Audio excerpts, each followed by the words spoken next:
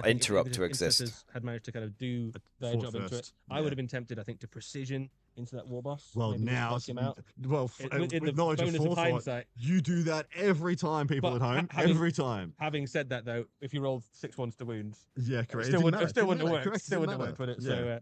So, Never mind. But that's the game, right? That's what you It play. is. You roll the dice and sometimes. Yeah, I think the Marine players lost So this we're going now. to the last battle round of the game now. I think our score sheet up for I us. don't think there's anything the Marine And player I'll can give you do to guys bring a this full back. tale of the I think going the into Orcs the are too battle far round ahead. So this is Orcs. Yeah, So Orcs currently quite and I high think up it on basically DP, came down to 78 two very points. big Adrian mistakes very from well the piloting the Orcs. Space Marine player. I think pushing forward with the Eradicators and the Vanguard Veterans that turn was a bad decision.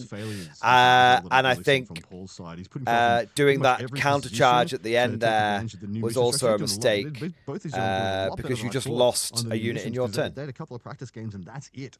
So, but Paul did take burden of trust and center ground being what we would colloquially have called area denial previously. And naturally, he wasn't able to punch through the Orcs and able to get there with the intercessors. That was the hope. I think it's a real shame. Yeah, I think absolutely.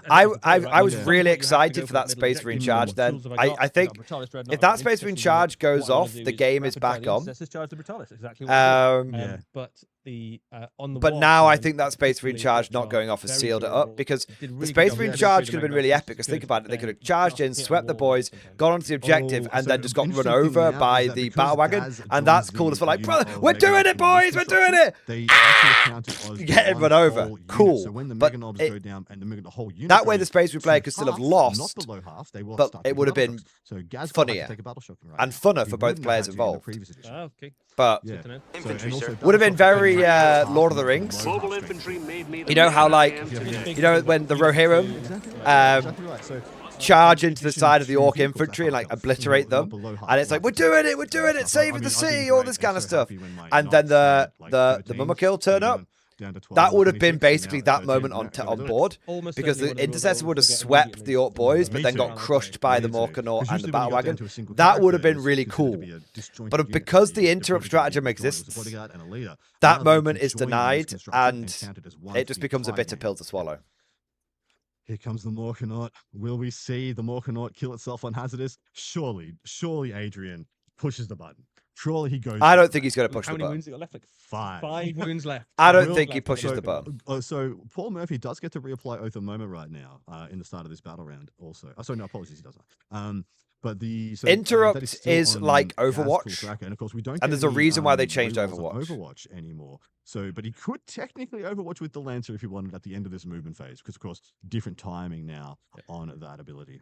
Interestingly, as well, when we get into the combat phase in the last edition, that Brutalis would have been going first into Yes, Gazgul. now he's not. Because it's now starts with the player whose turn it is activating first. Gazgul will, in all likelihood. I see why Varak swing quit off the game before now. It's because the Marines are You going to would lose. 100% swing Gaz. Rather than, it's one captain swing into most of a full unit of boys. I don't Yeah. mind anymore. Yeah, I don't think that mind. Yeah, I think they've done they're their kind of job. okay over there. They're happy. They've crumped enough this day. We are going to have the refight of the Dreadnought We are. into the Orcs, aren't we? So We are. He will not let his prize leave. He's going to loot that Redemptor. So that looks to be about a unit of 5. I think there'll be a lot of. I Unit do think there'll probably be a lot It's got of. the big boss and the Bannernob in A there lot as of well. Warhammer players were I mean, they happy might that kill the it Marines secretly. lost. They Well, also have shooters. Yeah, why yeah, not? no, it's more that they'll be happy the maybe Marines one lost of and the those Orcs failed won. to go through. We went in the Because people battle do wagon like to moving dunk on the central Marines a bit. objective. We said, didn't we, before? The Orcs' game plan really is at the end. So, we wanna finish If strong. you're okay, if you guys are okay with it, You get lots of I'm just going to turn down the commentators because I'm just going to keep them on in the background of my headphones. I do suspect that the game is probably over. Obviously, if it comes back, we'll talk about it. But I do think that the game is kind of like basically over at this point, and unless anything radically different changes, unless anything wild changes, I don't think we're gonna see the Marines win this. The reason why I would make that assessment is because I think Gazgul gets to fight first in this fight because he's the because of the changes. He would in 10th he would have fought second, in 11th he gets to fight first. So Gaz is going to obviously clear up the Brutalis Dreadnought there. The Orc boys here are obviously going, again, similar situation. In the previous edition, the Orcs would have fought after the captain, but now the Orcs fight before the captain. So the Orc boys are going to clear the captain up here. I think that the Redemptor Dreadnought down here is probably going to die as well because you've got the Morkanaut and you've got the Orc boys. That Redemptor Dreadnought's on 1 wound. And so at the end of the Orc turn, even if nothing happens to the Brutalis Dreadnought or anything, at the end of the Orc turn, the Marines are going to have a Gladiator Lancer, 5 Desolation Marines, 2 characters, and a Redemptor Dreadnought. Best case scenario. And when you realistically think, like, are the Marines going to be able to get back into the game with those forces, because this is turn 5. And I don't think they'll be able to. I think even if they have an absolutely amazing turn, I just don't think they will do. Because the Marines are taken hold. Their mission is taken hold. So the problem with that is they need enough objective control to be able to take and hold. And I'm just not sure they're going to be able to do that. Bear in mind that the Orcs do get to score at the bottom of their turn, as well as the Marines getting to score at the bottom of their turn, because again, another change from 10th to 11th. And I'm really not seeing any way that the Marines are going to be able to get back into this game when they are 24 points down already, and the Orcs haven't scored yet, because the Orcs score at the end of the turn, same as the Marines. So the Orcs are probably going to end on high 8. I'd say the Orcs are probably going to end on sort of high 80s in terms of points, maybe 90 plus points.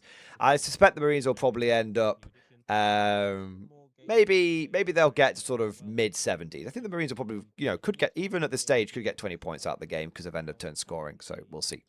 So yeah, I think it'll probably end with an Orc victory. I'll be very, very surprised if that doesn't happen. And I think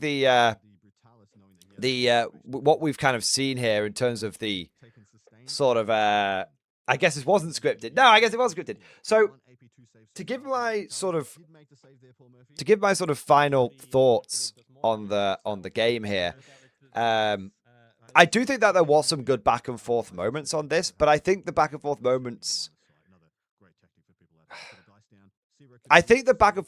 seem to come from some mistakes, which is fine. Because if, losing it... Look, at the end of the day, the Space Marine player has lost this game because he made a mistake. He snatched defeat from the jaws of victory. I absolutely think at that sort of turn 3 moment, the Orcs were in a really bad position. I think they weren't in a great place to stage or slingshot for a good go turn. And I think the Marines, because basically the Marines could have weathered what was thrown out there, and then the Orcs basically just start sort of losing on piecemeal attrition. You got to think if the Vanguard veterans hadn't been here, if they'd been back here, if the Eradicators hadn't been here, they'd been back here, for example. Then what does the Orc player charge? The Vanguard veterans aren't far enough forward to be able to get them. There's not a good overrun target for the Orc boys. You have a go turn, but you end up just sort of going out into the middle of fucking nowhere, which doesn't seem great. And then the Gladiator Lancer would have probably not Lancer. The Gladiator Reaper probably would have still been alive as well. And that or the Gladiator Lancer, the Gladiator Reaper would have died because that's the only viable target that Gaz could have realistically gone after. At which point, the Orcs are not putting pressure on the Marines. The Marines just continue to basically gun down the Orcs. So I think that mistake with the Vanguard veterans was absolutely game changing. And look, as we have taken a few shots. We have taken a few shots at GW and 11th edition here, but like I said, I think I would much rather a game was lost because a player made a mistake than a game was lost because 2 players turned up and one player had turned up with rock and one player had turned up with paper, and there was nothing that the rock player could do, right? So I do, overall, I don't think this was a particularly bad game from a if you were playing it perspective, and I think so. I don't think it's a particularly bad game from a if you were playing it perspective. I think you could look back on that and go, I lost because those Vanguard veterans. God damn it. Now, having said that, like I said, I do think this was a very bad game from a format. I do think this was a very bad game from a format perspective because the Morkanaut died, by the way. He pushed the button. That's such a good... By the way, quick jump in here. That's such a good trade for the Orc player. Because the Orc player loses a Morkanaut, but takes out the Gladiator Lancer. So you know how I was saying, the Marine player had that Gladiator Lancer left? Doesn't matter, he hasn't got it now. So now at the end of this game, at the end of this turn, the Marine player is only going to have 5 Marines, 2 characters, and a Dreadnought left over. So that's a good trade for the Orc player to do that. That's actually, it might look like a bad thing for the Orcs. That's a really good thing for the Orcs there. That Lancer was probably one of the few things that could have done something to the Orcs, and now it's gone. It's, yeah, GG. The Redemptor Dreadnought's gone, like I said. The Lance is gone. Yeah, so massively sewn up for the Orcs now. So go back to what I was saying. I think the format that GW chose this game was completely wrong. I think they had successfully tempted a lot of players back towards 11th. And I think they had successfully done that by saying that the game was going to be more narrative, and by saying that the terrain was going to be more immersive, and by showing some Firstborn-esque models off, like the new Intercessors, like the new Landspeeder. And then you say all these things, and then you come over to the first game of the edition. And don't get me wrong, there's loads of really useful and cool information in this game. And I think, you know, a lot of more clinical players, more tournament players, more competitive players are going to be looking down at this, and they are going to be salivating. Because I think if you're a competitive, or competitive's not the right term. I think if you're, no, competitive is the right term. I think if you're a more competitive, logical, analytical minded kind of player, then you are right now, there's 1,000 things going through your head. I am a semi-competitive player, and I'm looking at this and I'm going, you got a lot of people in chat who are telling me, Mordy, this game is bad, this game is bad, this game is bad. I don't disagree with you, but bear with me. As a semi-competitive player, I'm looking at this, and there's 1,000 different new challenges that I have to overcome. This game is not just 10th edition ported over. There's a few hanging chads like Interrupt and so on and so forth, but this is a different game. The fact that the gun line was the gun line could have won this game. The fact that, Ignores Cover was shown to be so important in this game, whereas it's just not in 10th edition. The way that the way that there was almost like a more methodical, attritional way of playing this game, and that was viable rather than the turn 1 stage, turn 2 go. Think about it. We didn't have a turn 1 stage, turn 2 go. The Orc player tried to stage turn 1 and got punished for it. So I do think there's a lot of new tactical puzzles that are going to be unlocked with this game, that are going to be presented with this game. And I think that as a player of this game, there's going to be lots of opportunities for us to come up with answers to those tactical puzzles. So from that point of view, this game was actually very successful, and and that's why I'm not down on it. That's why I'm not salty. That's why I'm not beefing on it. But you've got to think about, if you're a player that has drifted away from this game for exciting, immersive moments, has this game confirmed what GW told you were going to have? Absolutely, it has not, and it could have done. If they just changed the presentation format, it could have done. But you've got a top-down competitive camera. You've got 2 people commenting on it. You've got things like stratagems and data sheets being flashed upon the screen. You've got information being presented, not spectacle. And that's why I think you've got people like Varak who have just gone, this is boring as fuck, and tuned it off. That's why you've got a load of people in this chat who are looking at this game and going, this is a bag of shit. Because they've been tempted back to look at the game because GW told them more narrative, more immersion, all that kind of stuff, asymmetrical warfare, all that kind of stuff. And it's not happened. They've not seen it. They've been told it, but they've not seen it. And then you've had a couple of moments here where it looked, and then not only have they not seen it, but you've had a couple of moments where it looks like, oh, same shit, different day. Like that epic charge from the Space Marines should have been an absolute slam dunk, absolute immersion. If you're a channel member, spam it in chat. You've got the emoji. That should have been an absolute immersion moment, right? It should have been an absolute immersion moment. It should have been an absolute cinema moment. The Space Marine captain rallying his brothers around him. Brothers! This day we go to die by the Emperor's table, but we will not sell our lives in vain. Charge for the Emperor! Ah! That's what it should have been. And it should have been like, drive them, men! Drive them back into the abyss from whence they came! And that could have happened. But do you know what happened instead? The Space Marine captain rallies his brothers around him, charges in, and gets bent over and butt-fucked. Because there's no initiative stat in the game. So what happens is the Orc player goes, like Yu-Gi-Oh!, you've activated my trap card. And suddenly the immersion broken. Utterly broken. In order to get some pretty good points. And the desperate and the last epic, desperate Hail Mary charge of the Marines is denied. And is it denied because of narrative reasons? Is it denied because of immersive reasons? Is it denied because of epic reasons? No. It's denied because the Orc player spent... The immersion's completely broken because the Orc player spent a command point and played a card. Do you see why that is a... Do you see why that's an issue? It's not that the Orc player did anything wrong. It's not that the game didn't function. It's not that, you know, from a tactical perspective, that was bad. No. But you see how there's two different things going on here, and you see how this game was built to like draw people back, and you see how it did, and it from a tactical point of view, very exciting, very interesting, but from an immersion point of view, complete failure.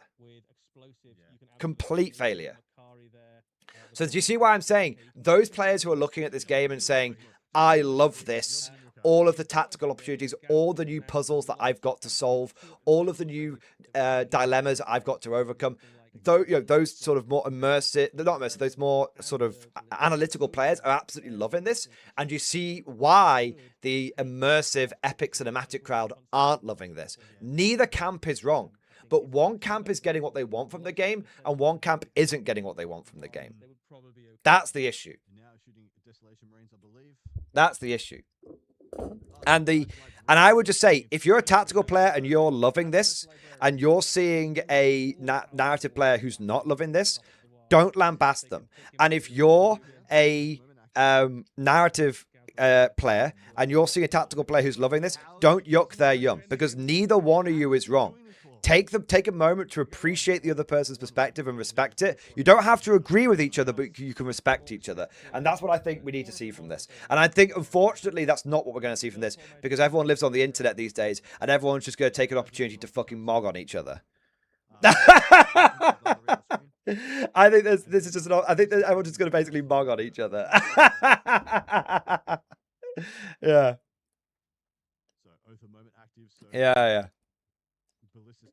Not coming into effect here. Yeah, that's it. 2 hits on the las cannons. 2's the wound thanks to Oath. They're still playing the game now, but as predicted, going into this is still the. I think this is still the Orc turn. 5 damage onto Ghazghkull. It must be the Space Marine turn. 3 wounds left on Ghazghkull. I think it's the Space Marine turn now. But, yeah, you see how the Space Marines have basically just got, like, the Ballistus, the Librarian, the Combat Lieutenant, and Desolation Marines. The Space Marines have got 8 models on the board. 1 wound on Ghazghkull. He's got 1 wound. A 4-up save will keep him alive. A 1, 2, or 3, and he could be interesting. So 2 saves. 4-ups here. Fails them both. Double 1 and he lives. Anything else? Double 1 and he lives. Got him. Ghazghkull goes down. So the closing shots of the battle, the Space Marines, despite losing on points, have managed to get the consolation prize of taking out. So Ghazghkull, they killed. So the Space Marines killed Ghazghkull, and that's the end of the game. All right, let's see what their final thoughts are. Last thing of consequence here: the Desolation Marines are now shooting into the Defcopters in order to get hold an objective in the middle of the board for a couple of points here on the primary for Paul. 92 points to the Orcs, 60 to the Marines. Which is not too bad, but still it's going to be what? He's got 2 Defcopters there unhurt, so he needs to do 6 wounds through a 4-up armor save. Quite a big ask, isn't it? It is a big ask. Single wound, but yeah, single damage weapons. Don't leave any points on the table. At this point, you go for the points, right? Absolutely. No. So it looks like there's absolutely 0 point. Absolutely 0 point in rolling these dice. These dice will not affect the outcome of the game in any way, shape, or form. There is 0 point in rolling these dice. They are usually used to clear things like enemy infantry who are holding midfield objectives. Desolation Marines still kind of dog shit. But at a pinch, they can do damage into things like mounted units and bikes and stuff like that. So just to reiterate the changes to indirect fire, if no model in your army can see the unit you're shooting with indirect fire, you will hit on 6s. If you can draw a line of sight from any other unit in your army, you'll hit on 4s, and true line of sight is, of course, true line of sight. So Ballistus is going in. We might see Crushing Impact. And Librarian is going in as well. Ballistus not normally a combat dreadnought. He does not really have any combat weapons, but he can kick. He can kick and stomp. rolled a 7 there. Does not make it. And of I course, do wonder how difficult it is Yeah. to stomp on a helicopter, though. yeah. Here comes the crushing impact. Yeah, I 10 think this dice game here, was 5s you and basically 6s should have to do taught this. mortal They should have taught wounds. this last turn He out. would need But I think 5. GW is going He to would be. need 5 5s to take this unit out. I believe. I think the last thing GW wants to do. I think the last thing GW wants to do is have the premiere game of 11th edition, have it end with the Marine and the Orcs talking it out. But realistically, this would be a talk out game. We've got a few people discussing initiative. Initiative is. I'm not going to get into it right now, but those of you who are saying, well, if you just have the higher stat, you go first. That's not how initiative worked.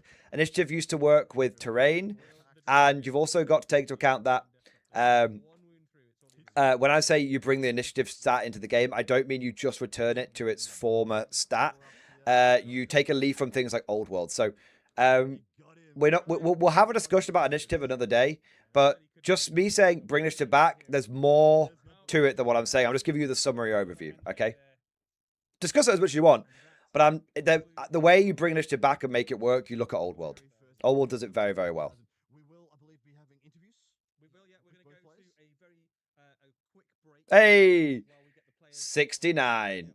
69 points for the Marines. All right, maybe you play for the 69 points. And then get ready for our next game of the new edition of Warhammer 40,000. We will be right back. We'll be right back.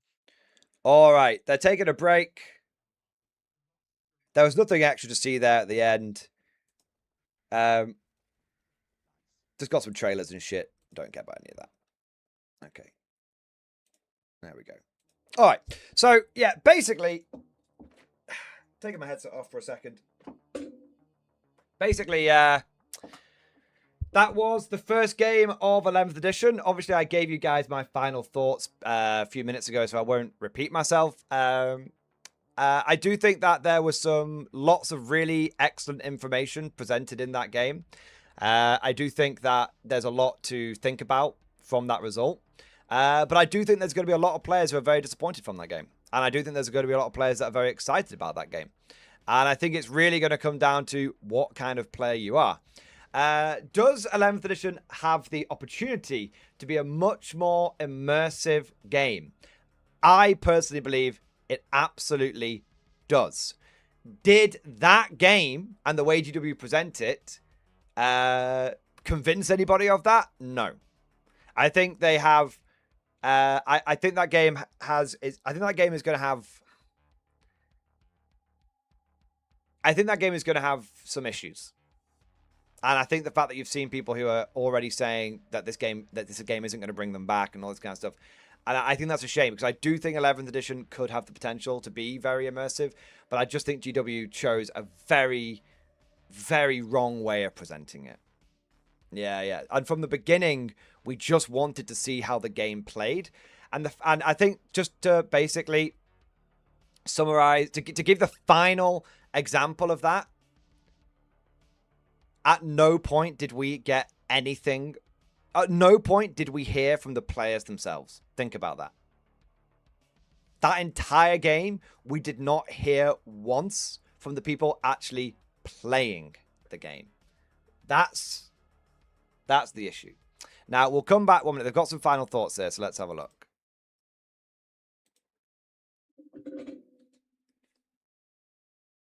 First of all, champion the Space Marines. How was the game for you? Oh, still reeling, but absolutely fine. Like the interaction back and forth was great. Really loved it. Cool. What was the highlight moment for you of that particular game? Killing that death copter at the end felt really strong. I felt like I'm taking him with me on this trip here. So cathartic, right? It was. So I mean, these players have enjoyed it.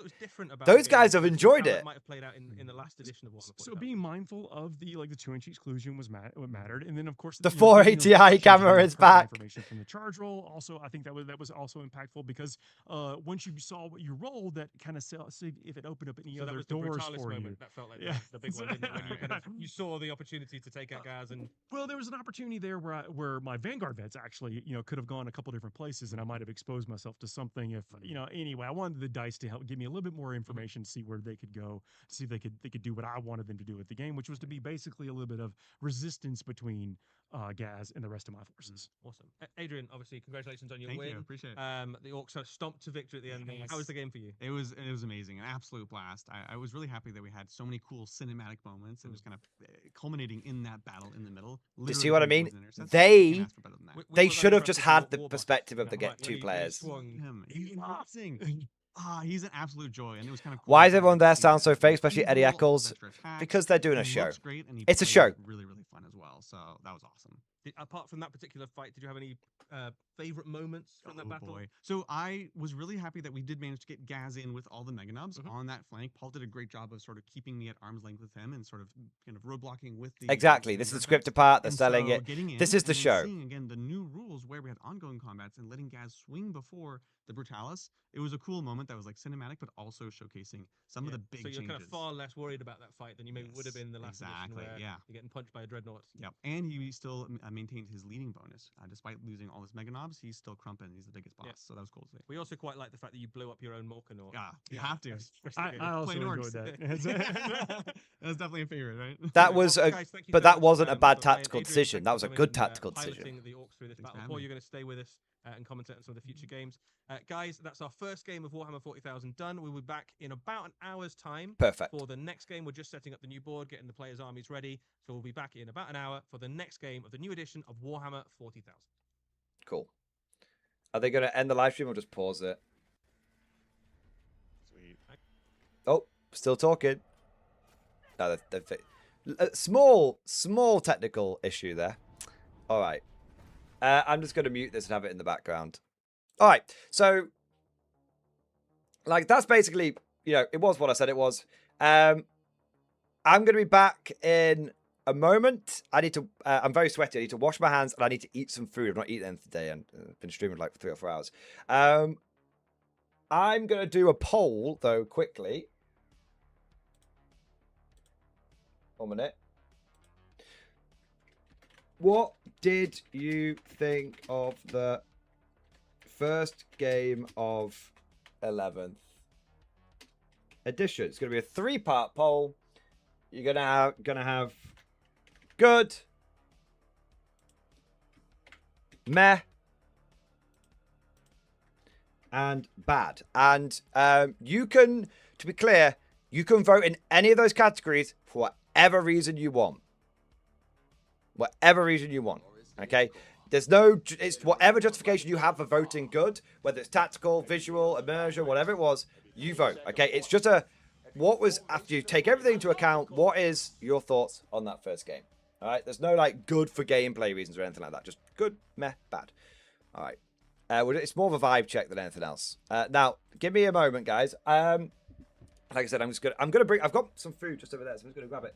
But I'm gonna wash my hands because I'm gross and I'm not wearing any shoes today, any socks today. So I've been sat here picking the dead skin on my feet.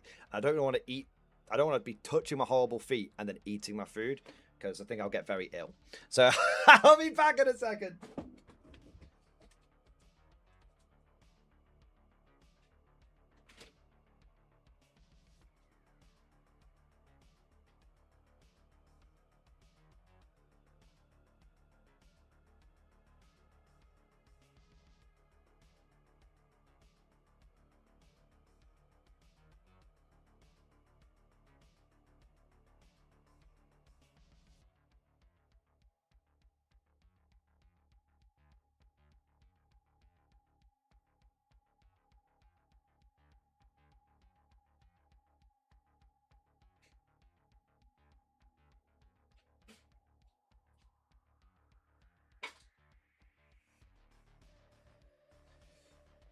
Let's have a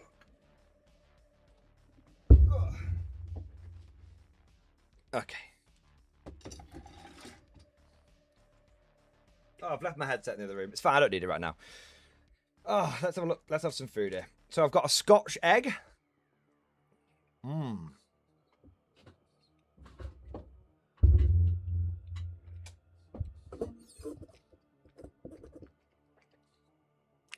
I wasn't enough time to wash. I've just got a bathroom just over there, so it was very quick.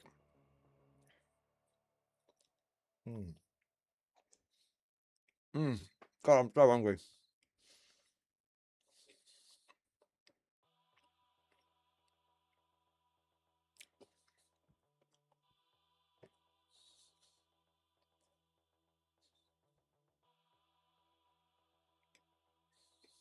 Just peed on my hands to wash them.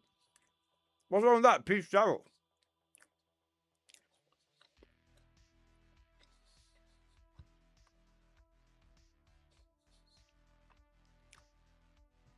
I need a drink as well.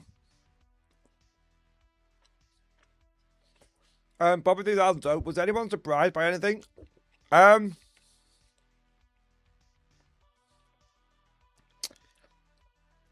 was surprised by individual specific pieces of information. I wasn't surprised by the flow and tempo of the game.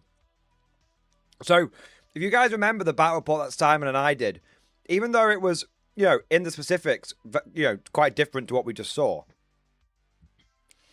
the analysis that Simon and I drew from that game was pretty much spot on. Do you remember how Simon said, like, he could see, like, gun lining and shooting coming back and all this kind of stuff?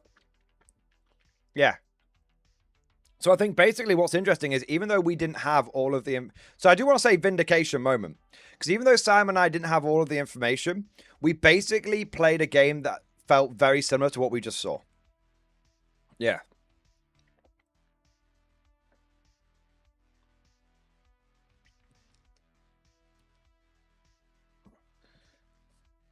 Oh, interesting. I've got a sausage roll of some kind. Delicious. It's quite greasy. I have a greasy sausage roll.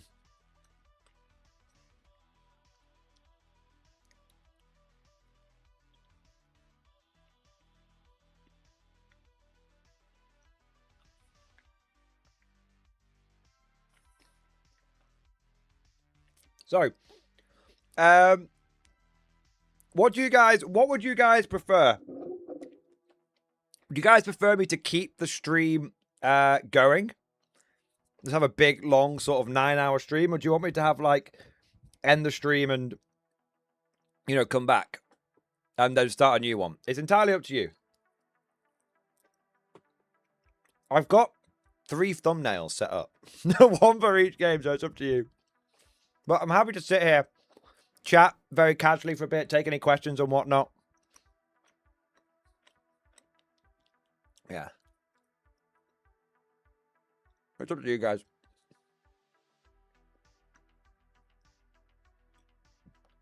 Keep it going, hang out and chill for the next game. I can do that. I'll do that. I might have to step away for, it might be like 10, 20 minutes at one point. I'll let you guys know when. Because Mrs. Mordian, you know, has come home and I want to, you know, actually see her today. Even if it's just for like 10, 20 minutes. So I might have to step away.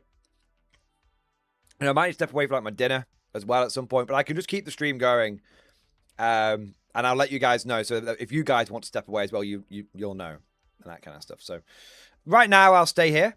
Right now, I'm just saying at some point, I'll let you guys know if there's going to be an... If I'm stepping away for a minute, I'll let you know. If I'm stepping away for a bit longer, you guys will have the information. All right. Right now, we're just going to chill until the next game and see what happens.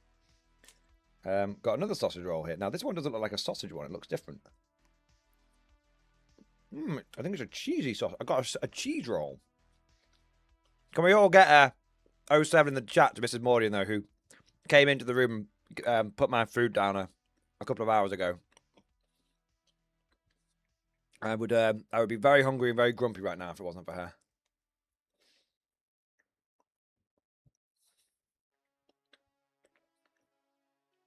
Oh, man. It's an interesting, yeah.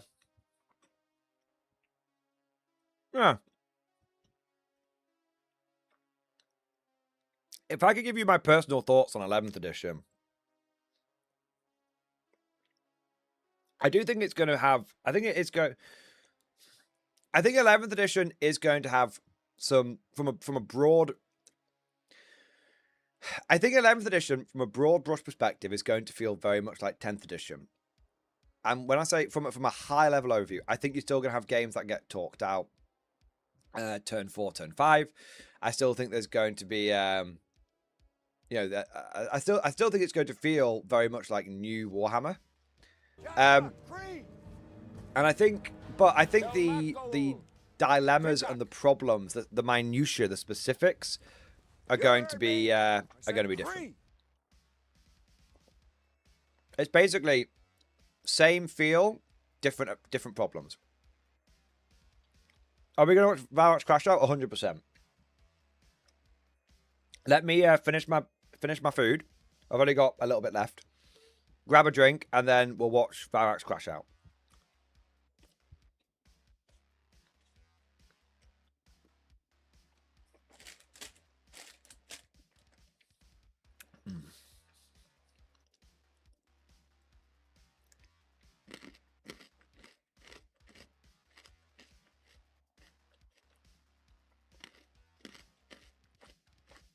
No, apparently the crash out's on the stream, Sir Dragon, not on the video.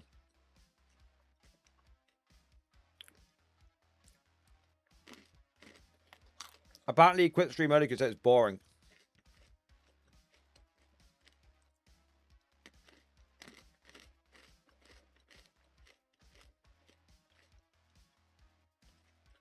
He was just bored? Yeah. 3 hours, 12 minutes, 55 seconds. All right.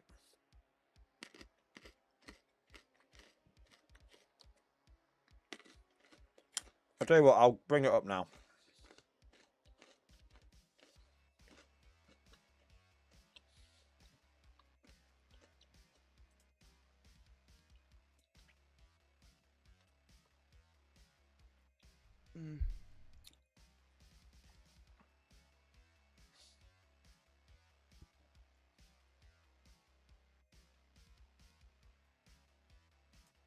Okay, let's have a look.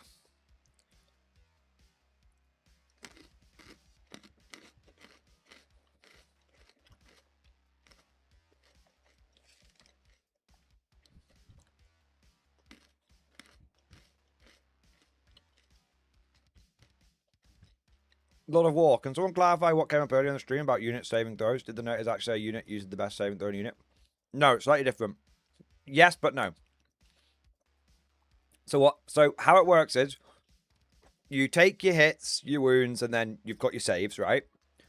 You roll all the save dice at the same time. And then essentially you let's say you've, how to put this?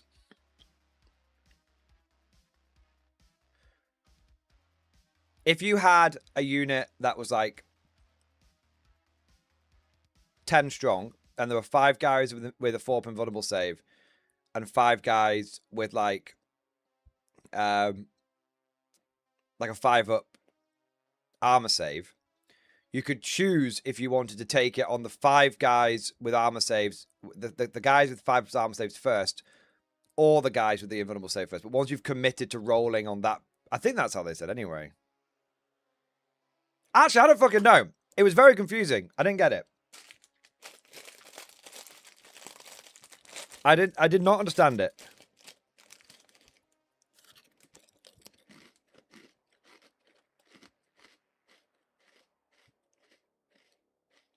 Maybe you could just pick. You roll first, then commit. I still need to see the rule on that writing. Fast rolling saves on a unit with mixed saves sounds ridiculous. It does, doesn't it?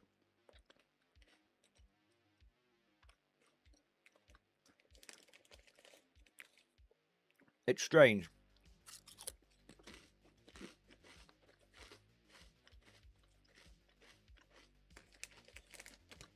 Okay. So if you just roll all the saves and then go, I'm just going to pick this group of models to take them. Which unit would be the best at abusing that?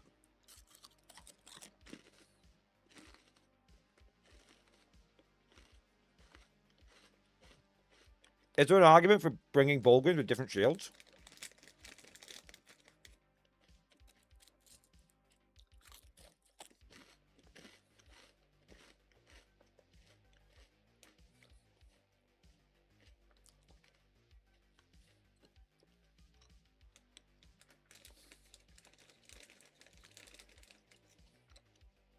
Right now, you commit first, then roll. 11th, you roll first, then commit.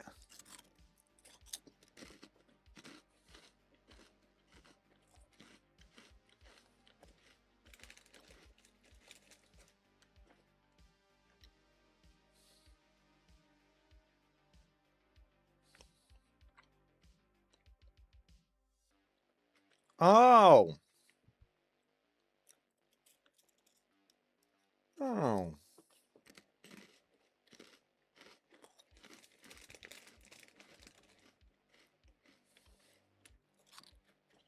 So.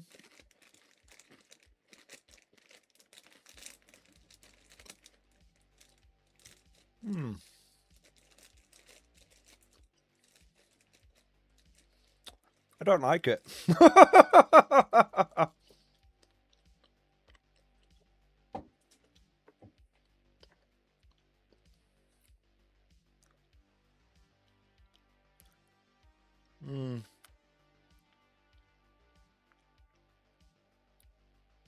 I'm trying to think how Bulgarian would work with that. Yeah.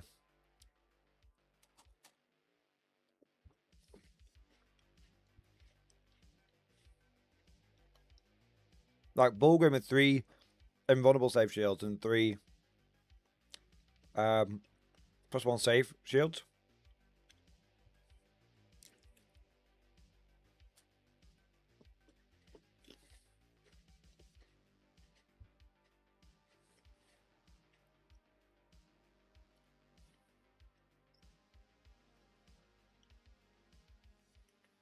Like,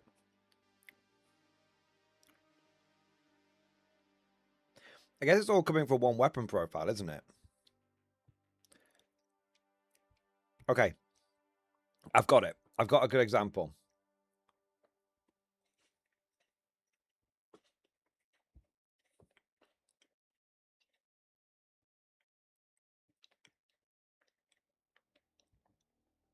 Let's say, one minute.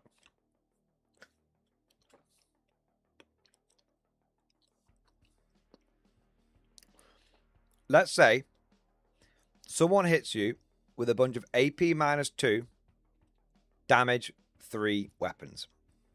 And you've got 6 Bulgrim with 3 saves, 3 guys with the shields that give you +1 wound. So 3 4 wound guys and 3 4+ invulnerable save guys. Let's say you take like, hypothetically, you take like 8 wounds from this. You roll, or 8, you take as many wounds as you want, right? You roll your saves and you go, okay, well, at first I want to take these, even though I'll be on a worse save. At first I want to take these on the... At first I want to take these on the guys with more wounds. So you roll and you pick a bunch of like 1s, 2s, and 3s, which would be fails anyway on the invulnerable save guys. And you go, those 1s, 2s, and 3s are going to go on the guys with 4 wounds. So let's say you have 6 of those. And he goes, okay. So it takes, because they've got, it's 3 damage, and they've got 4 wounds each. I've got 6 1s to 3s. I'm going to assign those to the guys with the extra wounds anyway. So they all die, because it takes 2 of those to kill 1 of each guy. And then you look at the rest and you go, okay, well, the rest of the saves, the rest of the dice that I rolled are now 4-ups. So I pass all of those, because I'm now putting all the remaining saves, all the existing dice rolls onto the 4 invulnerable save guys. So that's why Games Workshop said, when you're targeting Gaz, you take all of like the two. You remember when you were saying if Gaz is leading a unit of boys, and they were like, well, you'd take all the 2s and 3s and assign those to the Orc boys first, so then they'd all die, and then when it comes over to what's left in the pool, it's just a bunch of 4-ups, which Gaz then just goes, I take all of those my invulnerable saves. That is absolutely bloody gigafucked. Oh my god. Oh my fucking god. That is insane. I say gigafucked, and I don't even mean it necessarily in a negative way, although I appreciate it could come across with negative connotations. Like, that is insane.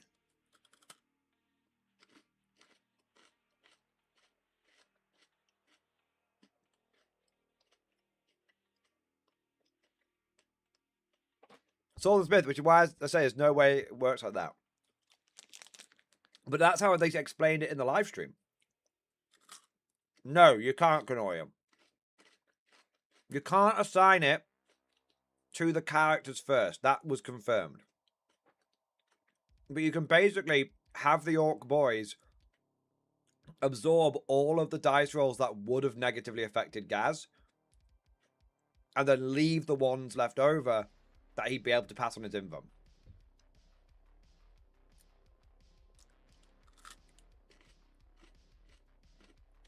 So it's very, very good. It's you don't use characters to protect squads. You use the squads to protect the characters. That makes sense. You're thinking about it the wrong way. You don't want Kotriaz at the front tanking all the damage. You want all of the guardsmen absorbing all of, like, let's say you get hit by a bunch of AP minus nothing weapons. You have all the guardsmen at the front take all of the 1s first, and then any remaining dice are 2-ups. Kotriaz just takes on his 2-up armor save. That's mental. That's absolutely fucking mental. I'm going to have to think about that.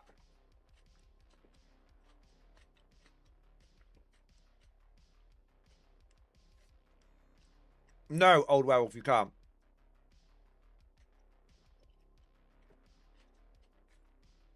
I mean, some of us might be there poo-pooing it, but when you think about it, bodyguards just got better at bodyguarding. It's like, get down, Mr. President!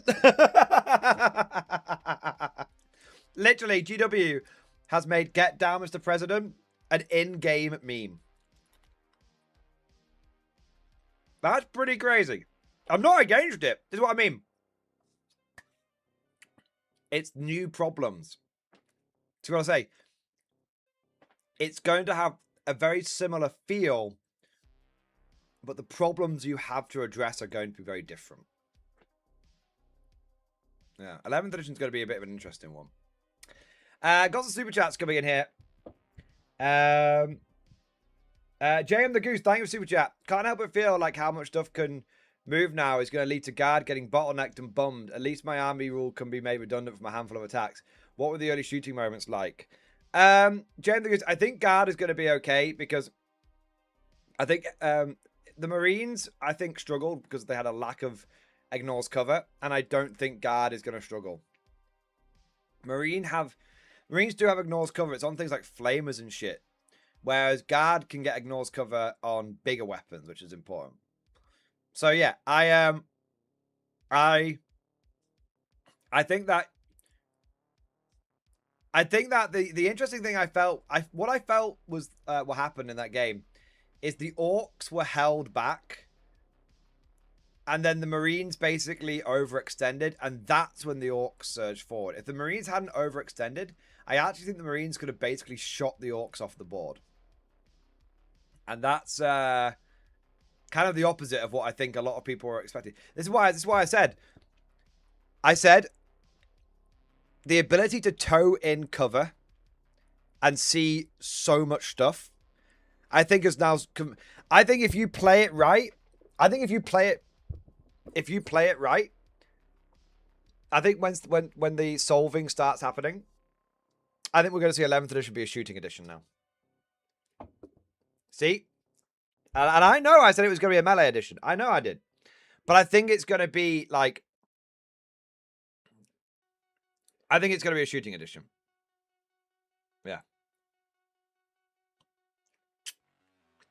I think you will be able to... I think you will be able to gunline people. Wait and see Vindicated. But yeah, I think so. I think so. There you go. Is it true on sight when you tow in? Yeah. Yeah. It is.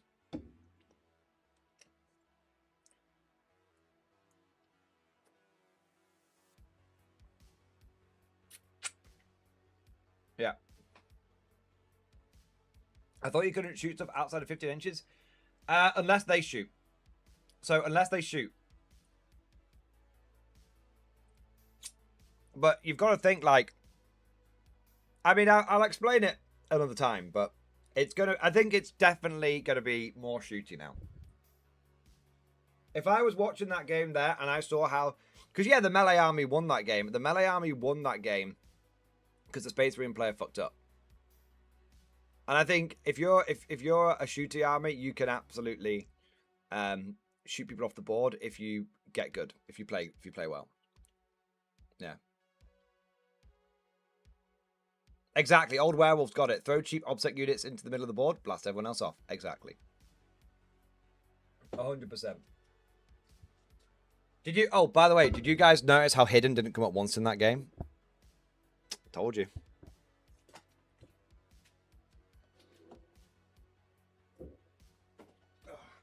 Give me a second.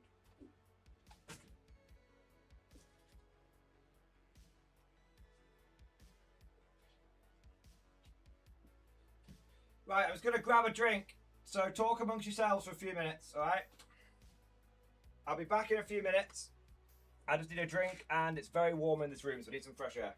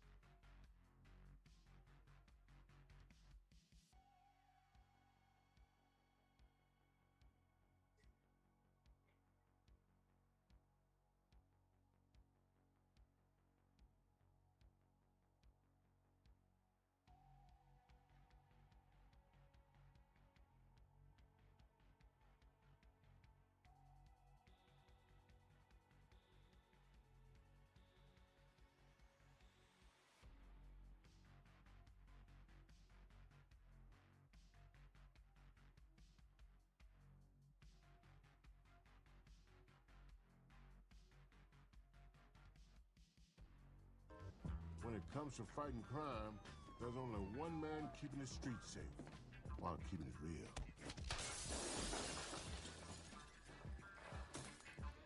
Indeed.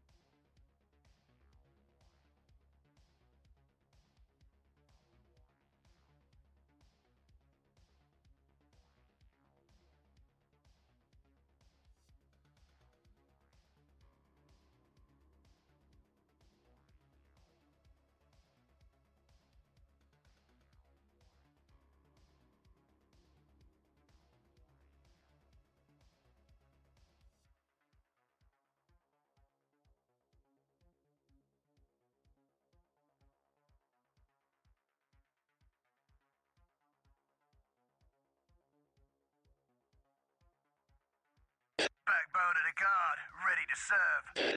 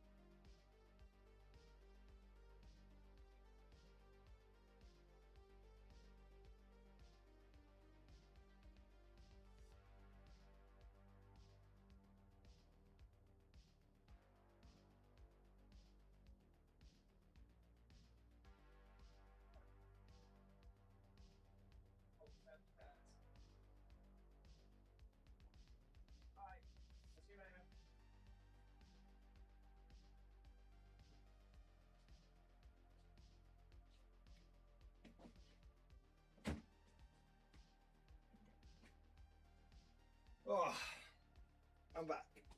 It's very warm. Oh fuck! Where did I put my headset? Oh, I left it in the room, didn't I? I'm almost back. I'll be 1 second.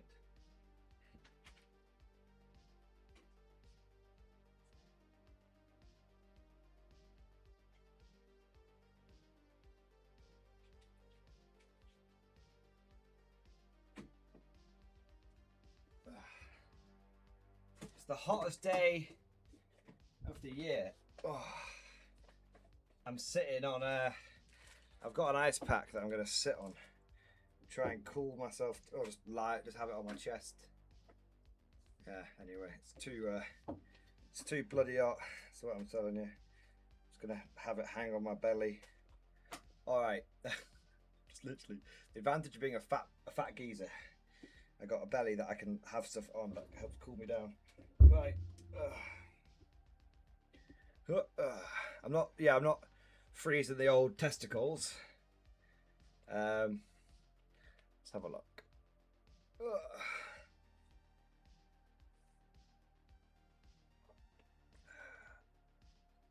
Okay.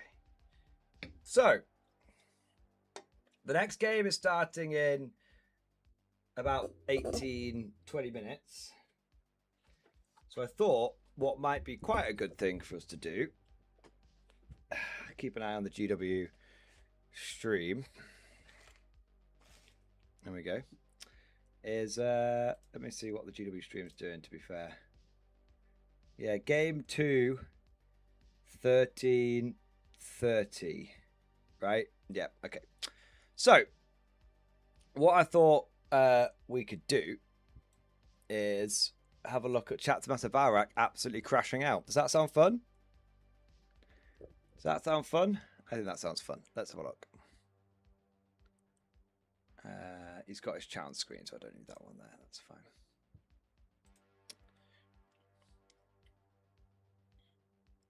All down for the giveaway. We'll be doing the gift of the charged a fucking weird boy in the back line for some reason. I don't know why when he had a psyker there anyway. It's much easier now to mob a single. Apparently it was like, yeah, Varak's like not happy. Right, let's have a look.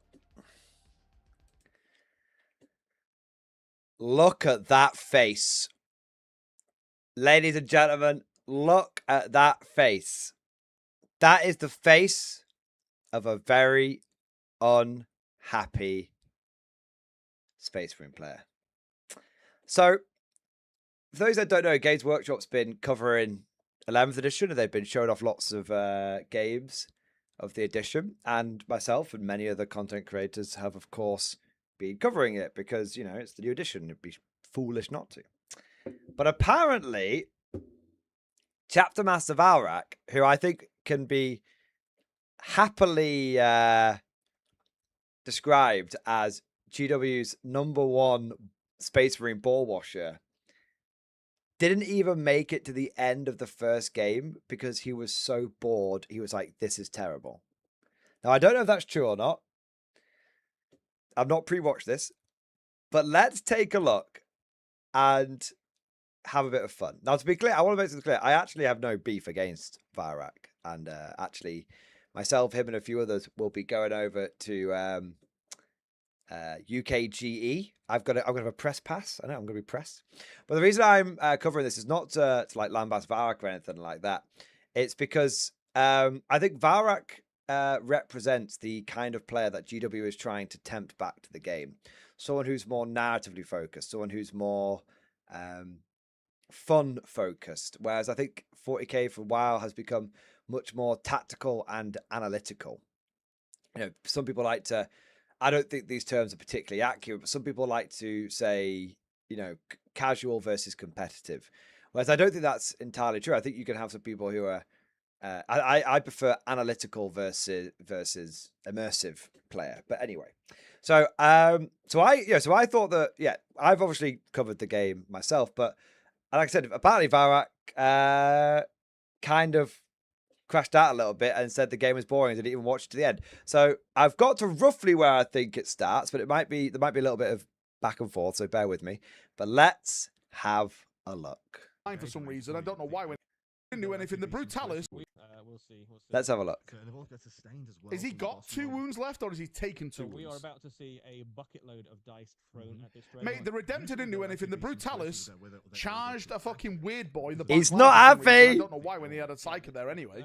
It's much easier now to mob a single. He's not happy. Well, thanks, Chris. I appreciate you. Again, guys, seriously, I do apologise for this stream. This is not like my normal streams. We have a lot more. I apologize for the stream. Holy shit. He's actually apologizing for the stream. Let's give it a listen. My streams are normally more fun than this. Brando, Ryan, and Danky Kang. I love that name, Danky Kang. Mate, thanks for the gifted memberships, guys. Holy fuck. Gifting so I have someone else to suffer through the stream with. This is like every stream. Luke, you love my streams. So we are looking for sixes. We're looking for 6. 1, 2, 3, 4. So far, that was Luke, you watch me every night because you got no girlfriend to go back to. Right? Oh my god. I am your girlfriend, Luke. Well, it's fun to shit on a GW stream. Well, to be fair, it's fun to shit on GW as a whole because they make some ridiculous choices. Mate, right? I love Warhammer products. I love the Marines. I love the Orcs. I love the models. He's spicy. Okay. I actually don't think I've ever seen Varak this, like, genuinely annoyed. And, I think Varak, like, myself and many other content creators, you have something called, like, faux outrage. Like, you stream starts, like, your viewers, like, sort of have a bit of a banter at you. There's a bit of, like, in-joke, like, I'm always late to the streams and everything and all that kind of stuff. People give you shit for it, but that's fun. That's back and forth. This is like, I don't think I've ever seen about like genuinely hacked off about something. And I think like the reason is a lot of people, I keep saying it. I think a lot of people were pinning a lot of hopes on 11th edition. And I don't think those hopes are going to be fulfilled. But GW as a company itself, I think is dog shit. And that's not everyone, by the way. I'm not labeling like the staff in the workshop. Sorry, the staff in like the shops, the people behind the tills, right? I'm not doing that. I'm not about the corporate side of GW. The suits. I love the look of the new tables. I think they look. They've taken away what Games Workshop was and turned it into a soulless company. I mean, it's kind of crazy to hear Varak say shit like that, man. But I don't disagree with him. I've been saying this for ages.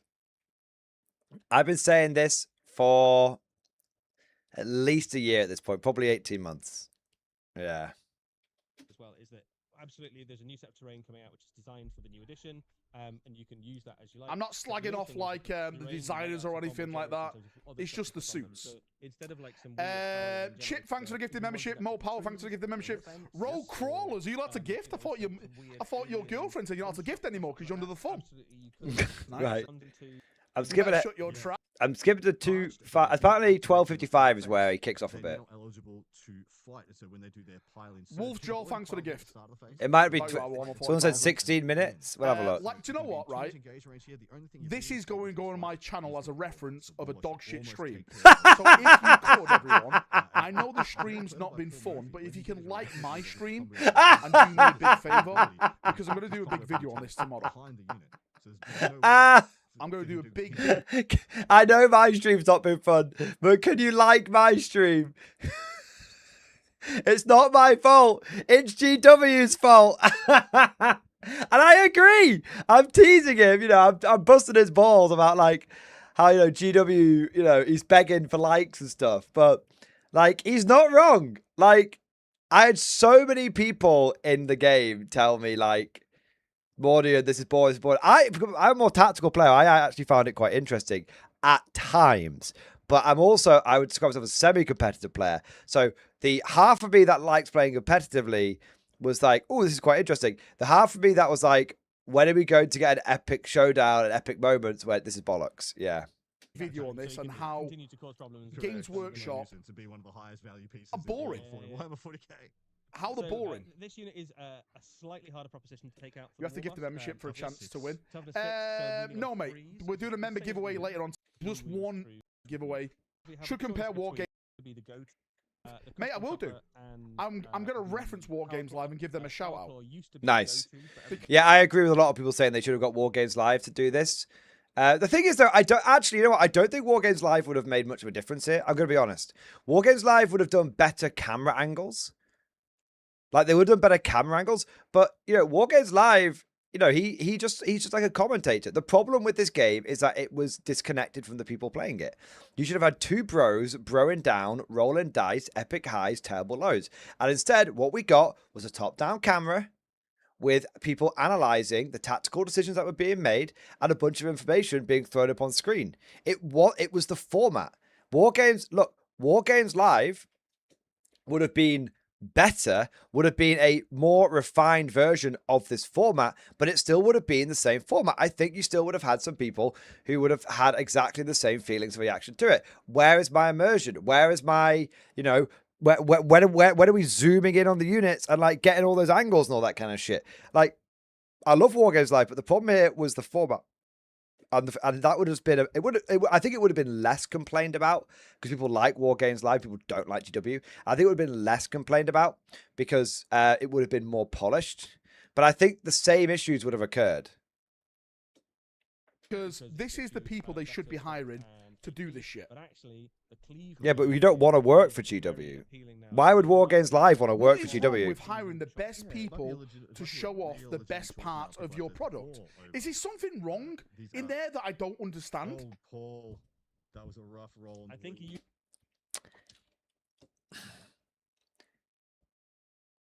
Why would you, if you are this is the thing. Why would War Games Live want to go and work for GW? Maybe he could be hired for like an event, but why would he want to go and work for them full time? Think about it. I said this a couple of years ago. Send me to the black. I said this years ago. I said, you no longer need to work at Games Workshop to do full-time Warhammer. And the biggest example, the domino that led to all of this happening was Duncan Rhodes. Duncan Rhodes, was the first time, the first person, not the first person, was a big high profile moment because he got paid to just paint Warhammer. And I was like, oh, this is amazing, this is amazing. And he left, and Duncan Rhodes makes more money now and has more fun now and probably loves his life more now from a work point of view, working for himself than working for GW. And this is the problem Games Workshop has. Before, they used to be able to pay people peanuts because of the novelty of you're getting to work full-time at Games Workshop. You're getting to do Warhammer full-time. The issue is now, if you are Warhammer and Wargaming has grown so much that if you are a competent person who's fairly switched on and has got a good work ethic, there is no need for you to work at GW to do Warhammer full-time. So that means all of the best people don't work at Games Workshop. They work for themselves, or they work as part of an independent studio like, Tabletop Tactics or Tabletop Titans or Play on Tabletop, something with some YouTube channel with table in the name, right? So that means the people that are left going to GW, who are perfectly nice people, are not the best of the best. They're the best of the rest. That's the difference. And there's not saying that these people are completely shit, but the best of the best works themselves now.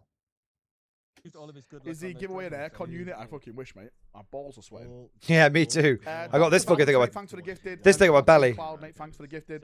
I demand a refund in time for your bosses. Get out smoking. Some fonts and books. Oh, mate, the old school GW art is 10 times better. What they actually talk about here, this feels like watching AM News. Rogue, mate, that's what we've been saying. We don't know. Because we're not making up the players that play in the game.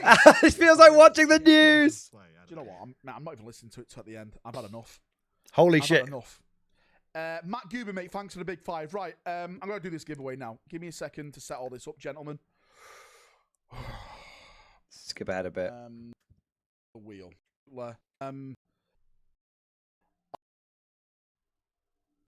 Where's your Still 100% believe they intentionally played poorly to keep them. Let's have a look. Plan to do an all army. Just a bunch of boys. It's still 100% believe they intentionally. I think this is to it. Keep the models on the board. Do you think, Castle? I think so. Maybe. I absolutely agree. The fact they didn't pile in with the fact those Mega Knobs didn't consolidate, rigged game. Rigged game. Maybe. Mate, Ragnar, thanks for the big 5 at the end. Right, mate, let's do this giveaway before it gets really boring, before I turn to GW just going on with myself. One's name, Wheel. I need to figure out how to do this kind of thing. Mate, I'll put you down for tonight. Mate, did you watch that live stream? Let's have a look. I missed it. Scam time. Mandy, mate, did you watch that live stream? How fucking dull is that? How dull was that? Oh, mate, I went to He's not happy. Again. Someone said, Bobby 3000, look at his face. He's not happy, is he? He just said, I want to fall on my roof again. Hilarious. He's not happy. Is he? He's not happy at all. Yeah, if I could figure out... Chat ones later on tonight. Right, who's going to win this? I need to do this kind of stuff. I just need to sit down and just do it. I've been meaning to do it for years. Yeah, mate, the green name's Androna later on tonight. It's still going. Oh, it is Bob. I was going to say it's going off Bob. Player win. Do you want to claim the prize? Let's have a look. Seriously, take it. No, live around 7:30, 8 o'clock UK time, and we'll do another giveaway then. I think that's it, to be honest. Again, I'm sorry about that. Lads. There you go. I really, really am. I'm embarrassed. I'm absolutely embarrassed that we sat there for 3 hours and watched that. I don't want that, mate. I want the game to be fun. I want to be excited. Mate, I want to be losing myself, having a laugh, and fucking sharing my enjoyment with people. And the one moment when it nearly happened, when the Space Marines did the epic counter-attack with the captain and the intercessors and the Brutale Dreadnought, the one moment it nearly happened, Interrupt ruined it. I'm sorry, lads. That was dog shit. Right. I'm embarrassed for you, mate. You should be. Right. I'll see you in a bit. Have a great night. Enjoy yourselves. And there you go. All right. All right. Holy shit. So, Valrak is not a happy boy. He said he's going to do a video of this on tomorrow, so we might catch that in tomorrow's stream. But I just thought it was kind of interesting to get like his live reaction as well. And holy shit, he was not a happy boy. Not a happy boy at all. This is what I was talking about. This is what I'm talking about. You know, that game, if you're a more tactical player, if you're a more analytical player, if you're a more logical player, that game was, you know, that was good. You could see people staging the units up. You could see people, you could sort of see the plans that were going to happen. You could see like what each player was angling for. It was kind of cool to see the Orc player take advantage of a mistake made by the Spaceman player. Yeah, like it was, you know, it was from a tactical point of view, it was good. From a gameplay, well, not gameplay, because, you know, some people say like immersive gameplay is better, but from a new Hammer gameplay point of view, it was good. The issue was that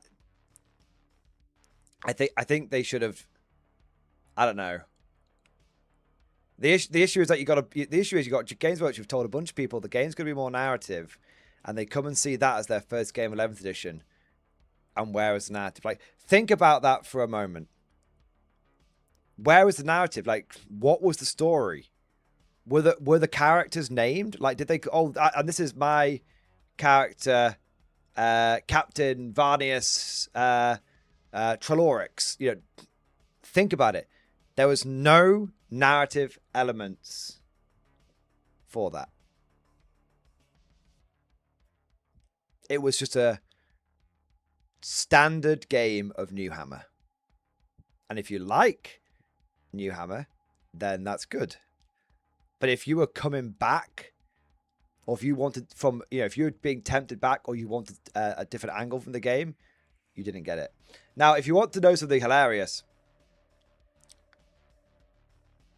GW just broke the stream again. Yeah, so GW just accidentally ended their old stream and they put a new stream up.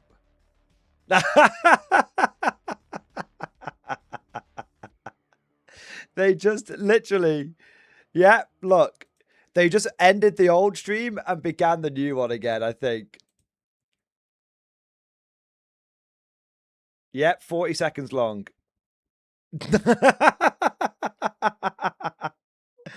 Yeah, they accidentally ended one stream and began another. Anyway, give me a second here, guys. I'm just going to change the thumbnail on my end, which I should be able to do. Oh, 1 minute. Yeah, they're just doing the trailer and shit again.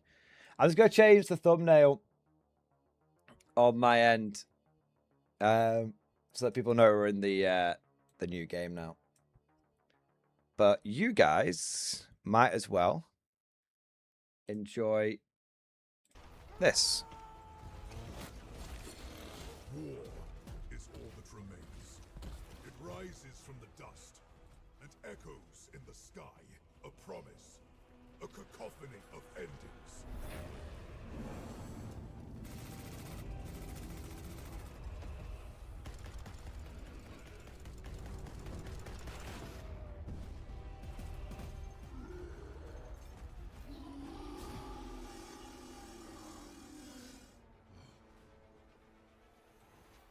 Sanguinius' sons, angels of death. We belong here.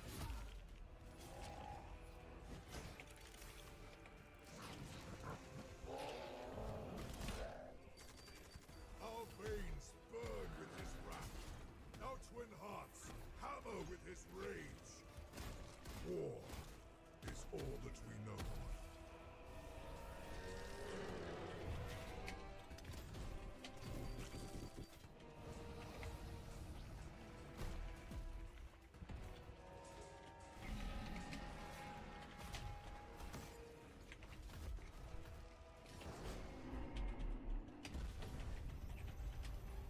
This world must hold. There can be no retreat. There can be no mercy. There can be no peace.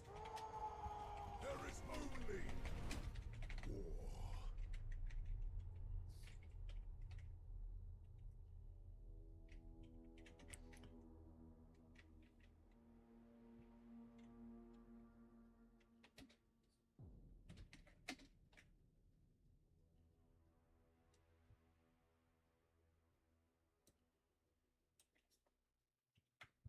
Hello and welcome back to the new edition of Warhammer 40,000 Live. We are here at the Arlington Esports Arena in Texas, USA, and we are joined by the players of our second game of...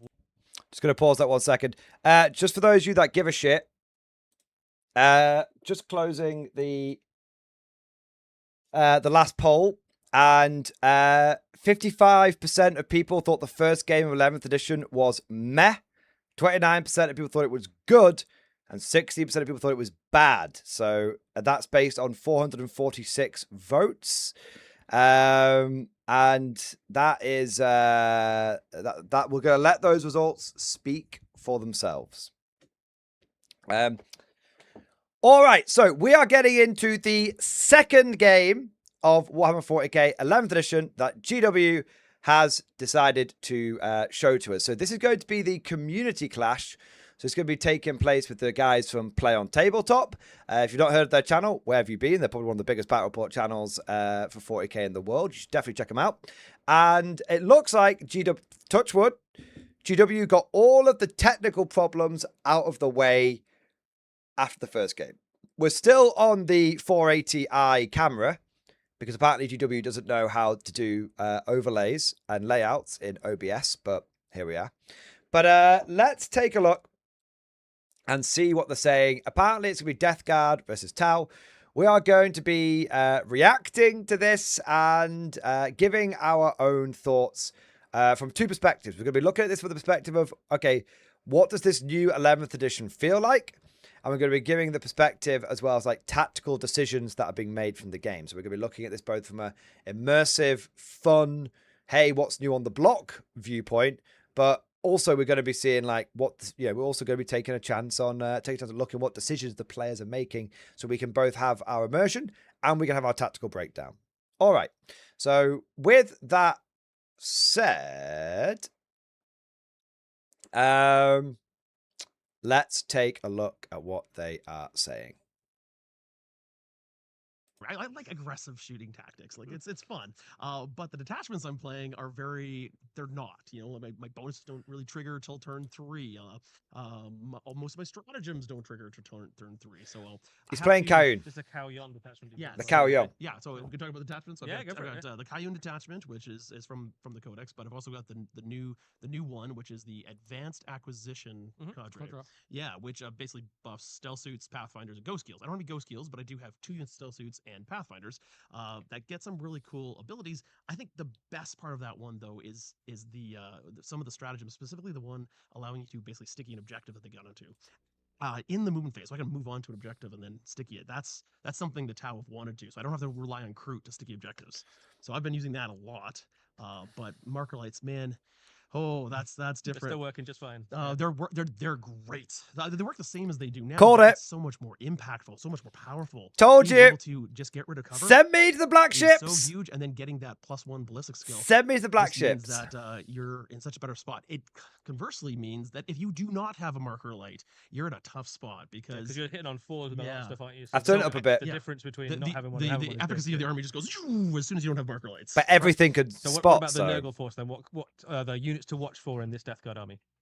The units I think to watch out for are the Plague Marines, always stars in any kind of Death Guard army, right? Yeah. So they continue to be all stars. They can do a lot, especially I do have a stratagem that allows me to still shoot and do an action. And I'm playing a detachment, and playing the disposition, and I'm playing a mission that requires me to do actions in your side of the table.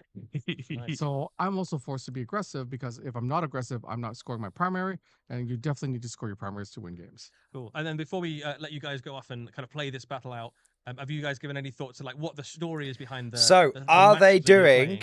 Well, I think the story actually is more about the Is it the players. GW setup again, or has Play on Tabletop got to do their own Death setup? Guard, what is your first army? Have they And Tau is my rearranged the first army, so- terrain? Yeah, so a little bit of our story versus. Oh my God, there could be some. A bit later, We but may our have a story beef is that I started tsunami 8th edition incoming. with Death Guard.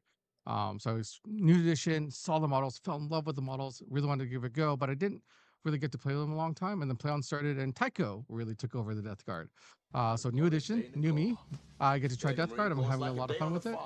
And in terms of the narrative, I think we've kind of decided that because Plague Wars and because the Tau are kind of in the Ultramar sector as well. Just on the fringes of the 500 world somewhere. Yeah, battles yeah. taking We place. found a world we could maybe take over, and the Death Guard were there. We're just making the 500 Worlds campaign a lot harder for Titus. Okay, fair enough. Cool. We can do that. Well, thank you so much, guys. We're going to let you. Is that all the table out and narrative? Play your game. Is that all and the then, narrative? I mean, I'll we'll take invite it. It's Adam more than the and last Paul game. to run through the details of your army list and then watch the game in action. So yeah, we'll let you go and roll dice and see who comes out on top. We gotta go deploy. Let's go. Okay. Okay, so very quickly, got some super chats here. Fox Knight, I think instead, thank you for super chat, man. I think instead of the full 2K point armies, they should have just used the contents of the box set for this game. I agree, but 40K is designed around 2,000 points. So if they didn't have that, it might have fallen apart a little bit. Secondly, Elijah Snow, I've watched. Thanks for super chat. I've watched Agent's live reports. He'd do a better job himself with his team. I don't think you'll find anyone who would disagree with that. Chansey, thanks for super chat. We aren't beating those allegations. I'll check stuff out in stream discussion later, man, but thank you. Cosmic Trees, thanks for super chat. It's Memorial Day in the US. Let's talk about K47. Look, guys, we're doing 40K today. We're not doing K47. Although I bet there's a lot of people who are thinking, fuck me, I need to check out this K47 thing after that last game. Hinty, thank you the 46-month member flex. X-Force, baby. Chair. Chair all the way, man. Ed Bailey, thank you for super chat. And we would love to work for Big Dick Tim Glory. Yeah, no, I don't think anyone wants to work for GW. And to be honest, I don't think... I don't know if anyone wants to work for me, to be honest. I have a very disorganized, idiosyncratic way of doing things, which I think a lot of people would find and difficult to welcome work back. with. I'm joined once more by and Elijah, Paul. thanks We're for gonna chat. The have a look at tragedy the is the army people they list have here doing for this the are Tower better Empire than and GW. the Death Guard. Adrian, Playon, all these Adam, guys are what do way you more think of these? proficient. Oh, Absolutely this is agree, gonna be man. a fun game. I love the combination of detachments these gentlemen have chosen. I absolutely agree. And that's exactly the point I was making. GW, everyone say, why does GW get the best of the best? Because the best of the best work for themselves, have their own channels. They don't need GW anymore. GW gets the best of the rest. All right, here we go. On the stealth suits. So here are the army lists. Let's have a look. Really powerful, and he's used some of the enhancements. Oh no! Emitters. Over on the death side, It looks like it might be the GW setup again. Combined, essentially, Tuck has all the contagions active whenever he wants. I don't think they have changed the battle map. However, Paul, what do you think? But they have rearranged the. They've rearranged the terrain. Also, like but it is the same terrain. Contagions. You don't see that a lot, so maybe he can respond to some of the activations on Nick's GW. side. This demonstrates a lot of the flexibility and amazing new list construction phase of the game, in the fact that Champions of Contagion wasn't really taken. GW has completely super deep into the tank, phoned this in. Blight Lords, big units of $6 Usually billion going exactly in that direction, you would not go there, you'd go for what? Fuck this, I don't care. 1 second. Right. $6 billion company can't afford any reindeer moss, can't afford any pebbles, and can't afford more than one set of terrain and mats. What the fuck? Remember, this isn't just another day at the office. Remember, this is the first demonstration of 11th edition. This whole street, the second game, this whole day is the first demonstration. This is meant to sell you on the game. Shouts from the table when that is getting ready to go. It's the tower version of the WoW, right? This is meant to be selling you on the game. They haven't got the players mic'd up again, guys. With those new upgrades, like I said. Oh my god. There's a lot of stuff in this. Yeah, and it's really nicely paced out. With I really like the breaches in the. So much for the community clash. Going to be an ace unit. I know oh my god. He has units to do it. I know a lot of his things Chat in the game, but he still can put a lot of forward pressure. Agreed. If you can lock the Death Guard back in there to play again. It might be a difficult struggle for him. And the disposition for the tower is take and hold and reconnaissance. I believe they've chosen to do take and hold. I've got one thing going through my mind right now. Just talking about those breaches, I think one of the things we've spotted in some of the early kind of games GW is that those units that are able to kind of dish out. This industry isn't big enough for two wargaming companies. Oh, you're a gaming company, all right. Just not a war one. Oh, yeah? What's the difference? Conflict 47. Presentation!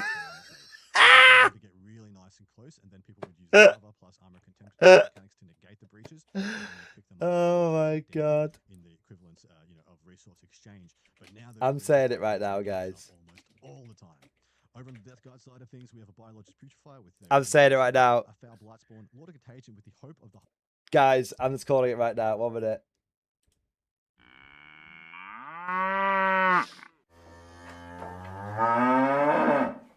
Beef. I think we've got a beef alert here, guys.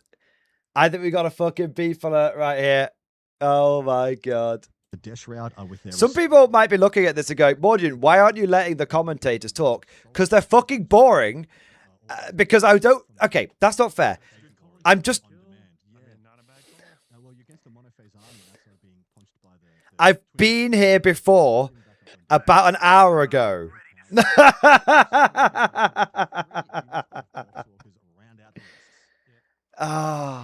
It's just like if Grot Week manifested itself as a live stream, this entire thing would be it. Yeah. I'm just laughing, boys. I'm just fucking Mordian crashing out. Kind of, sort of, but also not really. I'm just You see, I don't really get upset about Games Workshop anymore. The mission structure for this event. Okay, let's have a look at this 1 second. Oh, this is the matrix here. Once you choose your force disposition, you then see what your opponent chose, and then it gives you a bit of a matrix to So, Death Guard are playing Disruption, and Tower playing... Which one was it? Let's have a look. I might have missed that before. Sorry, guys. I'll skip it forward again. Hang on.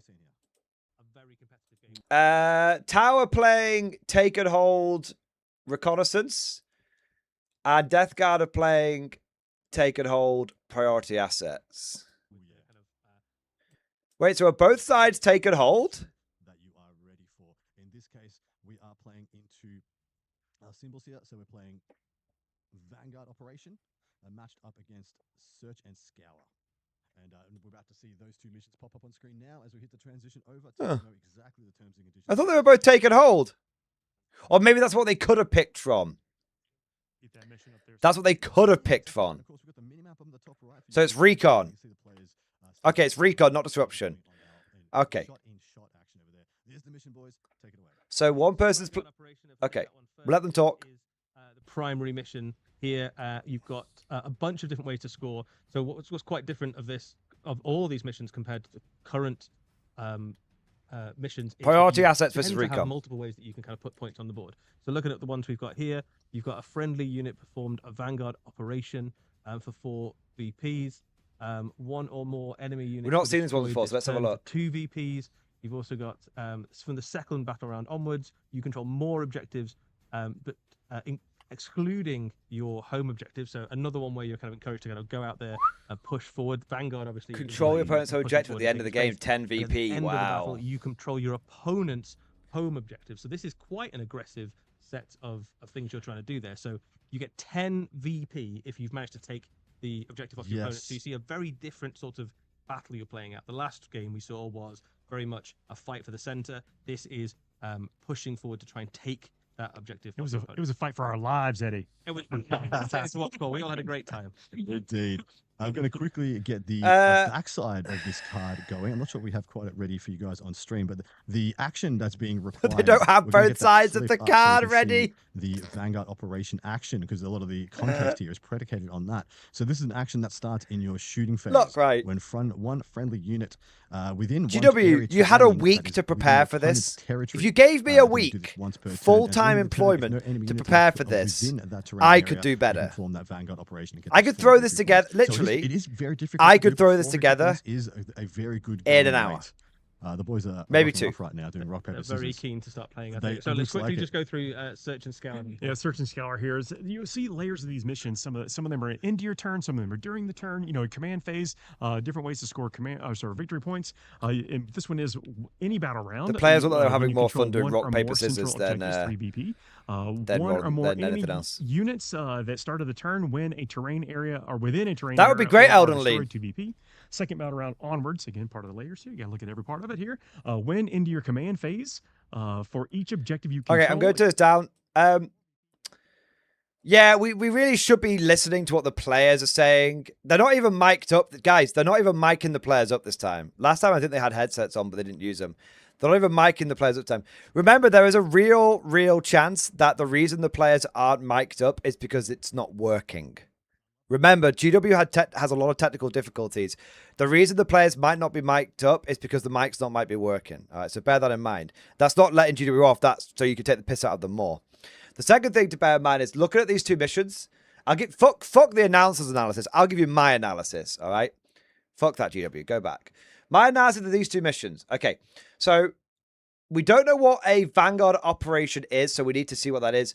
But if that's just like doing an action. If that's a bit like the trapping thing, that could be super easy to do. What do I do? Destroy the turn 2 VP. That doesn't matter where you destroy them, as long as you destroy them. And you control 1 or more objectives. So not including your home. So this one looks, depending on what this Vanguard operation is, this looks relatively easy to do. Because you're just getting points for holding your natural expansion and, your whole natural expansion and doing some actions. The big one is 2 VP for killing enemy unit does seem kind of low. I'm not going to lie. But going over to this, right? So you get 4 VP for holding one or more for each objective you control, excluding your home objective. So that does look pretty good, but you do have that does look good. But remember, it's very difficult to hold the middle objective that isn't your natural expansion. So that could be very difficult. Also, you get this one has got a strictly worse version of the kill one, because this one is you only get 2 VP for one or more enemy units that start the turn within a terrain area that are destroyed. Okay, so if they reactive move, that wouldn't onto terrain, that wouldn't count. So this one just 2 points for killing one. This one's and I thought that was weak. This one's an even weaker version of that. And this one is end of your turn, you control one or more central objective markers. So overall, I think that the recon one looks harder. Looks a lot harder. I also think that the Vanguard operation has the opportunity to cause a 15-point swing in the last turn. Okay, so bear in mind, like, if this person controls their home, if this person holds their opponent's home objective, they would cause a 15-point swing. So that's actually, now obviously that's a big Hail Mary, but that's a huge end of battle problem for the recon player. And also bear in mind, like, if you go second and you've got this mission, there's a very, very good chance you could get this one off. But even if you can't get this one off, if you go second, you can deny your opponent their 5 VP. Think about it. I take one fucking Gretchen, stuff it to my... Oh, I can't go to your objective? Doesn't matter. I'll just tow it over the line into your territory. And remember, territory is not deployment zone, guys. Territory is like half of board. So as long as you can get one of your units over into the enemy's half, you deny them 5 VP. So my instinct on this one is much better than this one. But we'll see. It doesn't necessarily mean this one's going to win, because obviously this is just like a GW display game. But if I was looking at these two, I think this one is easier than this one. And I don't know. I just feel like... I don't know. I just feel like we're kind of getting more and more evidence that these asymmetrical missions are not balanced against each other. But that's my take. Let me know what you think in chat. We're going to skip ahead a bit. 1 minute. Okay, here we go. I'll turn the commentators up again. As you can. Tycho's probably thinking, I just gave him 2 units of Poxwalkers if he wants them, but maybe he wants them to go for him. Not sure that I'd want to take a Poxwalker prisoner even if I had the option. That's totally fair. And using 2, decent units to guarantee the depth of 2. Very aggressive opening tile turn. He wants to do turn 1.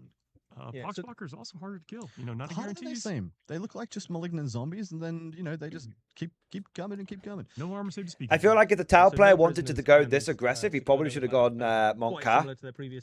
I would always go Montcar, always. But killing stuff. Yeah, Secure No Man's Land is about taking objectives in the midfield, basically. The 2-inch engagement range just came up there, trying to position that second piranha. I would hugely say to dodge the fact that he'd landed this that the tile player I mean, obviously he might not get to choose, but I don't know if Vanguard Operations was necessarily a good one for Kayun, because Vanguard Operations looks like you want to push out aggressively early on, and Kayun doesn't play well with that. So maybe that's a balancing mechanic, but it's also potentially a little frustrating that the army doesn't get the mission you want it to get. When we're talking about 8 is the new 9 and things like that, when you're trying to plot out how you use Soldier Smith, a Death Guard Land Raider got... A Death Guard Land Raider got, so we're not serious here, not remotely. Nope. But to be fair, Swordsman Smith, this isn't meant to be the serious game. It feels early on, yeah. I think next, I would say, guys, don't judge. Don't judge the lists in this game or the last game at all. Judge the lists in the last game, because obviously the last game is the competitive one. So you can definitely start engineering some really good. See, I'm very balanced. balanced, guys. I'm very balanced. I'm very balanced on this whole thing. I think AP1 weapons are going to be back in a big way now that your opponent doesn't really negate them for being in cover. Super aggressive movement phase. He's taken to the skies, literally and figuratively. Why is he playing so aggressively? Likes to play aggressively. He's taken. If he's playing aggressively, why isn't he playing Monk Car? Yeah. I don't get this. Into effect right now here because usually this is a Monk Car play right here. Over this terrain feature would have to measure up and over, taken to the skies. Remember, the Tau player has no detachment rule until turn 3. It's Crisis Commander, I think, actually, but is it Riptide? No, it's Riptide. Effectively, right. Previously, when you used to have to fly, you used to I always use measure Shadow 2 to Sun was 3 overrated, and then bloody kind of up and over carry and on. down again. So it actually was a surprisingly difficult to get over anything that was higher than single story wall. The new version of Fly. Do you know what would be great? Off your move before you move the model, and then the whole unit can effectively move. Do you know what would be great? Full distance and just ignore. Is if we could hear what the players were saying, and so we could. To move things like this specifically, but loads of units benefit. Sorry, I've got to guys. Give me beef. I know I'm talking over the commentators loads, but let's be real here, right? This is the perfect example of why the format that they've gone for with these games is utterly gigafucked. The vibe of the commentators is, analysis, angle, all that kind of stuff. The vibe of the players is full send, let's have fun. So I'm seeing one thing, but I'm hearing another thing. This is so fucked. They should have just had the players mic'd up, and so we could be on the journey with the players. Such a weird choice for the commentator style. Such a weird choice. You can see them chatting, you can see them laughing, playing rock, paper, scissors, all this kind of shit, but you can't, you're not there. Be in deep strike. On Nick's the side, players are mic'd up and talking to the commentators, maybe, but they're not talking to us. When I say mic'd up, I mean, I don't give a fuck if they're talking to the commentators. They should be talking to us. So we have, of course, the 2 home objectives, which I'm just going to put a nice H on. So that'll be these guys. And then we have the central terrain piece. I'll put the C on. And then we have what we call the expansion objectives. I'm going to put the E's on. Very StarCraft, natural expansion, all that kind of stuff. Upon by both parties. And they'll be delineated by different objectives. Will tell you which ones you can cast score. Sometimes they even call out expansion objectives. Bit of steel. Mind your blood pressure, breathe. I'm crashing out, man. I'm crashing out. Using it in sync with us now. And I love to see that kind of stuff. Thank you for the support, bro. Objectives, right? So there's usually like a central one to take. Expansion usually means it's not in your deployment. Chris K asking a question here. Is the Baneblade even useful in this layout? Yes, because you can drive over most of the terrain. Not all of it, but most of it. Baneblade's more usable now than before. Either like your lighter staging pieces or things like your fast-moving skimmers, that sort of stuff. Yeah. Well, Brown Bread, thank you for 32 months, man. Same, they couldn't show off different landscapes. I think it's so weird they haven't. So they do. It's so weird they haven't shown off different mats. They should have done a completely different game for this. I can't believe they basically recycled everything. Terrible. Absolutely terrible. New acquisition detachment, which allows stealth suits or pathfinders to move onto an objective and then colloquially stick in. I need to cool down. So that has been happened here. The stealth suits moved onto the objective for 1 command point. They have maintained and said the tower will maintain control of this objective even if we move off. Secured. They can lock it in. You absolutely stated that is correct. So anytime we would have collectively thought of a unit as sticking, I wonder how Varak's feeling right now. The word secured. You just could someone go check if Varak hasn't jumped off his roof again? Yeah, correct. I got some Vespid on. I think someone does need to be on suicide watch for Varak. I think he's going to be crashing out right now. Fast-moving fly unit with a short-range gun. I think stuff like that will be good very guns too. Yeah. Guide as an observer has been declared now, so we're about to get the shooting phase to commence. Of course, I'm cooling down. I'm cooling down. So Devilfish is going to observe the Rhino. Sorry, not Devilfish. He said Devilfish, but he pointed at the Piranha. Yeah, he caught it as well. Love it. So that's why the Piranhas have shot up here, to give him access to the marker light system for the observers. And there's a lot of stuff on the Tau side of the board. I think there's a bunch of stuff for the Death Guard in reserve. Probably is. I probably missed that bit. 2 Seeker missiles. Seeker missiles are going into the Piranha from the second Piranha, being observer. Funny how they work like that. They're just he doesn't seem to be streaming. Oh my god! I thought he was coming back. Piranhas are also durable. I thought he was coming back for the other games. Holy shit! It'd be so funny if he's not come back for the games. The shooting assets on the table are pretty much just Land Raiders and Plague Marines, both of which, or all of which, I believe Nick would be very happy to get on the table early for simply his piranhas, because in Lords of Contagion, they will absolutely destroy anything that they activate into. He absolutely does have to protect that land raider for a while to get deeper into the deployment zone or deployment territory. One wind on a I mean, Poxwalker, my gut going instinct with, is it looks the like the Seeker Tau missiles so might far, do well in and I this believe one game, of the but Poxwalkers is I don't ready know to fill enough. that pain right now. He People are telling me in First the chat casualty, that there we the go. players are The very Poxwalker has chill. died. The Tau guy tends to Any go points full on send all Poxwalker? the time. So the Tau, I think the Tau guy And might everything from- lose and because everything of from- that was vibes, the but that's observing not a piranha. problem. Everything now is going into the Rhino. Only one hit on the Seeker missiles, unfortunately. It does not wound. Nothing going on any of the Seekers. That is a rough first I activation. mean, to some extent, those piranhas are moving forward as bait, right? Exactly They're trying right, to like tempt yeah. stuff out. The fact that they got shots off against the Rhino is like a nice bonus. But Hey, they've got the cool Okay. play on dice though. That's So cool. he can't roll a wound on a Seeker missile, but he can 666 on the burst cannon. Not a problem at all. there we go. There are the piranhas zipping forwards there, and that unit of. I do like the tactical Poxwalkers map at the with top. two This more. is good. Yeah, taking some hits. One AP4 wound now. -4 AP on the Poxwalker. They don't have any save. Yeah. They can't even get a save going into cover anymore because. I love his rolling his. That's a good forces point. on their pains. Yeah, cover now Poxwalkers giving don't you even get a rather save than- anymore rather than a bonus save, so, because if you liked taking on they Poxwalkers, they used to you get probably go would. from a 7 to a 6 with cover. Yes, Now they well, don't we'll have see. any. Right now, we're still functioning with the. But they just get existing -1 to hit codexes, instead, which is there was probably much masks worse. in there. It has, As in, marker much lights worse changed. Not for the yet. person We'll have to wait shooting and into see. them. Yeah, so in the new edition of Warhammer 40,000, codexes from the last edition do continue to work as they do currently. So most of the detachments and most of your data sheets will It's work kind as of they do today. funny how the core rules of the game the are Tau army is changing, 2 different the colours as missions well. are Just like changing, and there will be a bunch of new every detachments. So there are a lot every of things in game, flux, there's a lot one of of things the that will armies shake is up the way your army plays mono-coloured and one of the better, armies is but 2 your different colours. Basic stat lines for Doesn't your really troops matter. remain the same until. I don't think it matters such as much changes with these in guys. I think So rail rifles from the it matters a Pathfinders bit more shooting when into GW is trying to Pathfinders show now- off some into Poxwalkers models. now. But And anyway. these guys were hitting on 3s lovingly, despite some Poxwalkers being in combat and obscured. So not combat, in cover and obscured. But that was simply because they are on plunging fire and marker lighted. So really cool combo there, and well used by Nick.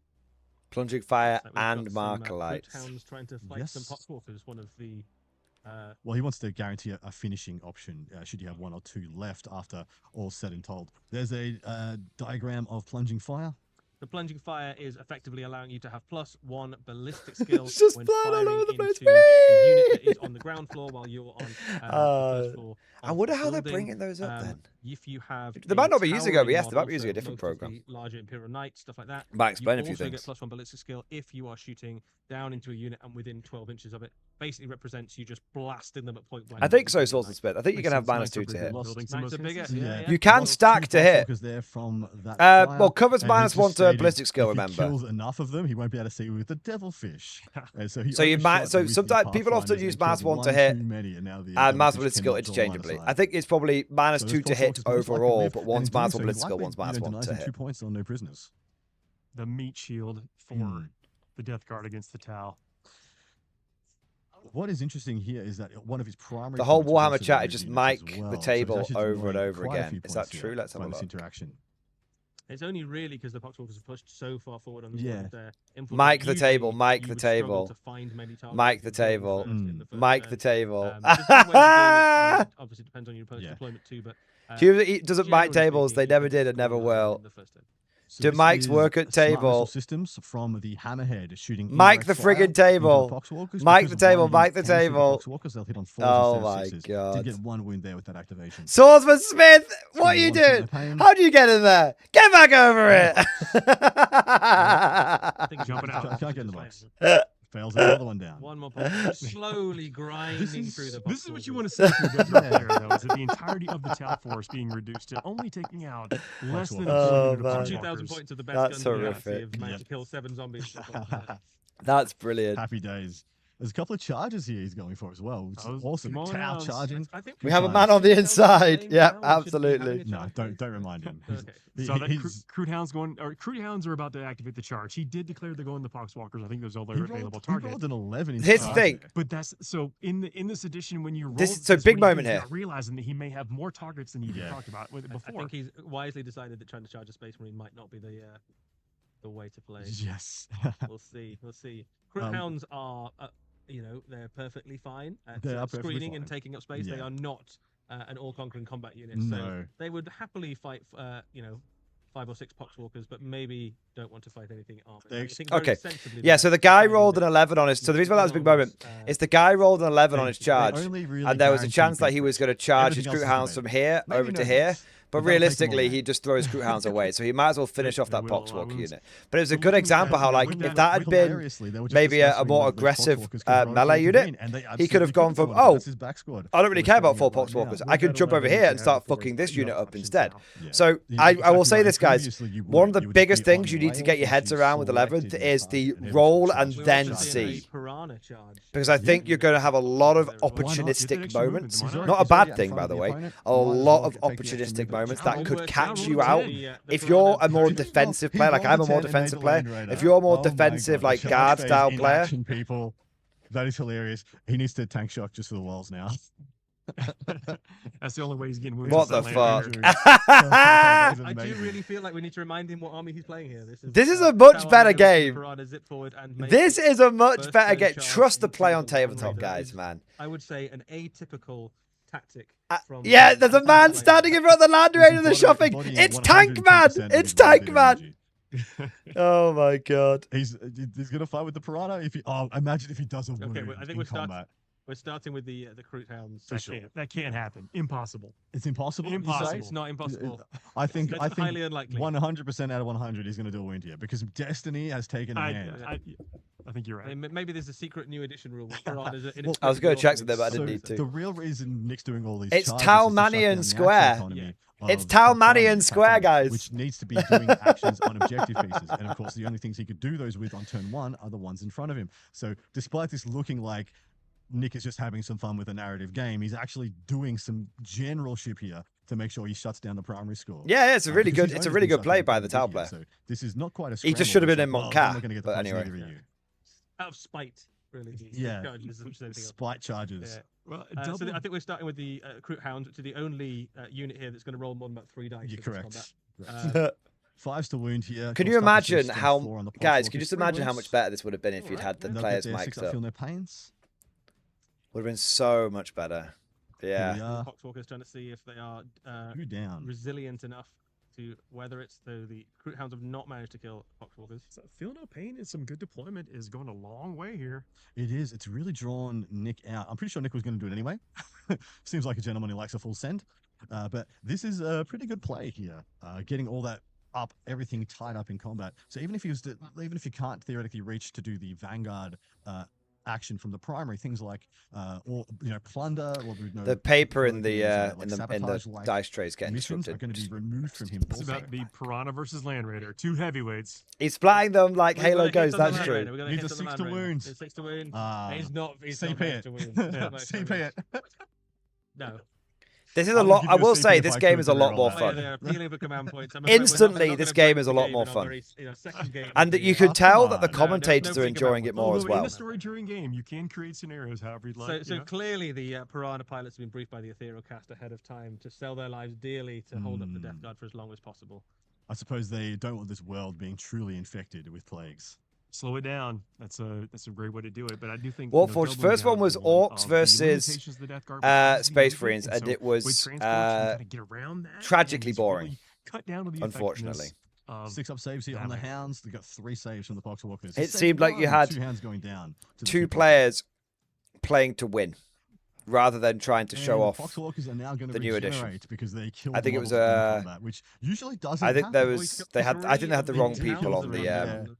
I think they had the wrong people in that game. Combat monsters, but Hounds don't have very good save. They're only toughness 3. They do tend to die to a stiff breeze if anything comes their way. They are usually used as a sort of screening unit to get in the way of stuff.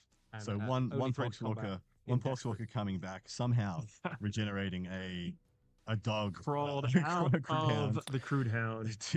If you can imagine that, visualize that in your own way. Little zombie Crude Hound creature. Yeah. No, the Marines got smashed, but fight here with the Poxwalker. You'd have to. I'll have a summary of the game out tomorrow, mate. So don't worry too much. You'll see it. A couple of attacks each. Very unlikely to. GW does not mic up their live streams. Yeah, they don't mic it up because they don't want someone saying naughty words or criticizing the game. But the old saying, the unit is better off than when the phase started. I think active judging here in the expedition. I think they. Just to make sure. I think they really should revisit that policy. By the narrative and stick to It's the rules. very exciting. one lethal here from the Poxwalkers. Also, so fucking funny that a Tau think turn that's 1 it. charge while the first that happened 11th. True that. Yeah, that was it. Just the one. 50, Hey, but saves it. no damage from the Poxwalkers there into be the Piranha. To be expected. But what he's done, absolutely right. What Nick's done is shut down the Death Guard force. Lots of Death Guard units now engaged in close combat with things that would previously been pushing forward, taking up space, doing actions potentially. They are now not able to do that. They can see there. The Land Raider going to get to try and strike back. Yeah. Unlikely. I mean, it's definitely not going. Land to Raider versus Piranha. The Land Raider should just run the Piranha Yeah, over. might do so. I do. Hitting on With the 4s, treads. winning on 3s. It's kind of Grind it down. Only another. 4 saves on the I'm not Piranha. going to go off on it, but like, you know, Now, a with Piranha consolidating, shouldn't be able to and tie a then Land we're gonna Raider be up. hitting that score, which I think It has been should be relatively shut ha- down. it should He's going to get the points on secure charge in no and man's land. basically Not a just high-scoring game. crumple Yeah, off no it. prisoners went begging there. But The anyway, predictions about who's going to win this has it almost dead even. Yeah. One clean-looking Land Raider called out in chat. yeah, it's The a loyalist cleanest Land so Raider far. that's I mean, been even painted the up. Death Guard Land Raider start out clean. They do, First, they right? do. You Yeah. imagine. Yeah. I mean, it is its first battle It of is, the new edition, technically, so it's yeah, probably like fresh yeah, off the fresh. production line. Already looking a little bit rusty around the edges. Fresh off Vastor's forges. Yeah. We'll follow progression of this Land Raider. Maverick with the Piranha Nick floats. stating, I tried really hard to kill Bro, him with no the prisoners. Piranha Unfortunately, wasn't the charged case. The Land Raider. Is, It's not interesting trying thing to has been avoid talked about combat. here, Think and, about it. When Tak regenerated his Poxwalkers, he circled. Think about it. If the Land Raider charged the Piranha and the Piranha floated away, that would be fine, obviously. But the Piranha is charging the Land Raider, so it should laminate itself against it. It should be wrapping itself around it like a tree. Or it should be being like kamikaze and be doing loads of damage to it. What it shouldn't be doing is flying up to it and going. No, from ding. 8th edition, we would colloquially have called that tri-pointing a unit. So that isn't quite Yeah. back in the game as like the be-all end-all it was, but it is there now for people, for the Yeah, savvy so if your general. move can't take you out of engagement range of all enemies, you can't fall back. Yep, So if you correct. imagine that there's enemies around you and your movement's only 4, and your base won't be able to clear that. Okay, wall effectively. we Nick may see got some secure interesting No interactions Man's play Land, out with but the he emergency scored. debarkation from the Xbox team, like there are Well, ways I to- don't think they've done to the make it a little bit points more right. difficult for Oh your no, opponent. primary, yeah. Attempting target and secure no So he's man's kept land, no prisoners for a pulling turn. the other way. Makes sense. He Interesting wants that the both Death secure no Guard man's to land, come out. which is So in already case been you a missed it, one of the big changes flexibility is you in don't action. even if you Attempting target, we can only assume even if this- you this one down the could road. score an Uh, objective, the- you could the choose to bottom hold of on to it for expansion. another turn. Primary for the first battle round. Although I for don't Nick, think he the did get 3 the points Tau there. actually killed any whole units, so maybe not. 3 points on primary. Not bad on turn 1. Yeah. A lot of the time on turn 1, you get 0 primary right now. It is, but that's one of the layers of the missions. Is Yeah. you know, Devil you Lord do is score them in absolutely any turn. failing to type now in some chat. other progression will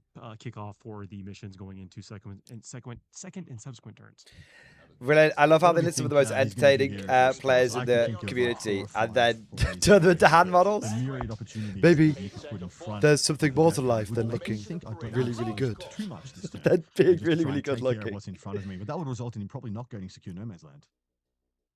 Benny, thanks, Yeah, super but he chat. wants to push too. And he has, he has some things. You in need help. reserve, so he doesn't have to Get help. Stop. Get help. Nick forward, so open up some places in the backfield, maybe to slide in some of those Terminators. But he's got to make a move. Yeah, he does. He does have. He can't let all this stuff stay there. Of course, surprisingly, Nick is staging much like a melee army would stage. He's got the Riptide ready to go either this direction, or he'll just touch into the terrain and open up all these firing. You got to pieces. think the They're all just Riptide. lamenting right You now. got to Nick's saying, think about the "Come on, Riptide can Emperor, fly, so be it could just annoyed. go I over want here you to be now. annoyed." It's the They boards are on much a more little open than bit they might sometimes first so seem. that, you know, but TAC has to Shooting invest the resources to bring him edition down. And they just can't. They can't confirmed. be killed by just nothing. Maybe. And so the Poxwalkers, Tak is realizing he has to fall back outside of 2 inches. If he only had to fall back outside 1 inch, he could probably stay hidden on an acute angle on this terrain feature. But now he has to fall back outside 2 inches. He's Yeah. going to be opened up to this firing lane. This is other things that the 2-inch engagement range will change for players at home, and always something to keep in Yeah. mind. I will say this: 2 inch engagement range is kind of fucked. And that is a cute angle. It's kind of fucked, but I don't necessarily mean that in a bad way. I just mean it's going to really change things up. Is that the solution? It's kind of mental. 2 inch engagement range is kind of mental. Fucked is a negative word. Mental is like, you know, could go either way. Makes it a little bit more risky, but it will keep it safer from reprisal. But right, look at the bait. You've seen it? Yeah. Right over the back of the battlefield there, you've got that rail cannon, which is just waiting for someone to just pop their head out and see if they'd like to have a shot.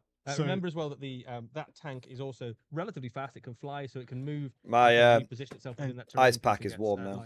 Just being able to touch the terrain, my testicles must now stick to my legs. Such a game changer. Looking at the footprints of our terrain features, you'd have to get his hull entirely into this one in the previous edition in order to just open up the angles. Yeah. Now it can just touch this piece and go straight down. So if you're joining us for the first time, GW has confirmed that toe in cover is a thing again. So if this hammerhead just puts that little toe into that bit of cover there, it can see all the way over here. You no longer need to wholly be in the terrain. Very big. Staging of vehicles might become quite significant. Very, very big. So I think vehicles are going to be a little bit changed in efficacy in the new edition as well. I've played Triple Rogue Dawn quite a bit this edition. I've played people who are playing Triple Land Fortress and things like that. I'm thinking I'm going to start going down to like one of those and start distributing more firepower across the board. I want more Hellhounds in my list. I want more Kazakin and Scions inside transports. So you think that the smaller light units that can kind of dish out the pain up close? Yeah, which is why I quite like Nick's list where he has this. Interesting. So this guy just said he'd been running Triple Rogue Dawn, and now he's going down to Hellhounds and Kazakin. Yeah, I mean, yeah, you're right. Looking at those missions, there was 4 different ways to score. We got any more room on the black ships for my ego? A lot of the time, no, it's pretty full, is it? Oh, okay. When you pull your cards, you might need to do an action or 2 there, and you don't want to lock No, yourself. I think the Rogue Dawn will still be fine. But I do think you'll find more people going for Russes. Spend all your time trying to position that one tank for that one shot, and maybe some of the points slip by you. I think it could be a way for that. Although there are multiple different layouts, so the firing lanes and lines will change. But there has been these pockets we're seeing. I think they're going to be utilized a lot for exactly what you're talking about. Right there. Tank pocket. That's a term we can use. Could be a thing. Yeah. The TP. Just going to deploy this in the tank pocket. Yeah. So we've got the CPs and TPs. Yep. And DP. So those DP, CP, really suited for VP, TP. Mid to light vehicles extremely well. Can even punch. But that's what Warhammer's all about. Bonuses against vehicles as well, don't they? May be able to dig himself out from the Piranha lock that he's got now. This is interesting. So they've played this game before, and Tak knows enough that shooting into combat with the Land Raider is not consistent enough for the removal of one of Nick's apparently extra durable. Apparently Nick's Piranhas are extra durable. Well, triple ablative plating. I thought it was a Devilfish previously, so maybe he did.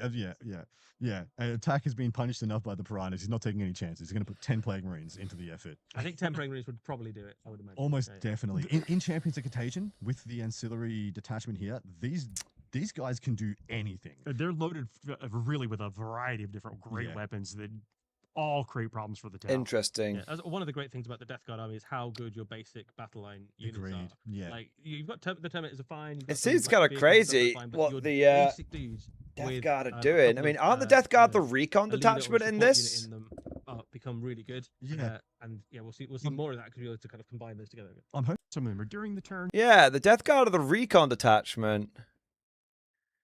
Kind of feels like they should be pushing out a bit more. And Paul was like, "I will make you respect this choice, Adam." Maybe he's put the full volley. Okay, no, maybe he's changed it up a bit. All things and took down 4. Spoke too soon. That was in Ceramite Sentinels. I think it was got the whole stack. So I think it was almost 6. Yeah, I think it was 3 and 1-on-1 wound remaining. In the previous edition of the game, those Mega Knobs, you may have killed one, because they would have 2 up save. In this case, they had a 3 up save. And these Plague Marines can really do it all. And I want to see more of this kind of a unit. I mean, we've got 2 units of Breaches for the battle line on the side of Nick. I'm really excited to see. Of course. Battle line can come Breaches and Devilfish. Of course. Of course. Some people's battle lines are absolute superstars, and some, they're all right. Yeah. I do think that both of these armies have got excellent battle line kind of already. Like the Breaches are already a staple of most Tau forces. And then your Plague Marines have kind of been... It's all about the Fire Warriors, guys. Yes. They've always been durable, like just having... It's all about the Fire Warriors. Also modular... Shoot the enemy, they get -1 to hit, plus cover, -2 to hit overall. Towards this type of shooting or this type of melee, you could use them as a firing platform coming out of the back of rhinos. And just to that, in Champions League, Death Guard color scheme is very nice. I'll agree. I think he's done a good job on that. They look very nurgly. You're joining 2 characters of your choice. You have a selection of like 6 different characters you can attach, and you can really make them fit for whatever purpose you need. Looks like we're already going into the shooting phase for Tak, and he's going to be shooting using big guns never tire to shoot into the Piranha. That's a vehicle, so he didn't fall back the Land Raider because he still wants the Land Raider's shots just in case. I think that's the right play. I think it's right. If he's quite happy in his tank pocket right down there. Tank pocket. I love it. I love it, Eddie. I'm going to take it. That's going to be a thing. He just wants to get the Plague Marine unit out. Also, if they don't kill it with shooting, no, I think he's made a big mistake. Got a bunch of options there in terms of how they shoot it. So, I think the Death Guard player might be about to make a huge fuck-off mistake, but we'll see. Bloodhauler has connected and wounded with one of the multi-melter shots. Needs a 5 to kill here. He got 1 hit, 1 wound. No save there for AP4. D6 plus 2. Took 5 damage on the Piranha. 2 remaining. Got his missiles to go. So the Piranha there has the benefit of cover from the Mephitic Blight Hauler. From a tactical point of view, so you can understand this, the reason is because the Piranha is... oh, maybe not, actually. Maybe not. Maybe not. It's a vehicle. Maybe not. Got a hit. Maybe not. YouTube battle reports, all that lovely stuff. No, I thought it did, but it doesn't. But if that had been an infantry unit, the Piranha, they would have got cover. You only need to be towing into the cover to get the cover, but vehicles need to be need more than that. Yeah, and I love how the vehicles need to have a terrain feature in the way. I'm not Sorry, my bad. Shot because I know you want that so much, and you'll get energy, you'll get power, you'll get great That's like the mental energy. game there as yeah, well. so he's like, I'll let you shoot me with the Riptide, but not the Hammerhead. So he's moved laterally instead of moving forwards there to get the line of sight. But I mean, it's a solid setup there from the tower, which is that whichever way you come out to deal with the Piranha, you're going to get shot by one of my better shooting weapons. So that's solid. 2 last cannon connects. Yeah, he just killed them with the last cannons. Didn't need the Plague Marines, but no deadly demise. Anyway, just why do we even get out, guys? Yeah. Why what's the point of that? Now they can jump back in. They got to pile back in. He was hitting on forwards. Can they get back in? Well, I guess find out. No save because of a. So quick thing I just want to mention from like a tactical perspective. I think the Death Guard player might have made a big mistake. I think getting this unit out here, you can now see that they're in the cover here.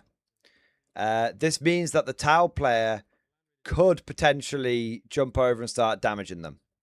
You got to think Tau player could move forward the breaches here, and the Tau player can move the Riptide over this piece of terrain because it can fly and land here. So yeah, you might find that that you end up getting mashed up a bit by these Poxwalkers and stuff. But I do think there's a chance for a go moment over here. I really think that but the Tau player may not do it because they're not in Montcar, but that seems like a bit of... I think that Plague Marine really should have been here, not on here, but we'll see. So we'll see if that ends up being a bit of a mistake, but that's kind of my analysis here. The other thing I would say is read what the commentators are saying. They were like, oh, the tower just waiting for the Death Guard to emerge, and then they can shoot them. This kind of feeds into what I was saying in the game that Simon and I played and the last game that GW had on their stream, which is there's definitely an element of you being able to just gunline. Gunlining is back in 11th edition.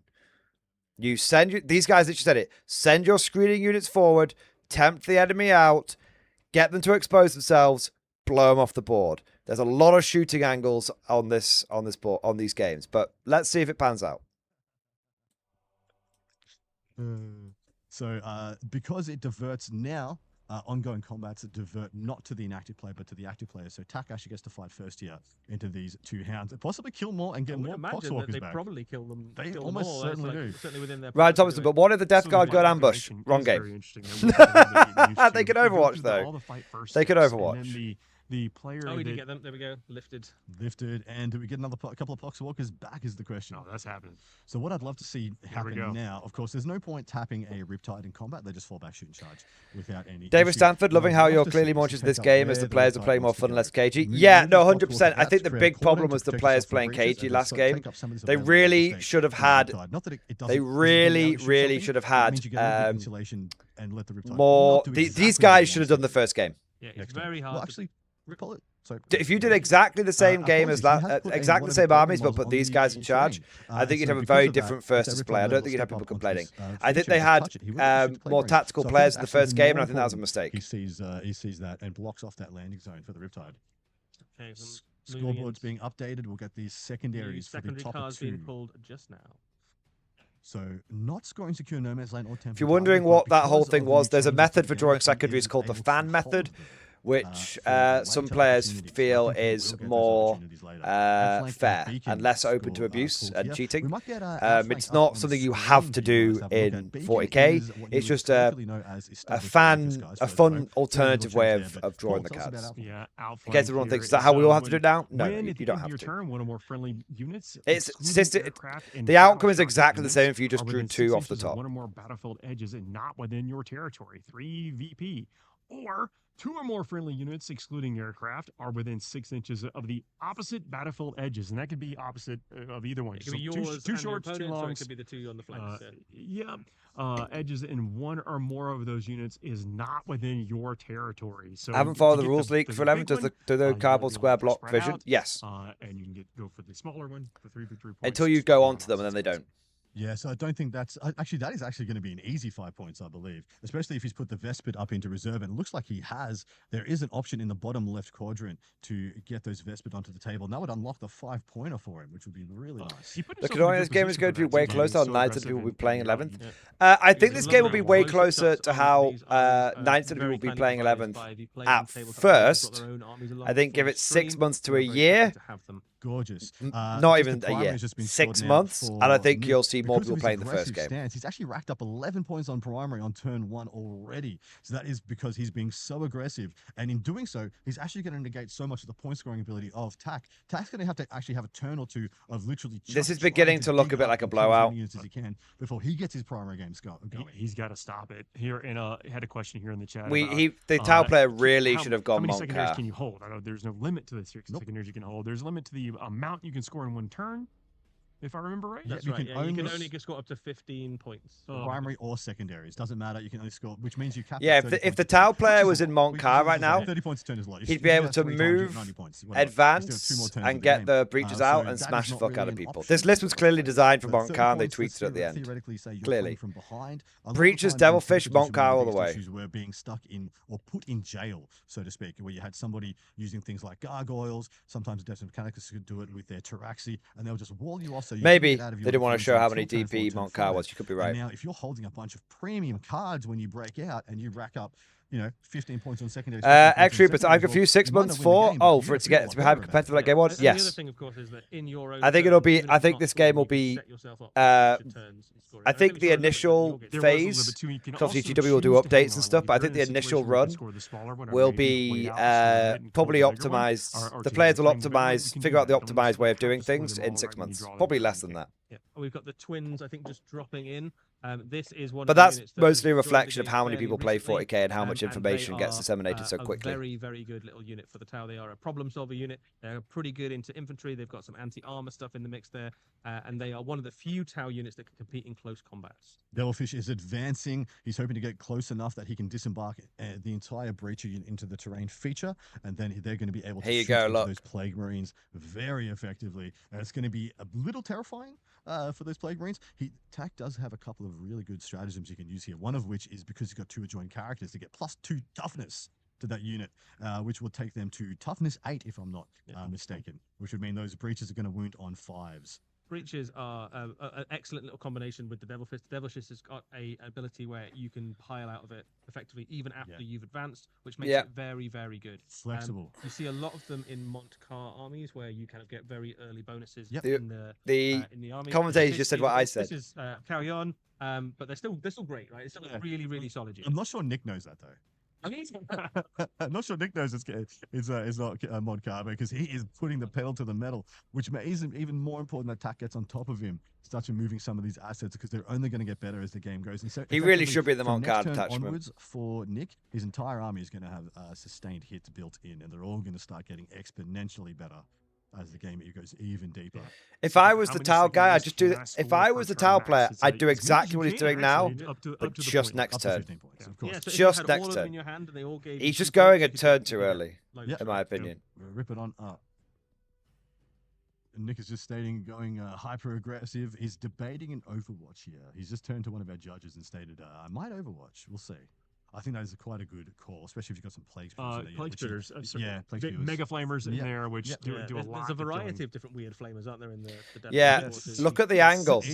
All these of getting inflamed. I mean, fuck this. What about it? Sustained hits built. Come on. How many? Up to 50. I think that is. All of these Tau units here can see the Plague Marines over here.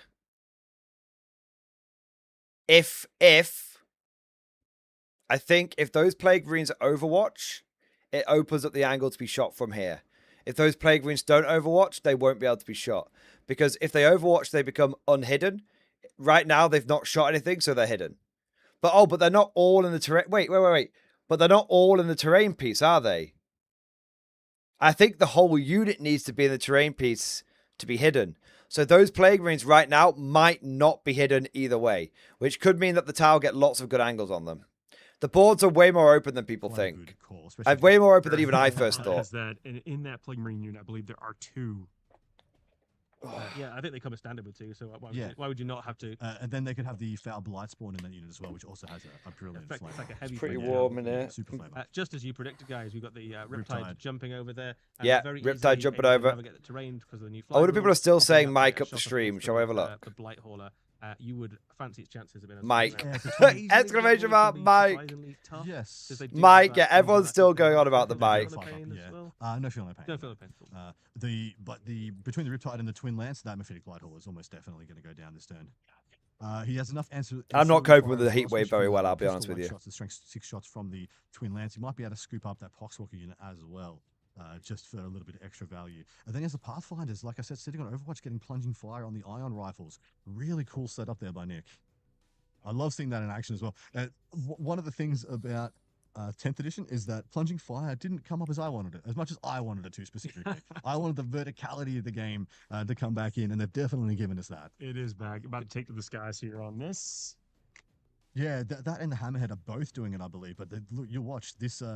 This Devilfish pretty much would have been its entire move, maybe even with an advance to hop from one side of this terrain feature to the other, or to go around. But now he's just going to fly straight over, taking -2 to his overall move. I really think this Tau Flare should have been in the Monk card attachment.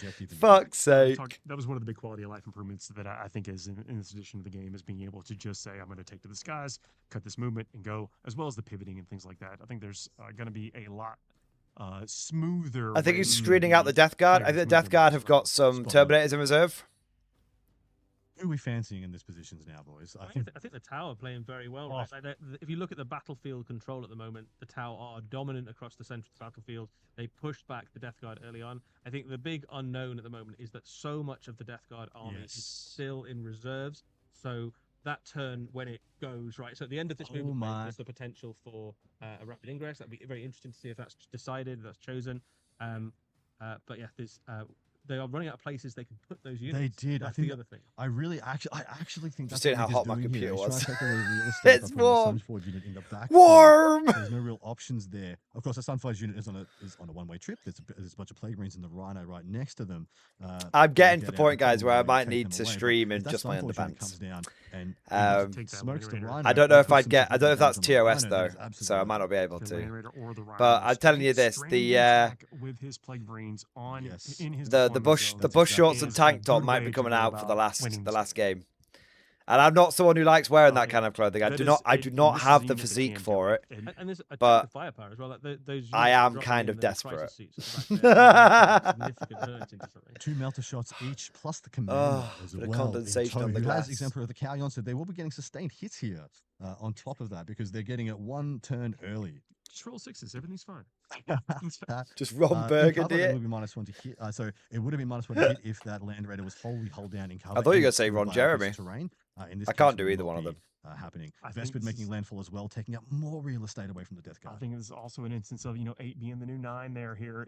Holy shit! There's some deep strikers here. Oh my god! There's some Tau battlesuits out here. While you're thinking about base oh my god! Physics of the game, while you're trying to screen out from what your opponent. The Tau. I was going to say the Tau seem like they're all over the Death Guard, but I don't know how much Death Guard are I got in He just reserve. wants them to take up some real estate and protect his devilfish from. Let's give him a quick look. And so they're actually coming down to stay hidden. Advance. I think all this is on the board. Okay, looks like there's 8 Terminators and maybe another Blight Hauler in reserve, but at the very least 8 Terminators. There we go. This is the top corner of the battlefield with that unit of breaches that have piled out of that advancing devilfish, and they have got a bead on that unit of Plague Marines. Yes. Would imagine they're going to do some damage to it. I mean, Plague Marines are one of the few infantry units that actually probably could weather that amount of firepower. Just There's a fly on the table. There's a bug on the table, guys. It's not, you know, it'll be. Well, that's the best bit. What about it? And they have got a look, bead there on he that goes. unit of Woo! Plague Marines. Look at him go.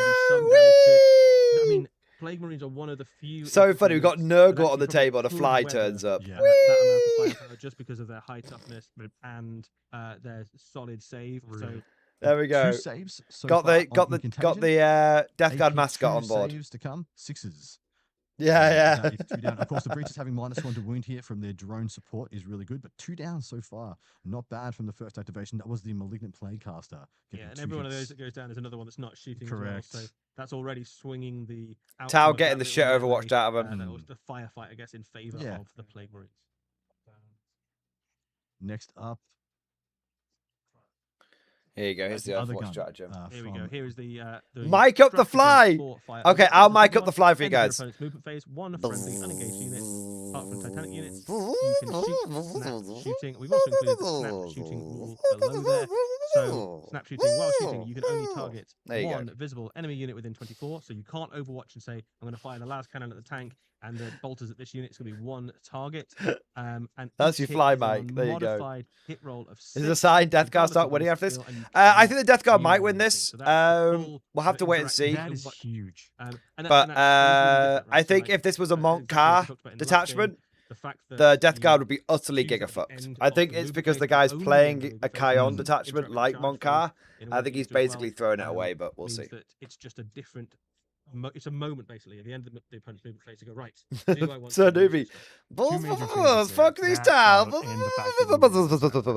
So 6 dead breaches once the Overwatch has been said and done. Really nice there. The Plague Spewers and the Plague Caster really went hard. And 4 breaches left. Does not a Death Guard unit kill. That swings that, doesn't it? Usually. Really at the top of the battlefield. So that's the you know, I'm not stuck in here with you, stuck in here with me kind of effect. Absolutely. So that Plague Marine. Oh shit! Yeah, now the rapid ingressing bloody Death Shroud. Bloody hell! Yeah. So in some ways that Piranha was bait. It's popping off. The double baited. I believe I believe the gun has been stuck out here on the Riptide to also get a shot onto them as well. Is that a rapid ingress as well? With the yes, he's rapid ingressing the Death Shroud. You can see they've made Planetfall right here, guys. Look at that. Granted, they are big, they are bulky, but just the 3 of them have a very tiny footprint, and then using that 8 I think the Tau player playing a Monk, playing a Kion army like a Monk Car army. I think that they are one of those units that does is a threat to almost everything, right? So you've got units in lots of juicy options in terms of what they can go and kill. I would imagine they iron up the Twin Lance, right? If they can get themselves into combat with those, they are one of your best options just to remove. Doesn't the Twin Lance just move away though? Just one of those things it's the end of your turn, is it? Around your backfield. Oh, is it my turn? Is it? You want to try and catch. Do they still double move? The Death Shroud could do that. Incredibly powerful and popular unit. Sound like Borat then. All reliable, go up there where they have strikes and shoots. So good at everything. We have killing jumps for 10,000 years. That I was going German. Here we have the Death Guard versus the Tau. That's the direction the angle was going. The accent was going. Torrent are the new aces of Overwatch, and Death Shroud do that too. They do. They have their wrist-mounted flamer weapons. My Borat accent quickly degenerated into a German accent. I'm not very good at accents, to be honest. Up first. Waiting to see what he's going to declare here. It's a pretty critical turn. Give me the fan. Yep, observing the Plague Marines, of course, can draw a line. Oh, I've had to put the fan on full blast. Hopefully it doesn't make too much noise down the microphone. So he's going to do it with the Devilfish instead, actually, because he realized he doesn't need the Pathfinders to do this, because the Pathfinders have... Twin Lance got Giga nerfed? Fair. Of course, right. When you build a Tau Force, they came out really good, then they got nerfed into oblivion. Of course, I'm going to have some units whose job it is to be very visible, to run around, make sure I get my eyes on stuff. and I've got my other units. Their job is just to do the killing. So a lot of the time, you see a Tau army, it's almost split down the middle, right? You've got the big stuff, your crisis suits, your riptides, your hammerheads, and you've got the smaller stuff like your stealth suits, your pathfinders, your fire warriors, that sort of stuff. Exactly. I think those Dash Round could go after those role as well, because they crisis suits in the backfield as well if they wanted to. There's two good angles they've got flexible. There. Or the Plague Marines will probably jump out and get there. Yeah. Yeah, I'm not overly He's sure what the his activations here. I'm not really sure what the Tau guys. Okay, let me turn this down 1 second. I'm not exactly sure what the Tau guy is going for here, because the crisis suits dropping down here could kill the Rhino, but that just means the Plague Marines get out. You don't really care. The Plague Marines don't really care about that all that much, because there's no follow-up, really, right? If the Plague Marines just get out here, then there's nothing for the Tau that they can do to come over and blast them. So you drop it, you lose a unit of crisis suits for because the crisis suits will die, obviously, to the Plague Marines. So I don't really get what's going on here. This feels like a unit that's dropped down isolated. I don't really get the point of the breaches in the, you know, to if I move, sorry, keep going. If I move my face out the way, I don't really get the point of the breaches up here, because they just got overwatched, and they're not in the Montcard attachment, so they're not going to achieve all that much. So it just feels like a lot of the Tau units are running in, but very unsupported. I feel like the Death Guard is going to take fairly minimal damage. I don't think the Death Guard are going to take. I think the Death Guard will take damage, but I don't think they'll take consequential damage, to be honest. I think they'll lose a bit here, lose a bit there.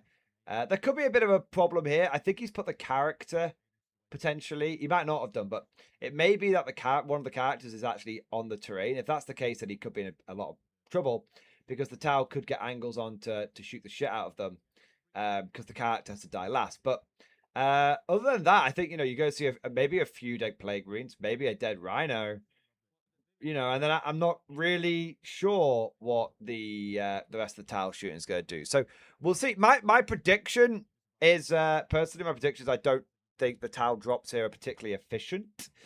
And I think that the Death Guard will get hit hard, but I think they'll hit back even harder. But let's have a look. There it is. There is one right there. And there, of course, now a change to Deadly Demise is that you disembark and then roll a Deadly Demise, so that the Deadly Demise can, in fact, affect the unit inside. Kind of always the way it was, but it was debatable whether the Deadly Demise... That's a big change.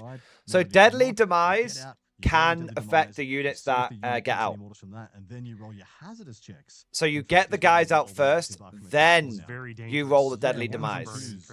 So that means if you're Deadly Demise, the unit getting out could take mortal wounds from getting out and mortal wounds the Deadly Demise. That's a big change. So in some ways it's very good. In some ways it's exactly the same. Like if you're a one-way model, it's exactly the same. For things like Plague Marines, it is much better.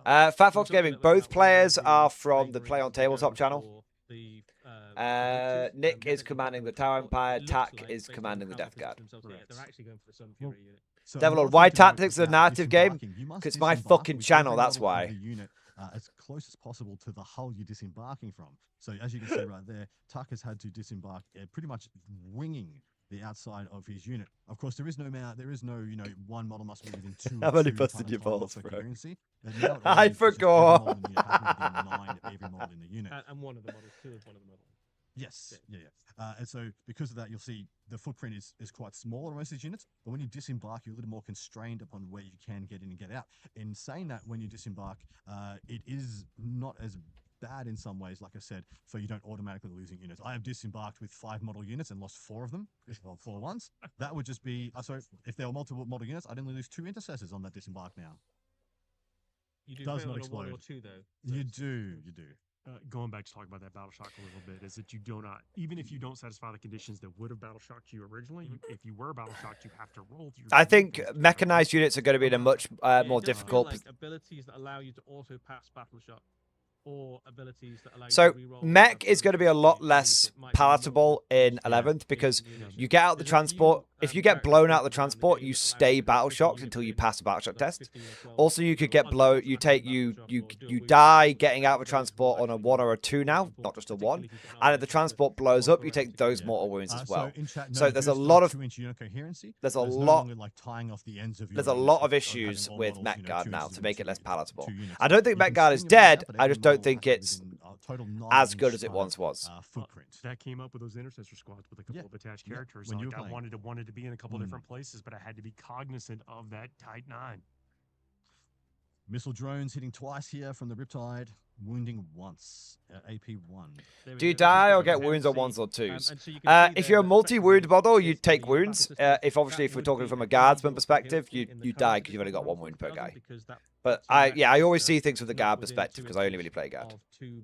But you're right, it might be different from the factions. Every model in the unit is within 9 inches of all the other models, and you still get a chance to roll for it, Warforge, but you no longer auto pass. So no more of the tendriling kind of big lines we had. What I mean is, if you have a 10-man squad, gets out of a transport, nobody dies, they're battle shocked when they get out of the transport, and at the beginning of your turn, they're battle shocked, and you'd have to pass a leadership test to unbattle shock them, even though they're above half strength.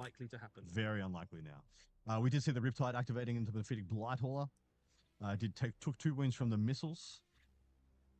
And here comes the Ion now. He's down to 7 wounds remaining on the Mephitic. I think he's supercharging. So apologies, the Riptide failed to kill. So now he's moving on to the Pathfinders. And Eddie, you mentioned the ways to heal battle shock. There's some armies out there that cause battle shock. That's absolutely right. Yeah. Wasn't the Pathfinders, it's the Twin Lance. 5 of a vulnerable save. Yeah, I think those units that are able to trigger battle shock. Devil Lord, man, this game has taken a while. Yes, this game is taking a lot longer. We are only 3 player turns into this game, and we have been going for. Anything like that will do very We've been going for the shooting now is going into the Poxwalkers, like I thought. About an hour. Fire from the Twin Lance. There is very much small. Yeah, we've been going for about an hour. This game is taking a lot longer. I think there's a lot more happening at the front end of this game, whereas the last game didn't get going till turn 4, really. They're not the closest target, so no sustain there. So taking 2 back out and winning on 3s for strengths. Yeah, Warforged Battle Shock's a lot more impactful now. Your Night Lords will be very happy. Feel no pains to come. Just trying to remove those Poxwalker units. The battlefield is still sprinkled with various different Nurgly zombie things. They just get in the way. If they get into your Tau units, it stops them shooting. They stop them falling back, all sorts of stuff. So if you can just remove those units and stop them having options, it's very, very useful. 2 more taken down. I think the turn 2 for both players is going to be massive in this game, and then it'll settle down. Turn 2, turn 3 will be massive in this game, and then after that, it'll settle down. And this will be a we'll know who's won by the end of turn 3 situation. Whereas last game we knew who won by the end of turn 4. Last game we suspected the Marines had thrown it on turn 3. But that will be something to consider. But this game I think we'll know who's won by turn 3. The guys at the bottom get a pretty raw deal out of it. I'm currently believing that the Death Guard are going to win. My vote's on Death Guard at the moment. I think the Tau player's playing too aggressively for the detachment he's picked. They have no armor save. They have no armor save. So now coming back to what he said before, the Pathfinders, I believe, are shooting everything into the Mephitic. Rail rifles up first. Yeah, the Pathfinders have got some surprisingly good guns, actually. Like, considering that their primary role really is just a spotting unit, they've actually got like some great little sniper rifles in there. They've got the plasma. Rail rifles are really good. Stuff as well. They've got good stuff. My eyes glaze over when I look at the Pathfinder unit, and rage rises up inside me. Alex, yes. Units now have a maximum 9-inch coherency, so no model could be more than 9 inches away from another model in the unit. So no conga lining anymore. Yep, guard blob screening is dead. It's all about the 10-man squads now. The suits to jump around and do all that damage while they're doing some rough of the roll utility. there. You take it away from them. Rough roll there from the Ions. Only 1 wound done. Made the save as well. Still going, still trucking. How is the question? I mean, he did everything right there. He set up all the Canorian, I think it's but sometimes things are just a bit durable. I think it's a change that will disproportionately negatively affect certain armies. Agreed. I'm not saying it's a good or a bad thing. Devilfish is shooting now. I think it will. I think some armies will be disproportionately affected by it. trying to finish off those poxwalkers that were menacing and ate the Tau brute hounds basically. So he's touching the terrain. So he's now firing these seeker missiles through onto the Mephitic Blighthorse, and then he's firing the burst cannon into the plague. He's splitting 3 ways. Max greed from Nick. I love to see it. I'm always a greedy player. I split fire way more than I should. No, I'll never split fire. I feel like the 2 drones. I'll be fair, he's just trying to pick up a couple of poxwalkers. That's fine. With their pulse carbines. 3 wounds on the poxwalkers. Needs to make 2 6s on the poxwalkers for them to survive. I believe they're going to survive. Double 6. They're invincible. They can't die. Yeah, they're Makari. They're gone. They can't die. No, they're dead. Yeah, one of the things that even your basic Tau transports have is a surprisingly large amount of strength 5 firepower, and if you haven't got any armor. Well, the basic strength of Tau has always been for their guns has always been 5. If it's below 5, it's like what the hell are they even doing? Yeah, it's true. With a turn and a half. They certainly would you a death, wouldn't they? The Mephitic Blighthorse did not make it save a hit and a wound. Yeah, Alex, good idea, but did bring down the Mephitic.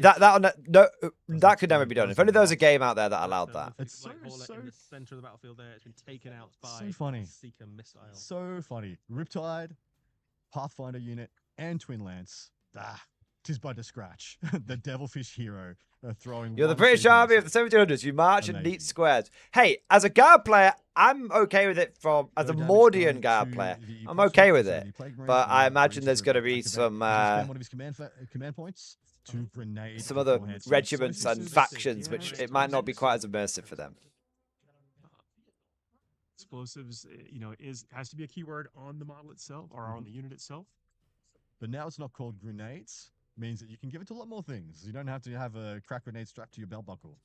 2 mortal wounds done here. Obviously, that Tau unit was hoping to fire with a full strength unit of 10 breaches that would have made a serious dent in that plague marine. You expect more than half of them potentially to go down, but because of that Overwatch, which was very well used stratagem, very effective, yeah. With 4 models, that is not going to do the damage they want. So Overwatch has now changed. So you just do it at the end of the phase. So your opponent does all their movement, and then you choose what you want to Overwatch. Not bad. I think it makes it less of a. I think it makes it more powerful, but makes it less inconvenient. 5 wounds. Solid rolling to wound. 2 wounds each. Does lay 1 low, and 1 takes a wound. Is that it? Shit. Just think about what a full 10 would have done there. Well, theoretically, they would have killed. There's only 5 of them there, so what would a full 10 have done? Killed another 1.5. All of a sudden limits that unit's options for future turns. This is the drone support firing now. Yeah, I know. Swordsmith, pull the one on the ruin. I know. But I think it might be a character, bro. I'm not sure. Yeah, I have to get a closer look at it and let me know. I feel like it might be. It might just be a normal guy with a good aid, but I feel like it might be a character. Yeah. That's really good for tag. This is the Cadre Fireblade. So Tau's OP as we thought. If you play him like this guy now, 1 AP. Not to be mean. And I think the Tau player could have absolutely hosed this. I think the Tau player could have absolutely hosed this game down. 2 damage, I think, coming from the. Is that right? 2 apologies. 2 AP. But I don't care. 2, yeah, I'd rather the players had fun. Weirdly, I don't care as much in this game. This is a bit more fun. There from the Death Guard, in addition to a very I'm not lambasting it. So, quite happy with how it's an gone, interesting fast dice rolling interaction there. Because they're different AP, you do not roll them all at once. So there's a distinction. Theoretically, though, with the new fast dialing rule, if you have, let's say, bolt guns and bolt pistols, bolt guns and hurricane bolters in the same squad, because they're the same strength AP damage, you actually roll them all at the same time, despite them being different guns. I don't know what unit I'm talking about right now, but I'm trying to give you an example. If they're all the same profile, you just roll it all at the same time, which should really speed up a lot of interactions. Yeah, and the game is designed to kind of. I think everyone was doing that anyway, to be honest. Flow through the game, so you don't necessarily need to make as many decisions, but when you do come to make them, they are still significant. So some questions have come up as we're starting to play through some of these things. Like, well, what if that advantages me as the die roller? Well, that's good. You just roll the dice and see what you get, and then start to apply the moves as you like. Oh, the Vespid to the worst saves up. Did you see that, boys? The Kings, the Vespid, the unrelenting heroes of this Sphere expansion have taken down one of the champions of contagion in the Death Shroud. How? I do not know why. They have good but I'm guns. happy to see it. Guns. They got They're two two. damage, haven't they? Those guns. Yeah, So people they keep can telling really me do Vespid are quite good. I have 5 of them. I need to get them painted up. Underrated. I think they're 30 primed. Vespid, I'll have a come look. on, please, Keiko. 11th edition, best army, 30 Vespid. I'm here for it. Looks like I'm gonna be... Unironically, I think 30 Well, Vespid could they be feel quite very good. similar to my Ratlings in Guard. I'm actually going to give a go to 30 Ratlings this edition, I think. Burst cannon firing now from the Devilfish. 1 hit, no wound. I think He's the going to make idea. it. Oh, go on, Paul, sorry. No, so the question here is that were the Vespids remaining hidden like they were until they had a target present themselves and they said, you know what, let's shoot. Yeah. Well, see, because those guys, the Death Shroud did just rapid down, rapid ingress there, and of course now you're like, well, I guess I should make a run at this, and they were right because they brought one down. And you are hidden until you shoot. So you can decide right up until the end. And realistically, they were just going to get shot by. Realistically, the enemy was going to get in detection range anyway. That's exactly right. If you are hidden, you get all the full information of the shooting phase, and then decide if you want to lose hidden. I think that's a great point, Eddie. You could also potentially, if you've got a piece of scenery in your deployment zone, you could pop your Havoc Squad on it or something like that, and then see how the shooting phase goes. And then right at the end of the phase, you'll be like, right, I do actually need to take that last wound off something. Yeah, it's a good point made by the commentators. Basically, what the commentator's saying is like charge is being declared. You could do all of the rest of your shooting and then decide if you wanted to go with your hidden units. Because you might be like, I don't need to shoot with them, so I'll stay hidden. I will shoot with them because I need the extra firepower. I think realistically, it does make a massive difference because I think hidden's less impactful than a lot of people suspect. Whereas in the previous edition, double ones, you could make an unfailable charge if you're within 2 inches. Engagement range is 2 inches. You have to stay outside of engagement range. And then when you roll to get your distance for the charge, you have to be able to make base. So if you're outside of what that engagement range is 2 inches, that's why you would fail. Now, it's an interesting distinction because you have to be able to make base, but you don't... have to be within the distance you've rolled. Yeah, so you have to have rolled high enough to make base contact, but you just have to end that move within engagement range. You don't actually have to base them like you do now. So if you choose to want more agency with your pylons mechanics, you choose not to base them, and then you get to activate. What is the towel player doing? So you can get a little bit more agency there as well. Why are you going closer? It's not turn 3. Just roll the dice, and if you hit it, everybody had to move in a very controlled. Give me the gun. I'll do it myself. Yeah, it's smooth and it's not hard to learn, but it is a major change. Correct. Whereas this is a little more difficult to understand, but it will result in more skill expression down the track. We got the Twin Lance here have charged into some of the Death Guard. They've gone into the Foxwalkers. Really heroic. Yeah, that's what I'm thinking. If there command points on the board to do it. No, looks like attack is 0. And no yes, that's the only reason you would make that play, to be fair. And Nick knows enough to not run into the Death Shroud heroic. I do think that the Kanoria, do you think you might be coping a little bit? Trust the plan! Trust the plan! Trust the plan! You're not going to kill both of them with 2. One removing one, though, is still... that's still the please, towel player. Just make one move that indicates you want to win the game. Don't lose your crisis team for a rhino. Don't lose your breachers when you should just go turn 3. Please. From the Poxwalkers so far. I feel like Poe Dameron right now in the worst Star Wars movie. Show us anything he had to stay outside of 2 that tell us we have a plan. Because otherwise he would automatically draw them into. Show us anything as well. To say that we have a plan. Yeah, so this is what we mean about, because it's actually hard to avoid on the charge. If we use the current rules of the game with the 2-inch engagement range, it's actually really hard to avoid the engagement range. I'm gonna stage a fucking mutiny. I'm gonna drive over there, and I'm gonna be so angry that I'm gonna drive so quickly I'll get to America in the next 20 minutes. That's how quickly and angrily I'm gonna drive. Don't worry about the water; it's fine. I'm gonna go over, obviously via the Channel Tunnel and via Russia and Alaska to get here. Okay, but 2 defiant Poxwalkers. I'm not sure. I'm gonna get there and I'm gonna take command. I'm gonna. Somehow the Poxwalkers have been the most resilient. Bloody Yarrick this guy in the back of the head and take command of his forces. When the Death Guard died as soon as he got shot at. Yeah, exactly right. Been here for 3 turns. Yeah, they've been absolutely getting wailed on. They don't seem to care. The Poxwalkers do our wound back. Get in. The Poxwalkers wound the twin lads. Love to see things, make more. Is that a remix? Why are we sacrificing one of our best units in the game to kill fucking poxwalkers. I did get a question. Why? Will the mission deck come with the new Armageddon box set? If the tower Yeah, win this absolutely. game So the new afterwards, Armageddon it will box be set a comes with loads of pure stuff in it. Obviously, you show get of the two armies, you get the how Space Marines, broken and and you get overpowered they You are. But also I get don't a think core they're going rulebook. to. You get the Maybe the pure character, aggression. Maybe they'll win on points, but the Death campaign Guard book. players are You like get 12 the points. mission deck. For They might win on recruits. points. They You also might. They get the might do. Dominatus deck, which They is might be like, effectively we'll lose a 95% of our narrative army. campaign bolt on Oh, to they're the running missions, back again, are they? And so you get all of that stuff Oh. all in the Armageddon box. So you absolutely Todd get Lancer all are of right, that apparently. to play to create missions in the new Warhammer 40,000. Nice. It's designed to be a sort of one-stop shop. All the stuff you need on day one. They might still. Wrapping up The score tower here might now still for get a Mitch. win. I mean, they are No playing prisoners. very aggressively. At the end of the day, He's got 4 speed, points violence, on no prisoners. You got momentum, the Mephitic Black Hole aggression, and and the movement Rhino. can win games. So Oh, I'm no, not he got- completely he got three, counting the he got tower out. three. He missed the point there because you got these poxwalkers. I'm not So, completely counting the tower. Poxwalkers, There so might you be got three. method You to got the Rhino, madness. All right. The Mephitic Blight Hauler and Yeah, there's the the third, yeah. Poxwalker. So we got 3. So that gets him for 5, and you got 5 on our flank as well. I mean, he's on 35 Well done to points. That's solid, and that's the sort of turn that you couldn't have had in a previous edition because he got a bunch of secondaries in his first turn. He didn't score all of them in the first turn, but in the second turn he was able to go, yeah, boom, boom, boom, boom, boom. Here's a bunch of points in the bag. He did not kill in touching a terrain piece, so he misses 3 there, but he does get another 3 points on primary. Yeah, Master Pep, I think you're right. He's scoring hard enough. I mean, he might just be going. I mean, think about it this way. He's absolutely going ape. And he's not even got his detachment rules yet. Think about this. So he's already achieved all of this without a detachment rule. Now, turn 3 onwards, maybe he's like, okay, now I go supercharged. I'm a Monk card player, not a carry on player, so I might be misreading the room. And I'll hold my hands up and say if I am.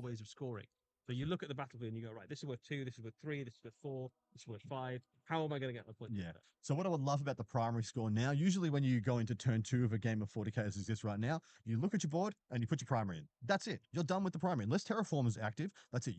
That's it. You disengage from the primary portion of the game, and now you play the secondaries. That is not the case in the new edition of the game. You will have things you must do during your turn, and you will get the points at the end of your turn. And one of the things that I love more about this is that, you know, in the previous edition, like I said, you would just look at what objectives you're on. It's good, but it is more things to keep track of. Again, I already often get to the end of a turn and forgotten what secondaries I drew. There's a very, very strong chance and it might be different in different missions for you. end up getting to the end of a turn you'll and go like, right, forgetting I know what that I need to primary pick a I'm unit meant to that can have. Stand on an objective and still be alive on that objective at the end of the turn, and I score my points. Yeah. Now you've got 5 different. So I missions don't to know consider, what you know, that bloody. how- Could someone how tell will my me army work if in they different showed missions off where the primary what might be quite the different? It might be something to kill on an objective or hold an objective. Or the so, other side of all the extra priority things to acquisition card consider was? when you're putting your Because we forces didn't see that, did Go we? back to the engage on all fronts. Because I don't know what think I saw the that we tower got another- apparently we got have some extra sort of points priority on acquisition that. I saw a action which 5 they're meant to on, do to get engage on primary, all but I've not fronts. seen it There so wasn't a far. 5 on engage on all fronts before. Usually it was 1, 2, and 4. But we'll get back to that engage on all fronts. yeah, we'll cycle back to it momentarily because that's one that I haven't noticed yet. But those are the 2 Could be a secondaries that big have been Death Guard fought, turn, though. They attacks could that clear a engage on lot fronts and here. Assassination are the 2 We're all active learning together secondaries. as the secondaries come up. We are. Well, there's a lot of cards in secondary. Well, then. as you're playing through, it does sometimes take, Ooh, yeah, that's juicy. You get 5 now if you have a presence in all table quarters. Used to be 4. Happy to hear. It's going to Big reward a lot more dynamic. extra point. Oh no, Yeah, no! I was going to say extra as you're point. reading through these, sometimes when you flip it, like, oh, if I had a little bit more option in my unit or my army list, maybe I could get that more easily for me the next time. Absolutely. We've got an assassination. I think it's just been drawn there as well, hasn't it? So Yeah, Death Guard player could Right. score big this time because he's got assassination, so he can go after those that to be the breaches. Twin Lance, but we'll see if we can make it happen. Because the breaches have got a fireblade attached to them. Might be tough to get Um, 2, but I'm curious to see how he decides to deal with the It's still a big ask. crisis suits down at the bottom. Dropping in Yes, this the Blind turn. Lords. They will And struggle to reach that unit, though. I think. I'm curious to It's see. exactly as we thought. They're coming out of his tank pocket. to There's get its, assassination right there. Yeah. Counter Yes, fire absolutely. blade with the curious. breaches. The Death Guard player doesn't have a huge amount of assets. I'm kind of. Lamry poking its nose out. I've been there, saying for a just while. I to mean, look at the line the shot. tactical map up top, A guys. few options for Lamry. Typhus is coming out of Typhus. Typhus is Look at the hanging out laying tactical around. map. Sometimes, like, that's what he There's does. so much red Lamry's on got some there. options now. So you've got the Riptide there as well. I think the Twin Lance probably too far away to shoot. Yeah. There are some other Tau units potentially in the mix that are firing too, but I think he's probably going for that. Yeah, isn't he? Yeah, so he's going to do it with the mortal wound ability from Typhus. I think he's going to try and generate some value there. And Typhus running solo here, so Tak has taken So Smith threw out a move block, kept Death Guard army back off the objectives. Yeah, It's a good solo character though. If I yeah, I feel like I did say at the beginning, I thought the recon mission was weaker. Characters in reserve with I felt small footprints for their durability. I think. So just to talk about this for a second, Swords and Smith.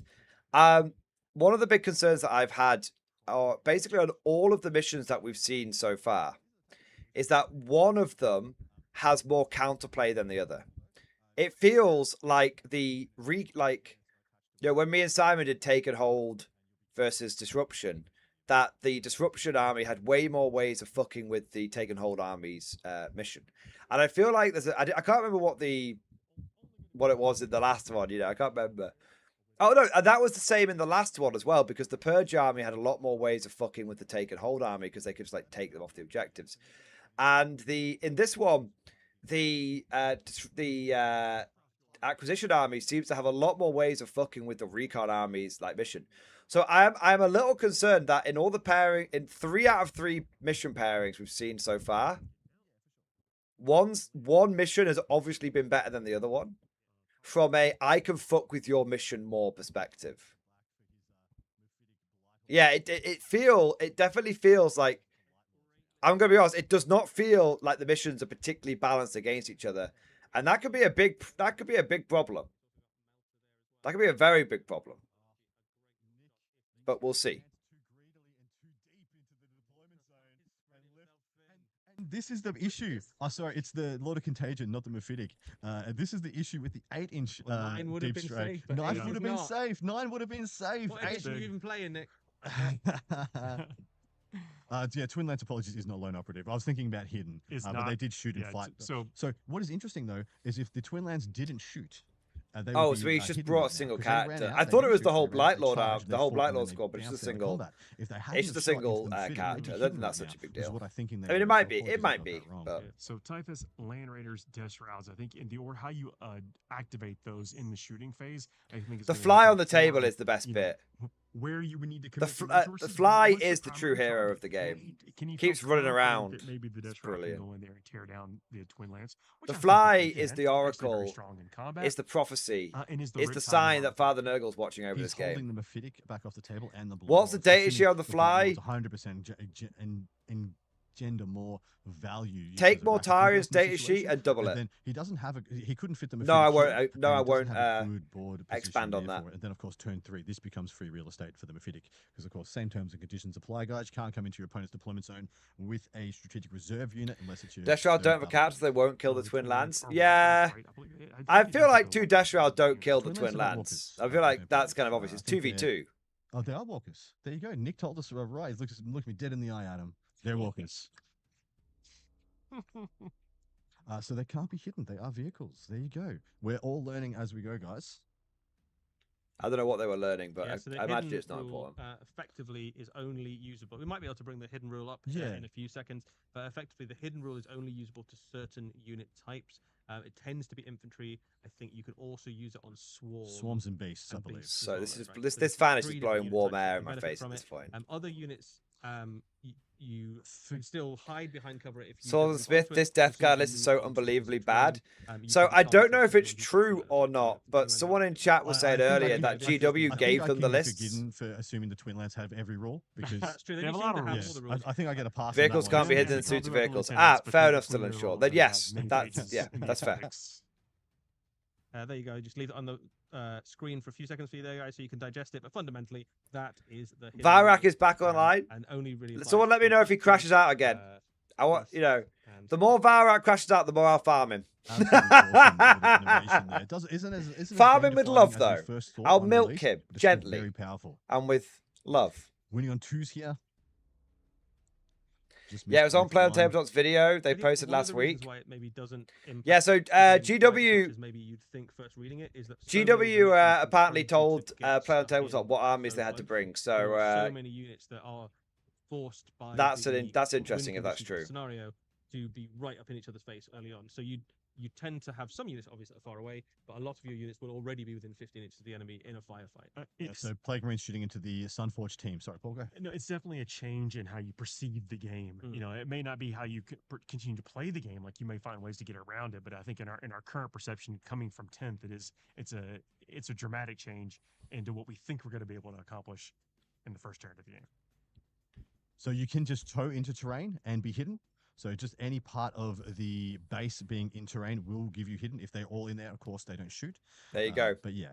And of course, the benefits of cover, if the cover is in dense. These are 4 invulnerable saves from So as long as every model is towing into the cover, you get the cover save and you can get hidden if you don't shoot. The light launcher. Talked a little bit already about how scary these Plague Marine units are. They are very good in combat. They are very good at shooting. This unit is looking like it's going to do significant damage to the Tau unit before it even starts swinging in close combat. Well, if he kills too many, he doesn't make the charge. He will regret it. And that's what absolutely what Nick's doing is taking off the ones that are closer, right? So make the charge more difficult. Make the charge longer. So down to 1 crisis suit left with the commander now. To be fair, the Plague Marines don't really care if they. I often find like you don't really care if you don't quite finish a unit off. I mean, sometimes you really care, obviously, but often you don't really care if you don't finish a unit off, as long as you make it like combat ineffective. With the movement score for what you got with the Death Guard. Like little scraplets can often do annoying things, but generally speaking, as long as you take that unit down from being able to hurt you to not really able to hurt you, you don't worry as much if you leave a wound here and there. Sometimes it can change the game though if they survive on 1 wound. Sometimes it's not a big deal. I think Nick would be happy with that. That's one of the best units of the Death Guard army, pretty much contained on the home objective. Going backwards. Going backwards. You'd be happy with that for a 1-for-1 exchange.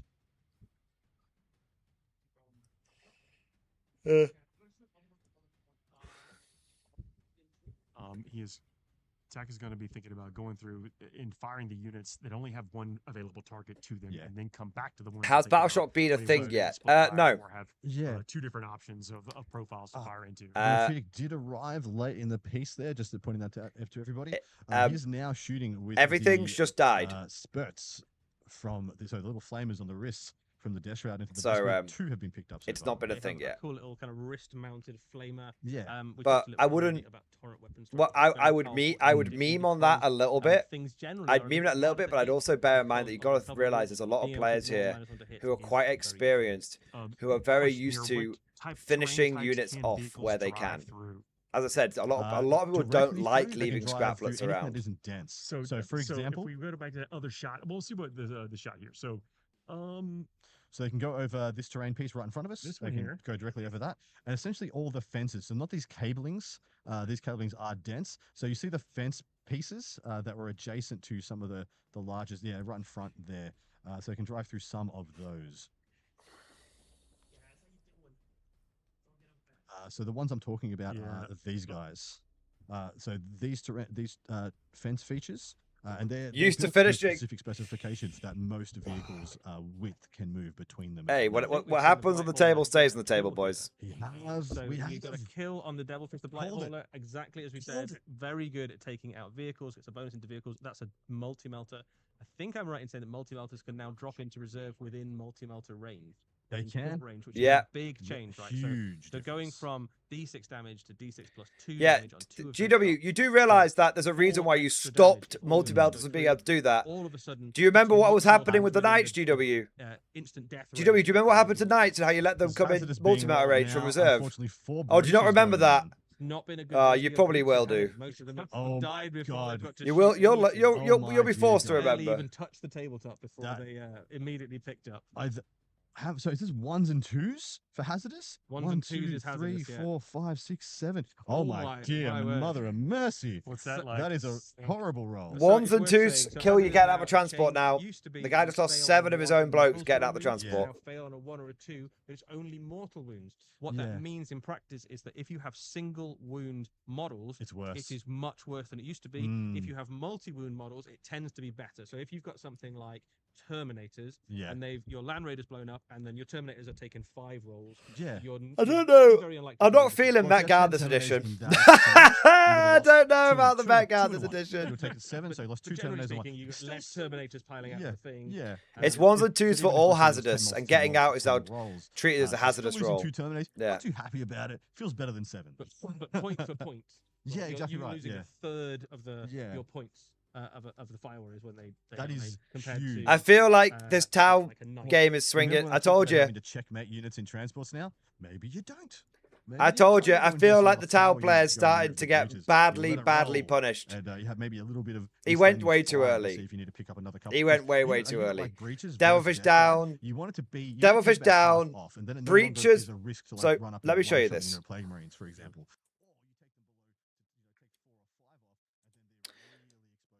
So, if you look over here, the Vespids have been made combat ineffective. The Breaches have been made combat ineffective. The Devilfish has been destroyed. So this entire flank has been busted wide open now. And the only thing the only 2 Tau units that are left on this flank is the Hammerhead and the Stealth Suits. And I'll be real, I don't feel like Hammerhead and Stealth Suits are gonna be able to hold that much back. Especially when you consider that the Death Guard player still has Blight Lords. If I was a Death Guard player right now and I saw what was happening, I would be like, because I always like to put my reserves where I've started to break the enemy line open. I sort of take that sort of late World War I approach, not the early World War I approach, the late World War I approach. I suppose you could say the World War II approach, where they kind of learn to be like, okay, you don't funnel your reserves to where the line is struggling. You funnel the reserves where you're breaking through. Because if you put the reserves where the line is struggling, you just say good reserve, just good men after bad. But if you break through, you could basically get a much more like, you can get like a cascade effect. And so if I was a Death Guard player right now, turn 3, I would probably bring I'd commit my Blight Lords around this area. And then I'd be like, just clean all of this up. And then this flank basically becomes mine.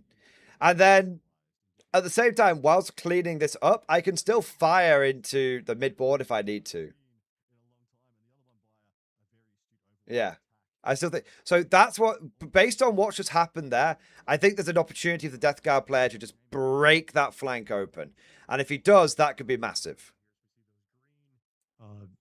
We're now rolling out this unit of Plague Marines into the breaches. And Nick was like, but of course, it is worth mentioning that obviously we do have the Tau's turn after this one. So the Tau could do something that forces a different reaction.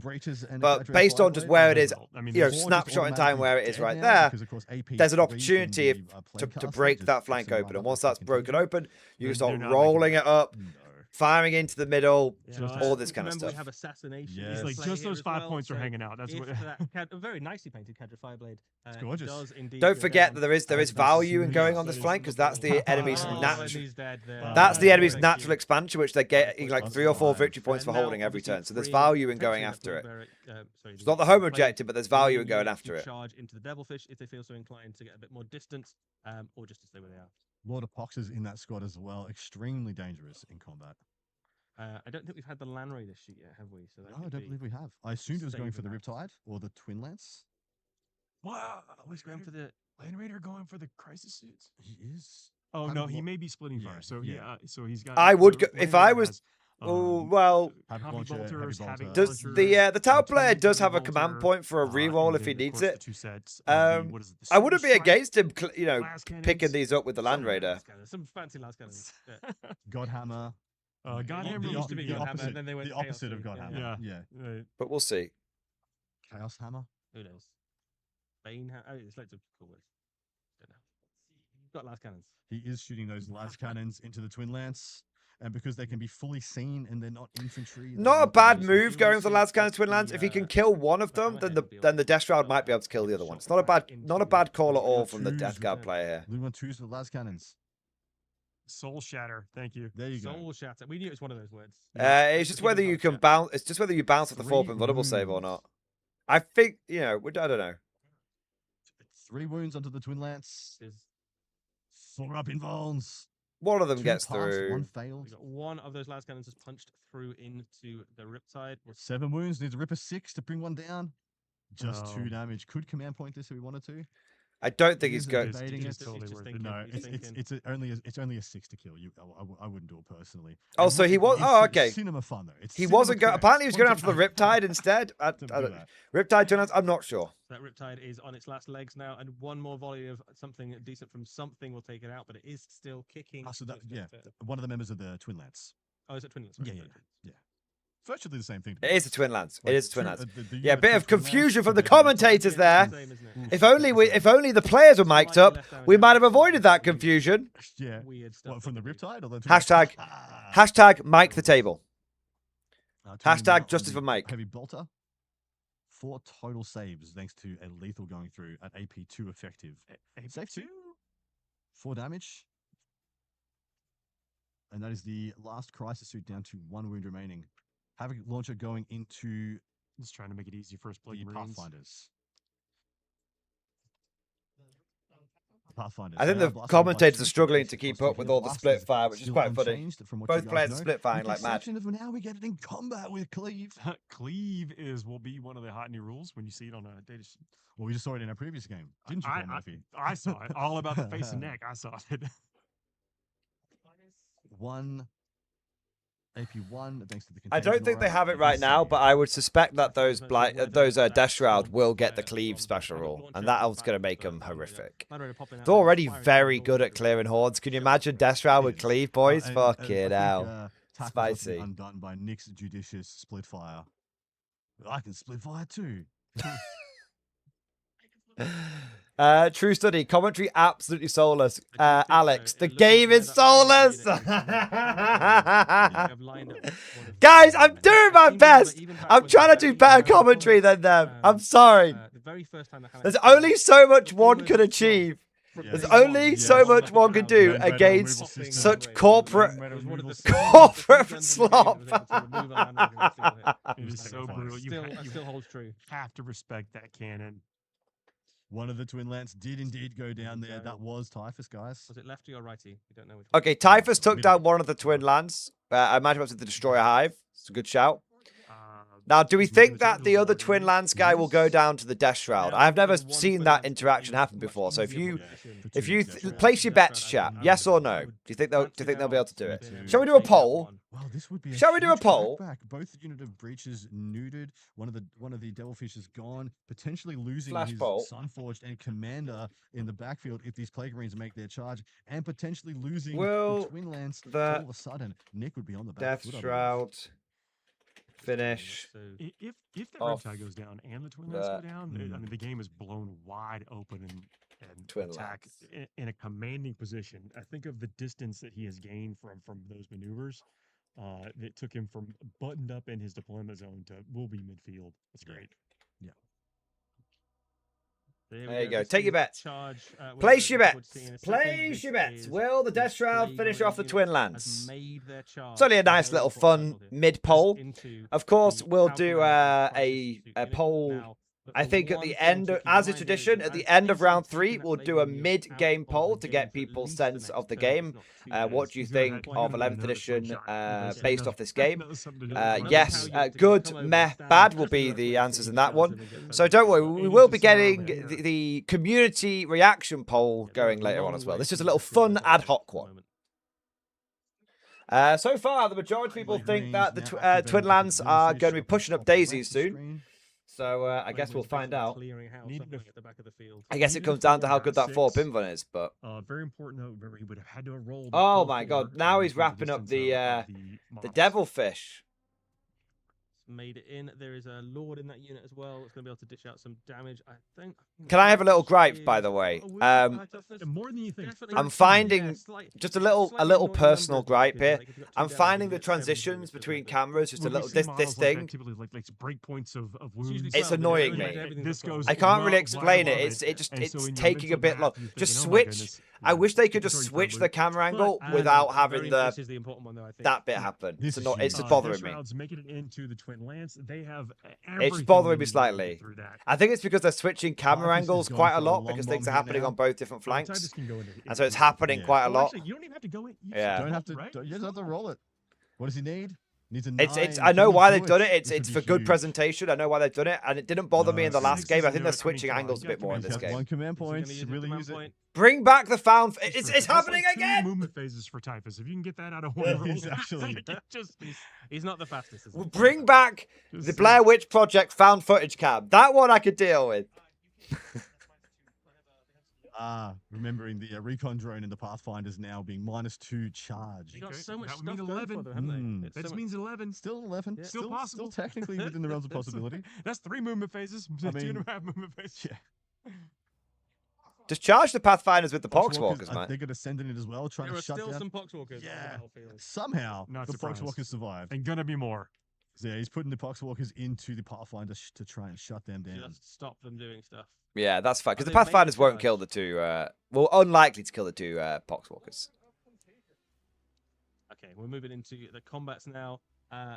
The one to watch, I think, is the Twin Lance there. Most of the other combats, the tower will both basically. I thought, is Overwatch only in the movement phase now? Or is it only in the charge phase? In combat, you might see a little bit of a fight in the bottom left there from the tower commander, but mostly it's the Twin Lance that have any chance of doing any damage. Oh my lord, he ripped an 11 here. Is that the Lord of Contagion? That's the Lord of Contagion. Yes. Can go the Vespid. Coming in from reserves. Can go the Vespid or he can go the Breaches. The Breaches are already battle shocked. They can't Overwatch or take much part, so I think he goes the Vespid, and that is correct. That's exactly what he's doing. Only movement phase now. Almost out of the game at this point, based on that's how what I was many models are checking. left in that unit. They are not really Only end of movement. Yeah. move units anymore. Exactly right, and they have to test it on battle shock as well. So even That's if it was huge. an action secondary, so to speak. They usually can't do it. Huge. Oh, he was not in reserves. He was just hanging. Yeah, Yeah, this he's is not fucked That's now. The tower fucked. Look at the tactical map. Yeah, apologies. Stop changing the friggin' angle, GW. So we're Fuck still me. waiting on the Lord Look of at the Contagion tactical map now. Only thing left in The reserve. Plague Marines made it into the crisis suit, so they're fucked. The character made it to the Vespid, so he's going to clean them up. Death Shroud Terminator's Twin Lands probably going to clean them up. Poxwalkers tying up Pathfinders, and Plague Marines tying up Devil. Are going to smash the Devilfish. I think the Tau have played massively over aggressively. I suspected it was the case. I suspect it's the case. I think they've overplayed their hand, and now the Death Guard are punishing them. And I think when playing against Death Guard, you really, you have to be so, they're such a good army, Death Guard. I absolutely love them. I love, they're very tough. And I always find when playing against them or playing with them, if your opponent gets too fruity with you, you jump all over them, you just mash them up. You've got to keep Death Guard at arm's length. It's the only chance. Dropping at the top of the screen. Sorry. You've got to keep them at arm's length. So the first thing we're going to see is this unit of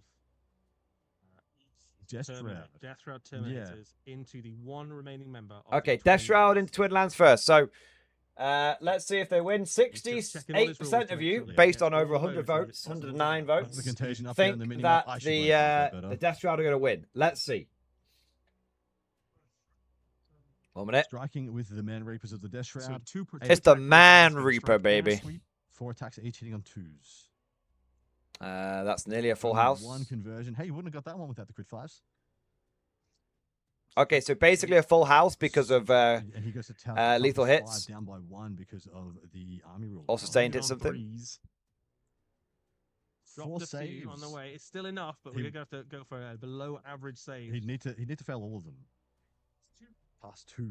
Nice. Twin Lance is still kicking. 6 wounds remaining. They just have so many wounds, don't they? It does, 8 wounds. No, okay, so Death Shroud didn't do it. And unlike something like a Riptide, you can't even finish them with 1 really strong hit. Death Shroud did not do it. They're even more survivable than 1 model with 16 wounds. Absolutely. So, unfortunately, 67% of you are wrong. Yeah, an important piece for the tower. I see them in a lot. The Poxwalkers killed 2 Pathfinders. I think it just came down to those 4 invulnerable saves. As we all know, 4 invulnerable saves can spike massively. We all sort of counted them out after turn 1, but they are growing back slowly. Should I do a Valrak?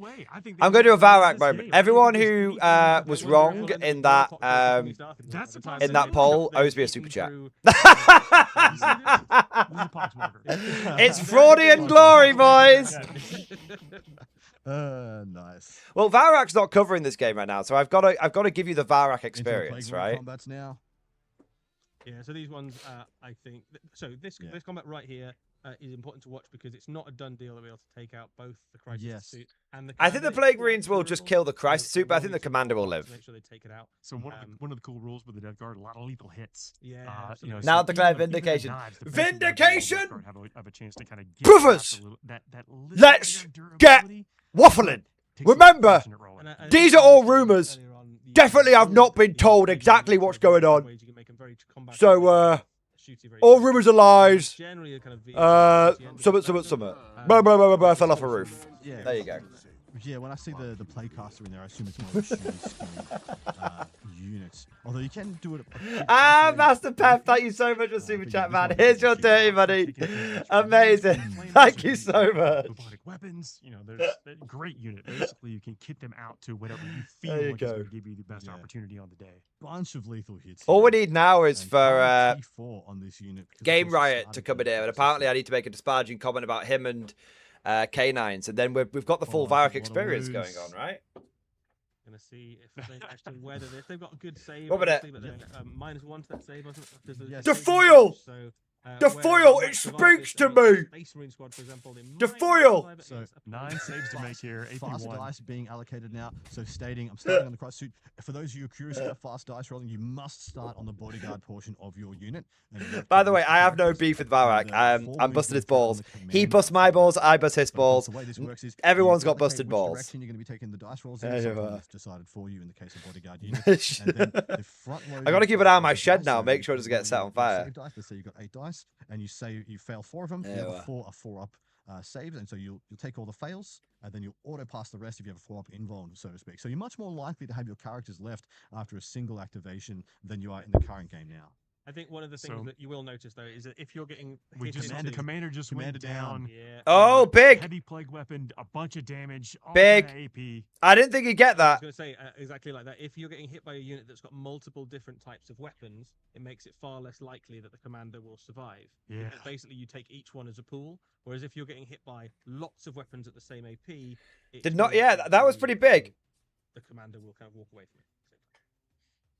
There we go. Up at the other end of the battlefield, we have a unit of Plague Marines firing. The foil, which is absolutely not 2 to 3 people in production or shipping, speaks to me.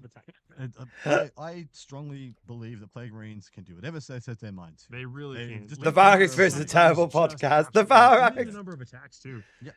Those lethal. Varak experience. And great call. Fall off roofs by day. Shed on fire by night. Of saves is going to be big and hard. Something that you have to get used to in your first few games of this edition. Lethal and sustained active on this squad. Wow, stop it He is now. just showing off. Wait, that wasn't in the plan. The Canorian is your faith in the greater good waning. Yeah, one of the things about Death Guard There is you they go. come with a fairly strong basic stat line. They come as Space Marines. It does. I'll tell you what. I've been very very impressed by the Plague Marines in this game. Plague Marines have been doing some serious work in this game. There's loads of things you could do to those units, depending on exactly how you'd like them to function, depending on which characters. Although, to be fair, I'm not poo-pooing the Death Shroud. I think, you know, two Death Shroud versus the Twin Lance was always going to be a tough one.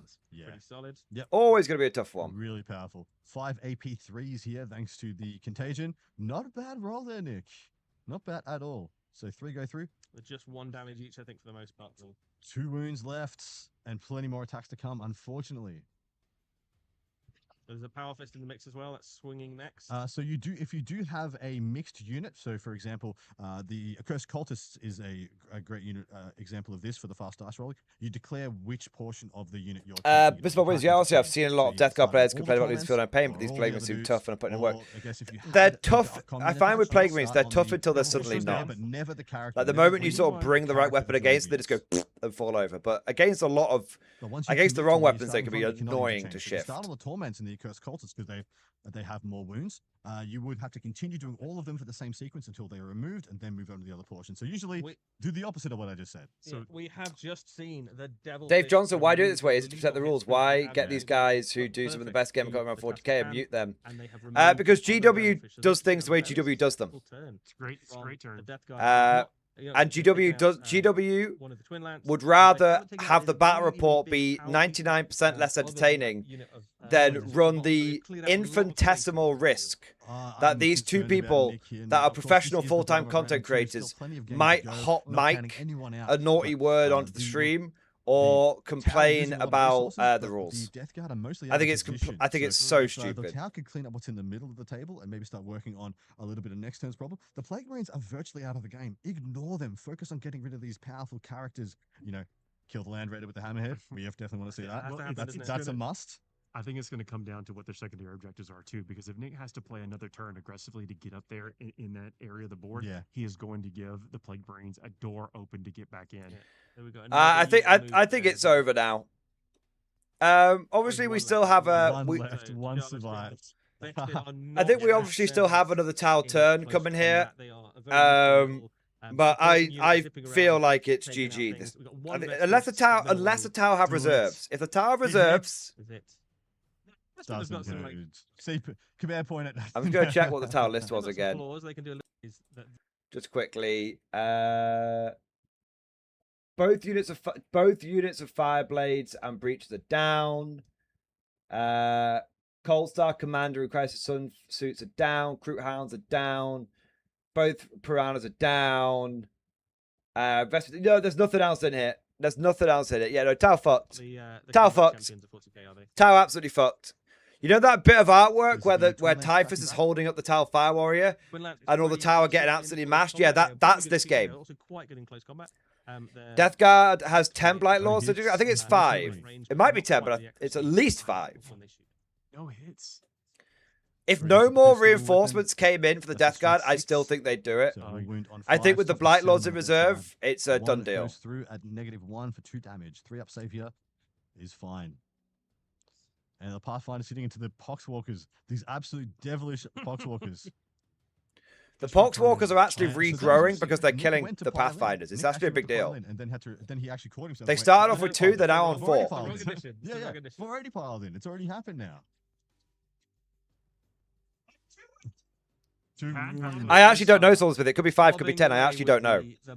If it's 10, Tau gigafucked. Utterly gigafucked. If it's 5, Tau mildly fucked. Tau diddled.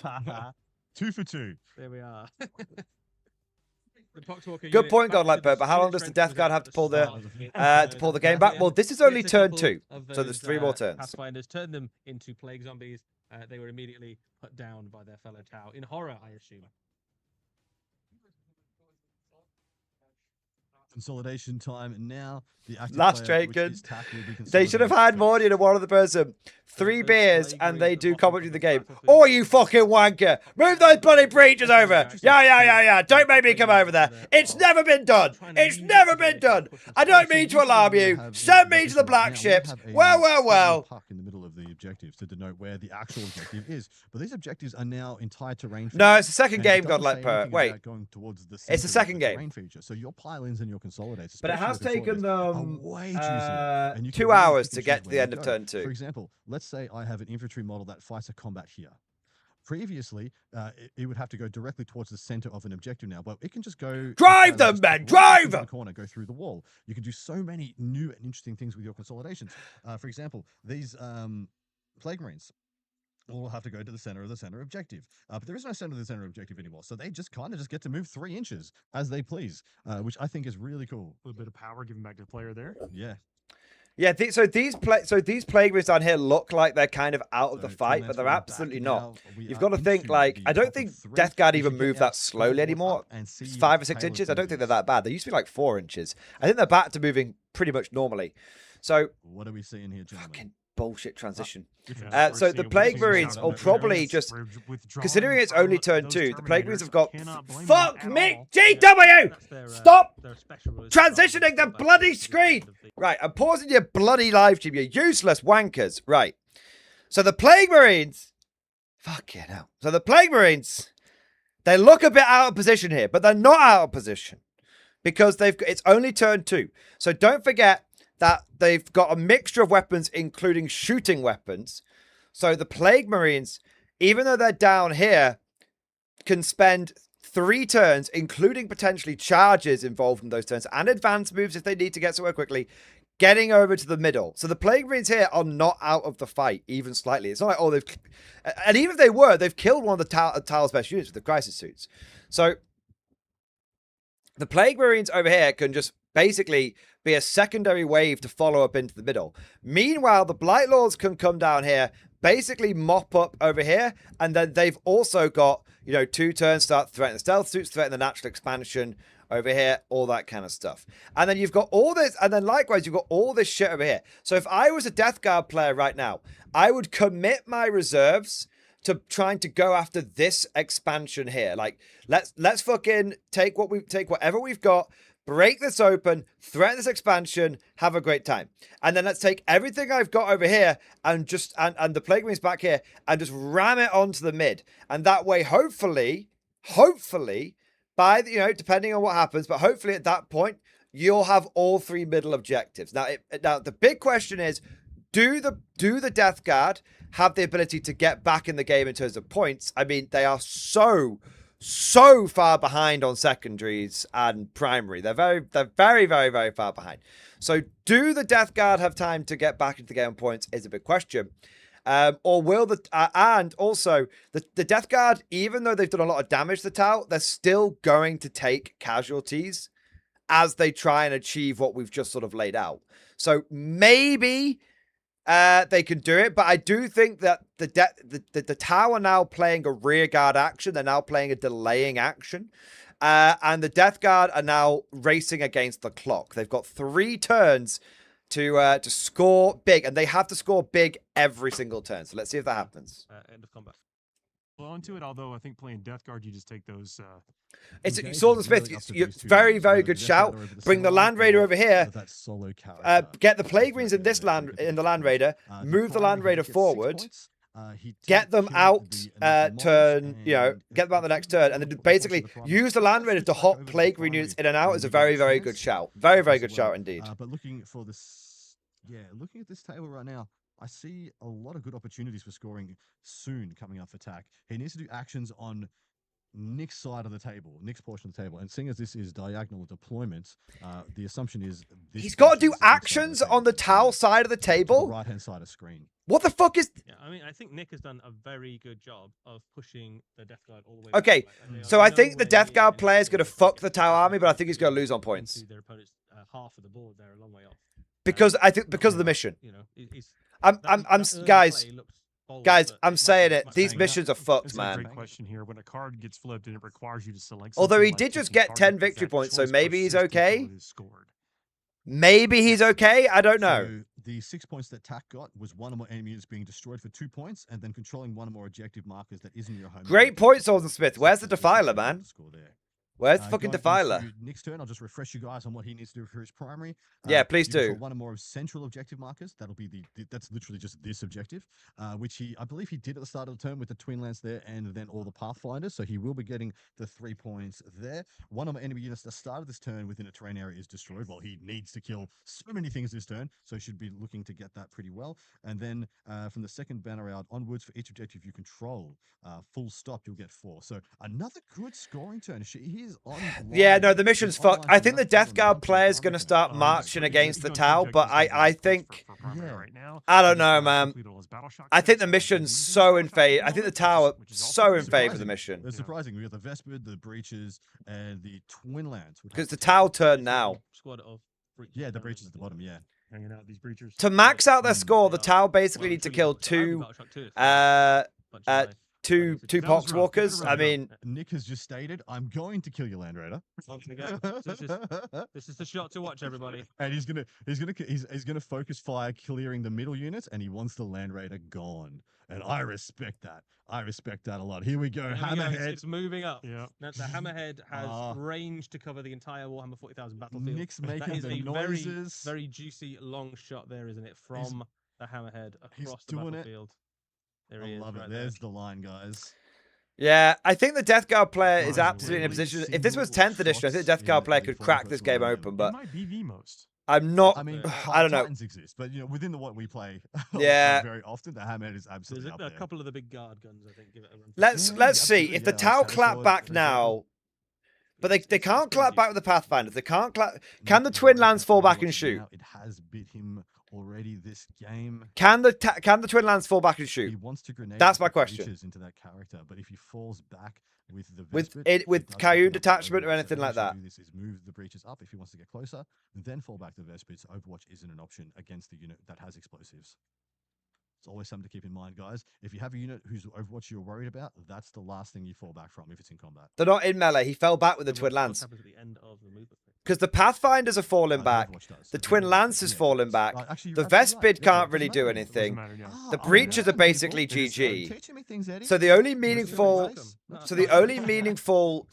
units that the Tau can bring to bear is like basically the Riptide and the Hammerhead and maybe the stealth suits, but I'm not sure he's going to be doing much with the stealth suits. So the only meaningful units that that the Tau player has is those two. So that one of the differences about Overwatch, I guess, is that you will now not be able to Overwatch something before it moves. So if enemy units are kind of pulling back behind scenery or something, you aren't going to be able to catch them. But you will be able to see their entire movement phase. It's tricky. Set up the shooting they've set up before you decide how you want to commit to it. I just feel like I feel like I'm agreeing with chat here. A smoother experience. I feel like the Death Guard player has been fucked by this mission. Fucked so hard by this mission. Like, people saying like you could basically get him getting pressed into his deployment zone by those piranhas. Basically meant the game was over turn 1 because of the missions. That's not good. So I mean, if you go back, that's not good at all. Things like the meat grinder missions and things like that. One of you was kind of those were some days. Ground and one of you was kind of pushing. But I remember forwards. that. Yeah. So there's definitely been asymmetrical missions in the past, but they've in the kind of modern era of the Twin Lands could fall back at the end of the fight phase. They didn't retreat from combat on their turn. So Twin Lands can shoot this turn. As confident, look. Those were good days. Meat grinder. As soon as you said that, I was. If this was 10th edition, I think the Death Guard would have this sewn up. Twin Lands now moving. I think this being 11th edition and the unbalanced nature of the asymmetrical missions, I think that the Death Guard. I just don't think the Death Guard can do it because the Death Guard. Yeah, I don't know because the Death Guard have got to do actions. And the Tau don't. Previously you wouldn't have had to. Let's bring that up, and I want to talk about it in a way that maybe doesn't, draw the attention of anyone else in the room, like the people that are playing. But heroic intervention is a big change, an absolute huge change. Maybe heroic intervention could help. We're talking a little bit quietly to the we do. Just so standard heroic intervention. 1-pointer and a 2-pointer. Yeah, so standard heroic intervention. You can't do it from the game right now. It's pretty much there in a pretty similar. They're going on. Am I? Wait. Into the fray, sorry. Am I brain damaged? They can't. He can't do heroic intervention. The important one is a 2 command point version. He hasn't got 2 fucking command points. Phenomenal way to defend an objective. So you're sitting on an objective, your opponent wants to take you, and you just hold 2 command points up in their face. Can you walk onto this? And if you do, will I just eat you for free? And I think it is particularly good against. I can see 1 command point, boys. Is the count wrong? Getting really close to you and then blasting you up. So breaches, right? Like it's a great defense against breaches. If you're on the objective and they're trying to shift you off it, they move on. Is the count wrong? If you weather that and you're able to kind of use it. Or do they have 2? Get back into combat with them. So this is, I think, one of those. It's a little bit like the Tau. So no, the Tau. We're looking at the Death Guard command points. That's 2. We don't really care about the Tau command points. They've got So Death Guard are on 1 command point. Yeah. Well, Tau are on 2. I think we have. And we're talking about heroic intervention with the fucking Death Guard. The Death Guard, and I can tell you right now, the real estate is starting to open up as the resources get destroyed here. I love that that Nick has moved these breaches up to block out this side of the board, but there's quite a few options here. He definitely lost more than he was expecting. How many Blight Lords is it? With tax response. Here we go. How many Blight Lords is it? Is going to make his stealth suits and it's only 5. So much sneak. It's only 5 Blight Lords. No saves. Yeah, AP5. 9 damage off on the first one. No problem. That's 18 damage on the 1 shot, 1 kill. Bam! Does it explode? Deadly Demise. That would just be the cherry on top, cinematic masterpiece. So the Land Raider's gone. No, he doesn't explode. And he didn't rapid ingress the Blight Lords. So there we go, guys. Epic. epic. What? He's been waiting for that shot for the entire game. The dream has been. Hammerhead's still very good. You got to remember the hammerhead is hitting. You all know at home. Nick's The been waiting his hammerhead whole life is for that. hitting on twos, For the rerolling. Sustained. The one shot into the sustained for the 2 hits. Getting a devs on one of them as well. Absolutely phenomenal shooting there from the Tau railgun. Why? Taking out a Land Raider was single hit. Why would you not 10,000 rapid ingress the years Blight of Lords? I service don't get it. In the Death Guard, cut short. Can you imagine the panic? You finally get in position. You see these Blight Lords materialize next to you coming out of the warp. You know you got one thing to do: pull that trigger. Oh wait, the Blight Lords are down here. And connect. Oh, guys, they're just not updating the command point cost. We don't know how many command points they've got. A message is on the way back for the greater good. It's like we've done it. We've done it. That was absolutely phenomenal. Phones in the engine kill as the Blight Lords bear down. So this is the 3 wounds done to the Poxwalkers from. Ooh, are they finally down? Yeah. Why would you send? Smart missile systems did just take out the last 2 Pox. I don't know. The cell suits to finish. I don't know. I don't think the Death Guard can get back into this. I think the Death Guard will eventually. I think the Death Guard will do a lot more damage to the Tau. But I think the Tau have won on points now. I think it's over turn 2. Of the Riptide. I like that. I like the Riptide's covering. Yeah, he's going to lose the Blight Lord Terminator's put there. I know, right? She's the boss. Yes, she is the boss. Yeah. Shadow's done a really useful little unit. She's got some great little kind of short-range weapons. And surprisingly durable as well. Oh my lord, he failed both invulns. There 2 she hits, is, 2 wounds. just in the shadow of Smoked them both. Yeah, GG. Oh my God, Shadow Sun just. GG. I really thought the Death Guard had this, but this is huge. Crazy play from the Blight Lords. Amazing. We were thinking that Crazy play from the Blight Lords. Second, but actually that's absolutely turned it around, hasn't it? Big toughness, invulnerable saves, decent amount of wounds. That wasn't easy, but it happened. Yeah, GG. No, The shooting into typhus right now. The sustained on the railgun came from GG, man. And so from turn 3 onwards, you'll get sustained So on every weapon. I thought the Death Guard very would. powerful I'm going to turn these guys down for a bit because we're just turn 3 victory for the Tau. So again, unless something, I know I'm swinging backward and forwards here. So a couple of bits of information that when I said the Death, and this is not me coping. This is like. Let me give you my perspective. I thought the Death Guard absolutely had this in the bank. What I did not appreciate was that the twin lands could fall back and shoot. Basically, that's massive, and I did not appreciate the where those Blight Lord Terminators were going to go. Like, yeah, I just don't think there's enough. Those Blight Lords are just not in a good spot. It could swing back a little bit, but I think if it was, I will say this, I think if it was 10th edition, the Death Guard could get back into this. I think they could absolutely get back into this. And the reason being is because they could just, it might be a turn 4, turn 5 victory, but with the Death Guard going second, they could move on to the objectives last turn, score big in that way. I think they get like 30 points, 40 points in the last turn, something insane, right? Just because of those Plague Marines and everything. But with it being like that, the Death Guard player had to get into the Tau's half of the board, and the Tau player basically the Death Guard player is just never going to do that. So I don't know. I do think it's probably over for the Death Guard. We'll have to see. Maybe the Blight Lords could swing it back. Maybe the Phytic Blight Hauler could do something here. But I just don't think the Death Guard are going to have enough time to, because now I know they have to do actions for their mission. I just don't think they're going to have time. Yeah, I just don't think so. It just feels like the Death Guard mission is so much harder.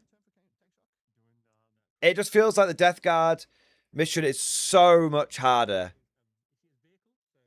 Like, bringing this up. Like,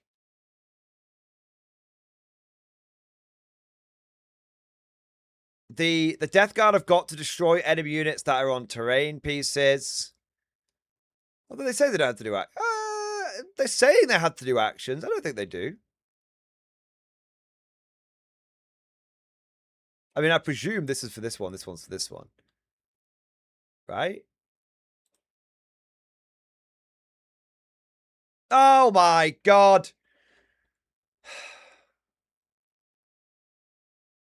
I fucking hate GW. I fucking hate GW.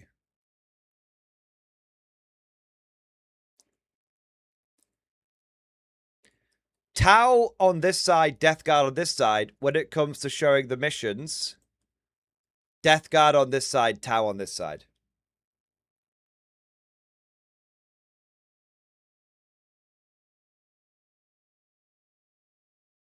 So they literally flipped them around. So that's why? Why? Why wouldn't you have everything to do with the Tau on the left-hand side and everything to do with the Death Guard on the right-hand side? Why would you swap these round? Why? Why would you do that? What are we doing here? What are we doing here, man? Like, okay. So the Death Guard have been okay. So the Death Guard lost this game turn 1 because of the mission. Brilliant fucking play. Give me the gun. I'll do it myself. Like, the Death Guard never had a chance. They never, ever had a chance. They never look at this score. Look, I've been saying to myself this entire fucking game. I've been saying to myself, like, how have the Tau been scoring like so highly? How have the Tau been scoring like so highly? They've you know, how have they been doing it? Like, how have they been doing it? And it just had 2 stealth suit units just going action. Oh my God. Oh my God. So because that's my whole point. I was saying like, no, not the stealth. Sorry. No, sorry. That's the whole point. I was saying like, oh, no, the Tau haven't been doing actions. The Tau haven't been doing actions. So I've been saying to myself this entire game, like, how have the Tau been scoring so highly? The commentators haven't once declared they were doing actions. That was literally going through my head, that thought, right? That was literally going through my head. I was like, how have the Tau been doing, like, they've not mentioned the Tau. Guys, I'm sorry, I'm crashing out right now. They've got the yellow mission and they've given the Tau the yellow score. But the yellow mission is for the green fucking guys. What the fuck are we even doing here? They even color-coded it! So the Tau have got the recon mission and the Death Guard have got the Vanguard Operation mission. So the Death Guard were meant to try and get to the enemy's home fucking objective. How are they... what are we doing here? Why would you... Why?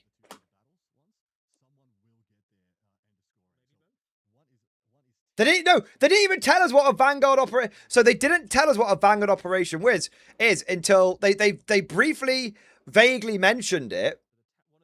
Saying, like, and they were like, oh, well, you know, Tak's got to get over to his opponent's territory and start doing actions. And I was like, wait, what? Wait, the Death Guard guy's got to do actions? I thought the Tau guy was doing actions. But no. So basically, the Death Guard guy had to plod along doing actions, and the Tau guy just gets to sit there, blow him off the fucking board. Gunline meta confirmed. Guys, gunline meta confirmed. So how many games do we have to see before the guy that sits there and shoots basically blows the enemy off the board? And the only way that you fucking lose is if you basically play like an absolute remedial. Yeah, slowest army of the game has to get into the close deployment zone. What the fuck? What the fuck, man? What the fuck? So all the Tau needed to do... Okay, so now we know what this is. So all the Tau need to do is control one or more central objectives. So that's got to be that one, right? So the Tau need to control the middle one at the end of your turn. So, like, just toe on it at the end of the turn, right? And then all they had to do was destroy one enemy unit within terrain. So, okay, so they had the slightly harder... To be fair, they had the slightly harder version of that, but okay. And then the end of your command phase, for each objective you control, excluding your home objective. So all the Tau... Oh my fucking god. So all the Tau had to do was hold this objective, and then at the end of each one of their turns, just like fucking tow someone onto the central. That's all they had to do to win the game. Scoring any extra points after that is literally a bonus. I mean, how many points do they get for doing that? 4 plus 3, 7 points a turn on primary for doing that. 7 points a turn on primary for doing that. So they basically got like a guaranteed... They've got a guaranteed, like 35 victory points in the bag. The Tau basically guarantee 35 victory points. And then if they kill any enemy unit that's on a terrain feature, they get 2 more victory points. Is that per unit as well?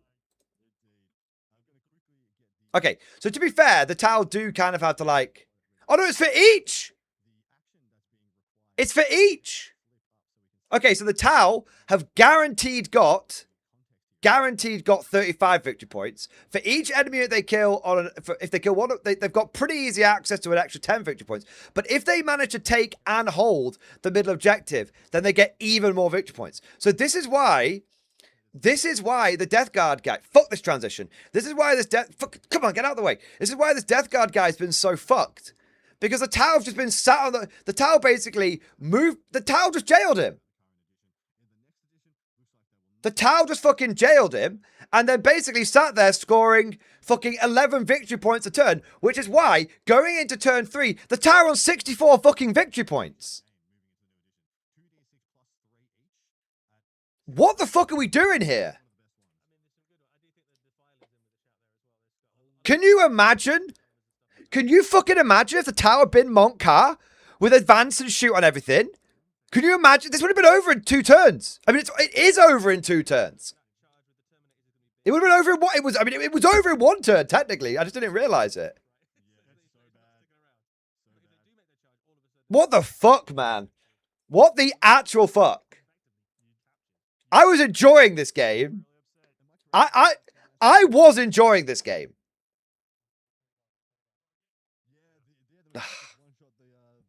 Oh my god. So the Death Guard guy can literally not get back into the game. There's no way, right? There's no way he could get back into the game, right? Let's have a look.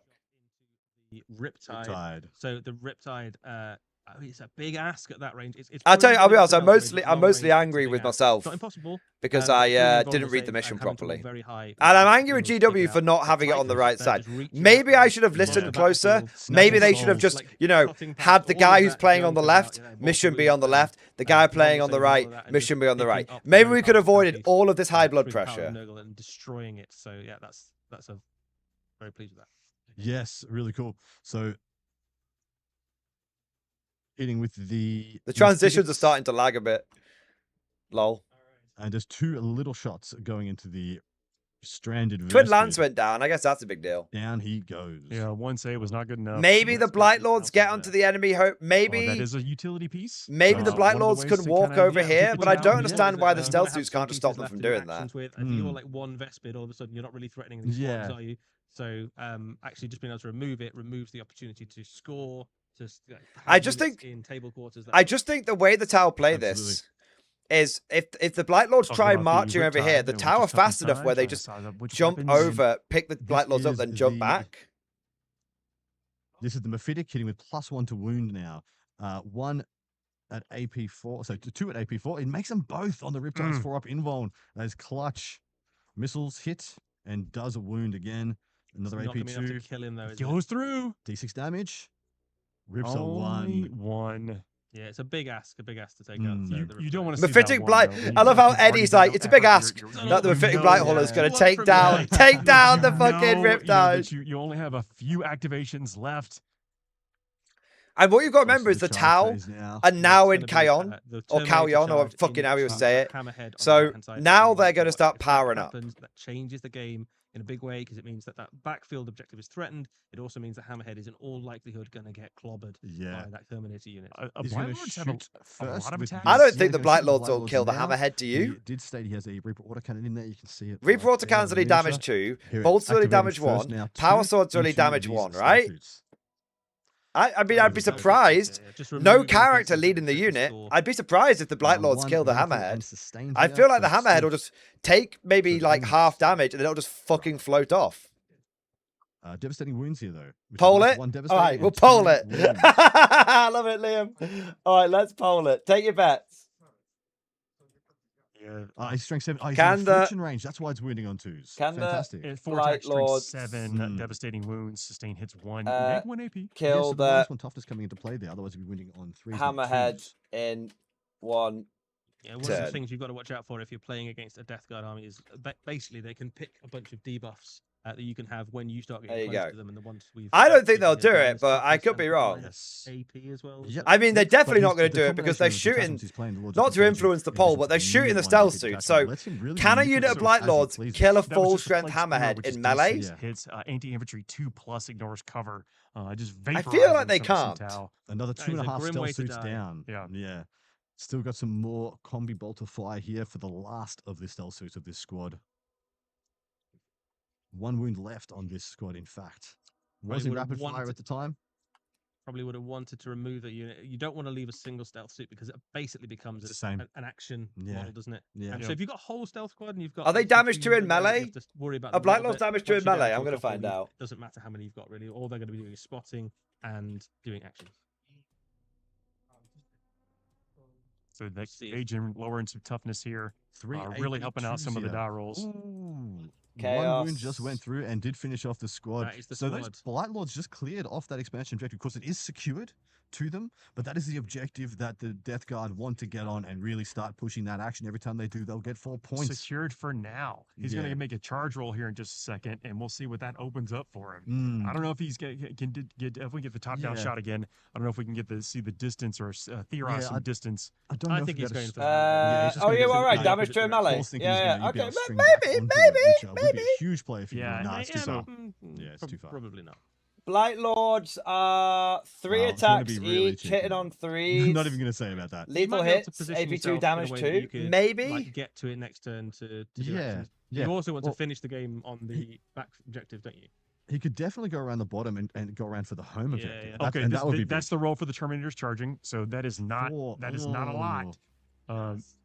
Just made it. Needed a 4. Needed a 4. That looks so close, and that's it doesn't matter. As long as you make it, you make it. Yeah. Well, I guess we'll find out. Contagion. Into the stealth suits. Let's go to that top. Great shot there of the Hammerhead, leaning sideways towards the charge. I just don't see how top so we can see the charge. I think the tower went on points. I think we called that. I think I called that beginning of turn 1. Well, end of turn 1. I said I think the tower went on. What distance they can go. Did the Lord of Contagion make it in? -2 to the charge. He ripped a 10, and with -2 to the charge, he still makes it in. So Nick has an ability to minus the charge after he's been declared as the target, and correct. so he was still within the required range to get there on an 8, taking it from a 10 to an 8. So the obviously not. That's well what? Because usually when your target is before they roll the dice. I'm not quite sure how that one works. There's no wait. Wait.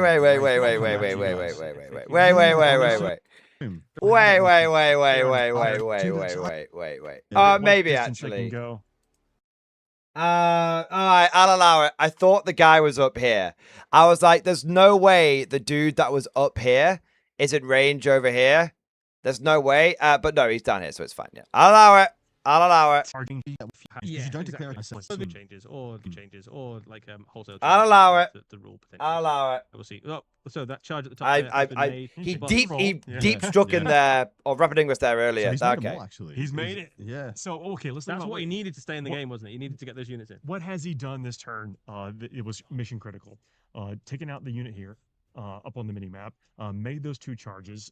That's big. He is reclaiming some of this ground. He's going to force Nick to make some decisions. Where Nick I just think the tower got to win on points. Of what he needed to, what he was going to do in his turn. If the He's gotta Hammerhead think about it. dies, maybe the Death Guard can bring it back to being pretty close, but I just If he don't can hold think. his lead just a little bit I longer, just don't he think two may just take a turns. victory based on that. He's running out of units to score that primary, though. Well, that's exactly what Tuck's trying to do. Nah, he's not. I don't know. Remove all the ability I don't to know if second he's the running out of I'm units to gonna score push this primary. He action only button has at some to. point. No, Blind Lord's not exactly great at taking out hammerheads, you know. But He only has they're one of to. those If kind he of ball holds the comers. central Yeah. So they've got a objective at the decent- beginning of they each can work their turn, way out he of gets it. 11. Yeah, At the end of each turn, he gets 11 Terminator victory unit points. of the Plague Marines, pretty They much. I feel like the They can tower put them out guaranteed into another like everything 22 that they victory don't points, have put a them on chain fit, 86. so the kind of And the active Death Guard armor at that things point really have got want to be get dedicated and see 67 victory So points. This is the flail out of this unit, so winning on a 5 here now that he's hit. the flail is quite a damage lot. piece, so that's pretty big. Save none of them are taking 6 damage That's here a from good the flail. start. That's a good Great start. Yeah, I think the Riptide needs to 7, die, and the Riptide 8 wounds left. Starting at is 14, undamaged these or chassis are barely so damaged at powerful this as point. And the Riptide's taken a Getting wound into or combat 2. with it potentially also limiting its options when even if you don't kill it as well. That's worth saying. Bubotic blades, 3 attacks apiece, strength 5, hitting on 3s, neck 2, 2 damage, lethal hits. 2 damage is the thing to watch out for. Yeah, and Lethal the hits and 2 lethals, damage is a strong combination. And combine that with the 5 to contagion. You know, wounds. maybe I take back what I said. Maybe they're really great at taking out hammerheads. Only 3 wounds there, 3 at AP3, so cannot die, even if he fails all of them. All right, So it takes another 6, 2 wounds remaining.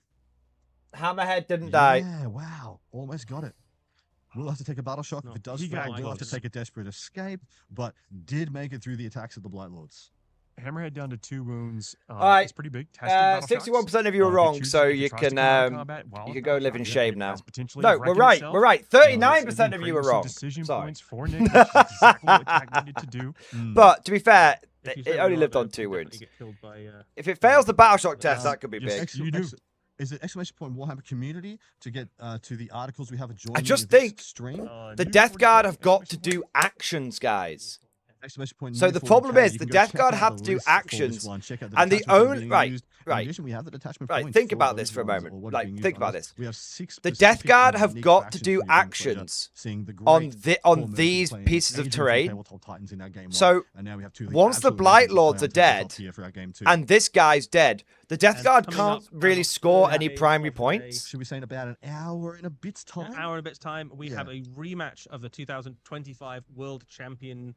Master final Pep, of thank you, Warhammer Super 40,000. Chat. Wrong again, damn Champion it. Thank you, man. Eldari, at the very top level. Thank you very competitive much. Warhammer 40,000. You know, I would think it's wait fair to for say that. the most competitive game of the new edition of Warhammer 40,000 yet played in In the the world. world. By 2 of Yeah. the best players in the world, Yeah. unequivocally world champion and run-out world champion for the world championships. Yeah, so I don't last think the Death. November. I think Gonna see even them if the Death battling it Guard, out at depth with I 2 think of their all the favorite tower player factions, needs to Depths do Mechanics is kill versus this guy Eldari, and for our game 3 today. these guys. You don't want to miss it. You know, and you're gonna see some plays. I'm It's gonna thinking be GG awesome. We at have that lots of point. stuff to talk about.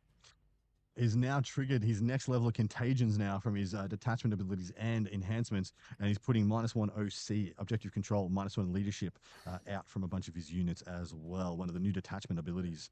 Did kill 2 of the stealth suits with the Lord of Contagion, which is a little bit lower than Yeah. I thought he would. I thought Stealth he'd be suits off living there is only quite because it's big. a little on the low side, but it does. Very, very, very big. They could just fly away. Snuggle up to that hammerhead. Yeah, I'd basically go for that Lord because you could use. So the thing is, Shadowstone could hold this objective and she's Yeah, blown that up, Riptide and the is Death just Guard such can't a do anything to her. Great little piece. The Yeah. Riptide and Shadowstone together there, able to basically deal with almost any threat between them. Yeah, especially what's on agreed. the table right now, which Agreed. is a bunch of high durability, mostly low model count units, apart from the 2 Plague Marine squads. Yeah. And that is the only answer they've got really to that Death Guard unit on their home objective. They are maybe up by enough points that they don't need to worry too much, but they do want to try and solve that Terminator squad. We're going to hit turning those the units round. We're going to hit the scoreboard now. We're about to go into the top of battle round 4. Nick starting us off. And we'll see. I what think the Tau clapback points could be are big right here. now as they sit for tack at the end of his turn. He had cleansing behind enemy lines. Behind enemy lines, absolutely scored by the Blight Lords. And 13 to 25, 29 to 12. There's no way. There's no way, man. Tack, whereas Nick has been running away with the game pretty There's much. So no it's 64 way. to 37. Now that all the points are put in, and we've got the secondaries, which are display of might and center ground. I mean, maybe secure Nick dome. just lucked out there. That is an amazing pull. Display of might is great. You can see the mini map. Illustrate display. Of might. The Tau You have player more apparently units just of got yours amazing than your secondaries as opponents well. do in the no man's Yeah, land I'm pretty area. certain it's But you GG. do get around to try to dig yourself out and make that good. Yeah. And then also control the. Godlike Poet, So a unit of the Tau Phoenix was crisis suits came debatably, down there. In the correct zone. But the he difference is could the have. display of might. He had a you have Land two Raider triggers. and some So other if you bits. have more in But no man's land at the end of your turn, you can take 2 points. If I think the willing to only way bet that I you're think gonna the have more Tau units in no basically man's land forced at the end of your next the opponent's Death next Guard turn, to you deal can with a cash in on bunch the of shit fly. in their own I'm not deployment being zone, and the confused. Death Guard You shouldn't never bet had a chance anything to go until over the next here. turn. You should just And take that's 2 why I'm points for that. saying But I think this that's 2 points matchup, is Tau virtually versus free. Death Guard 2 with points these in the hand. 2 aces of Yeah. exclamation. And then center ground is colloquially what we know of as area denial right now. Way So, too easy for the unit Tau with to in- disrupt the so what Death I'm Guard thinking mission. is, within No 3 way of for the center of Death Guard to battlefield disrupt the and Tau no mission. enemy units within 3 of the center, you get 3 points, and then no enemy units within 6. Yes, and the you're Tau within full 3 for center 5 one was points. pretty good. That Yeah, is no, see, 3 points in the bank. now there. I see. So Here's the Nick will thing. be extending his Now lead I know what the quite missions well. are. I'm That not Tau sure maneuver at the primary beginning score for was Nick's gonna pure go up a little bit genius. now, but he's done so much scoring See, early. see, this is the thing. He's I was in looking at the commanding position Tau. now, almost I was looking at 30 the points ahead, Tau 27 mission, exact. Tau game plan, and I was thinking, what the fuck are they doing? For the late game scoring for the Death. I was thinking, what the fuck are they doing? Like, what is this? But now, looking back on it, I was like, well, obviously that's what they're doing, because now I know who's got which fucking mission. Yeah.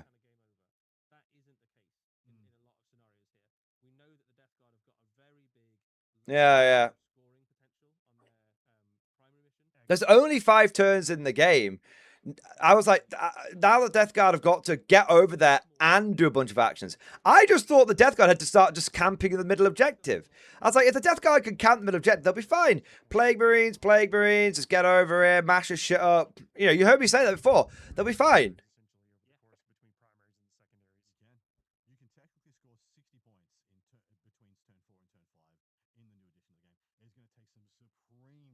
In generalship, and if you ever do it, I'm just going to keep these guys in the background noise. They're not really saying much. Oh, just lay it all on the hand. Lay it on the table. I got aces and 8s. 5 aces. Read them all. GW, I wouldn't be making that joke right now. The announcers went, I got 5 aces, read them all. It's like, yeah, GW, people are calling your game staged. Would Hazard test on a 1 or a 2, that model would die. for the desperate. Hammerhead got out of there. That has remained unchanged for people at home, as far as I'm aware, unless there's any particular FAQs or anything changes. But as far as I know, it remains exactly the same. If you are battle shocked, Why? Move that Hammerhead further away, bro. or wrapped, you must do it as well. And if you battle shocked, Move the Hammerhead way further away. What the fuck are you doing, bro? get outside of sorry, or not being able to move legally. So it looks like the Tau are massing their firepower to try and deny that late game scoring from the Death Guard. They are getting all of the stuff to target that unit of Terminator. The best thing Nick did was getting the Plague Marines out of their transports in their deployment zone. That is the best thing Nick did. He hasn't Why? had to fight either of these Plague Marine units, which in my Oh, opinion, yeah. Sorry, Nick. Yeah. because he was able to deboat them, as I like to call it, one of them in a deployment zone. He was able to pressure. Don't forget the Tau have sticky objectives as well, if they want to. And then the Land Raider died, and now they're both being stranded, hoofing it off the table. Yeah, the Plague Marines, yeah. Not want you walking with your Death Guard. You don't. Well, I mean, you often find yourself in that situation. And He's dead. Another big kill there. Yeah, Lord of Contagion has gone down, has the potential to get back up on death at the end of the phase. So he's just chilling, just taking a breather. Okay. Backbone of the guard, ready And to also, the serve. Blight Lord Terminators, but there are just a few of them over there. You Okay, he'll get back up at the end of the phase. That could be big. kill them. You have to throw more at them than maybe you expect. It's Which the is high wounds each, it's the high toughness, it's the invulnerable, Invulnerable saves. So even saves? if you're firing See, how many wounds does he get back up with? better weapons for taking out stuff like Terminator. They've got a stratagem It only takes a slight back. swing in the probability. Because you could stack detachments now. They've got a stratagem. Fours are fickle. Sometimes you Fours just are never fickle. fail them. How many wounds does the Plague dude get back up with? If it's like 1 or 2, what I would have done is had the Riptide ready to tank shock him. But maybe that would have been too risky. 3. It might have been worth it. Bit risky though. Railgun going into the Blightlord Terminators right now. 1 hit. Hold on, the stealth tactic is sticky. I think it's a stratagem. -4, but of course pushing to the invulnerable save. Failed 3 damage is going to kill 1. They have 3 wounds apiece. So anyway, the resilience, we didn't necessarily see it there, but it did just absorb 1 railgun. Wait, how's he falling back and shooting? We are also, of course, in Kalyon at this point. Yeah. There's lots of different ways of doing it. How's he falling back and shooting with the hammerhead? A monk car, which is the kind of the killing blow, which is gives you lots of. Or is it a rail rifle? Maybe it might be a rail rifle from the Pathfinders. It might be a rail rifle. Drone fired in the same place. It's all right. It's all right. Yeah. It's something. It's not the hammerhead. No wounds. 5, no wounds. Tough to 7 on these Terminators. Riptide shooting backwards into the Blightlords. I'm honestly, I wouldn't have gone after the Blightlords. These are 4 damage hits. So 4 damage hits, excellent at killing stuff like Terminators. If you've got a gun in your army that's 4 damage, just take it, right? Yeah, you do. Such a useful. Like, I wonder if this is good. Probably, yes. It's excellent. You can kill bikes in single hits. You can take out Terminators. 3 wounds. Is that Nova charged? Invuls or death. Invuls. 4s are better. 1 more down. Just loses not 1. Bad. Not bad. I wouldn't have gone after the Blightlords this turn. They were slow. They're out position. They weren't going to score anything until the end of the game. Yeah, big misplay from the Tau. Big misplay from the Tau. 2? Yeah. 3. No, he's only lost 2. You're correct. Shadow Sun lastly going into Typhus. Vengeance. He split fire. Ah. 1 into Shadow Sun, 1 into Mephitic. Why? Max greedy. Max greedy. Why is he splitting fire between Typhus and the fake Blighthauler? Typhus They got first. 1 shot into Typhus. Missed. That is a miss. The greed is over. Rerolls 1. Yes, rerolls. Stop transitioning, GW.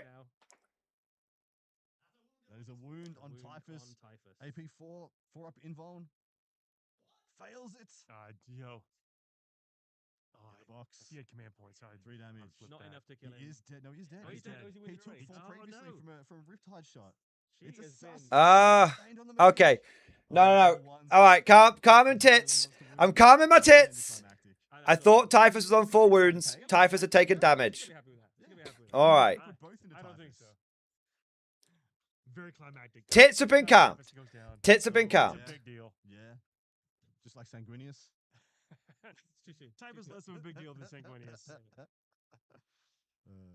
He's back on his feet, the Lord of Contagion. He has a very useful little ability. There's a few of these in the game where if you are slain at the end of the phase, you can roll a dice. On the right dice roll, you can put yourself back on your feet. It is such a useful ability. Good. So he's back.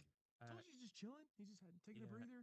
I mean, again, it's one of those things where if you see that on a data sheet in your army, like, I'm having it, I will take that. Yeah, getting back up's pretty good. Right. Oh my god. What lunacy charge is he engineering now?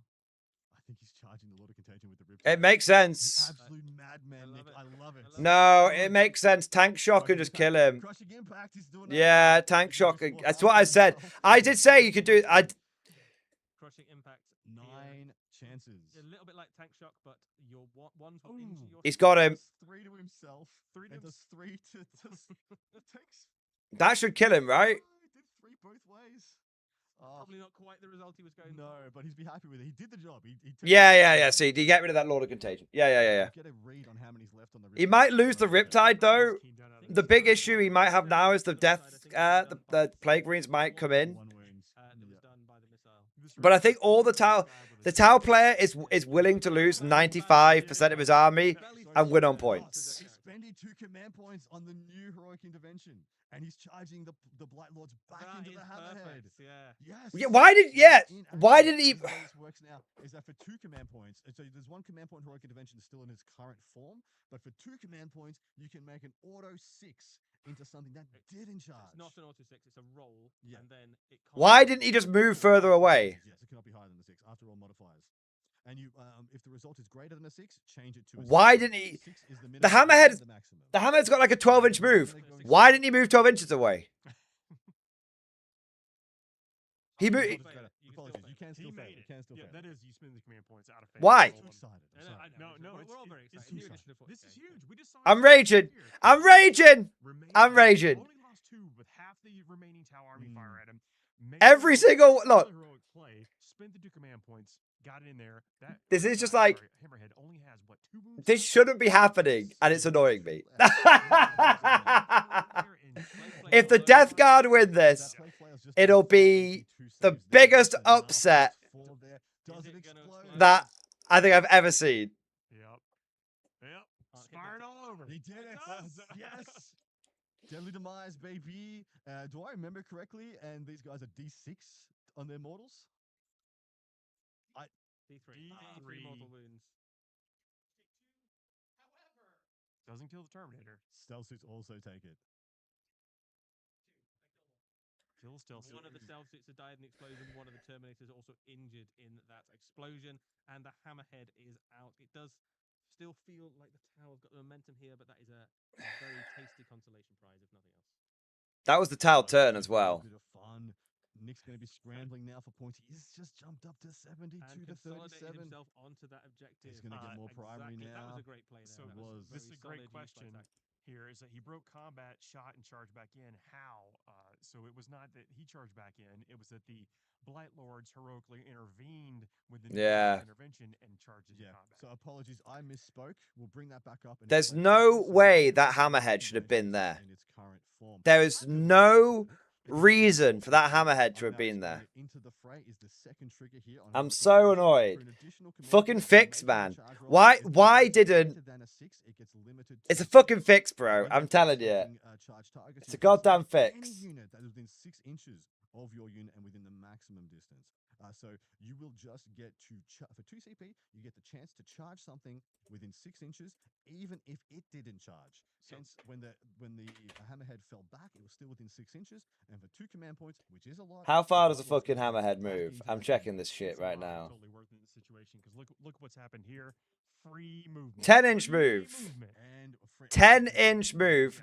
Because remember, the Death Guard guy only just made it into combat, so it's not like he was completely wrapped. So you just go 10-inch move and just move over to here. Why didn't... As a Death Guard player, if you can engineer free movement in any of your activations, However you slice it, you could get over 6 inches away so the enemy couldn't heroic intervene. There was no reason to leave that Hammerhead within 6 inches. No reason. But look at the score, though. And he's so controlled on the battlefield. He still managed to put up 11 points and 7 points on secondary. And scored every single one of his secondaries. He has. Well. This is the tale. These 3 scores. Man, Nick has put on a real showcase. He has done some very funny things, very thematic and entertaining things, and he's still locked down so many points. Well done. 82 to 41 is huge. Highlighting, capitalizing on one of the I guess lower stat buckets of the Death Guard with that movement, forcing them to stay in their deployment zone. Yeah, I think the fact that the pick up some points around the table, but now I just don't think the Death Guard are going to pick up 41 victory points turn 4, turn 5. and we're seeing some risky plays and some long bomb charges. Maybe it's not unheard of. Right, so those 2 units of Plague Marines, which previously have been sort of like too far away to do much, are going to have to try and get into combat. We've got a new secondary mission, which is worth. I think the Death Guard just got completely jailed. When drawn, select 1 friendly unit on the battlefield. And let me tell you, if Death Guard are getting jailed by Tau, I'm concerned.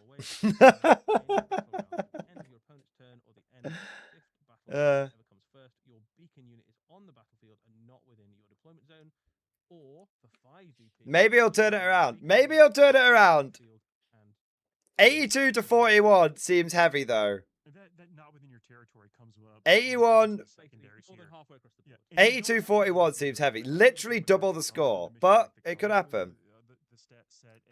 I think that Hammerhead.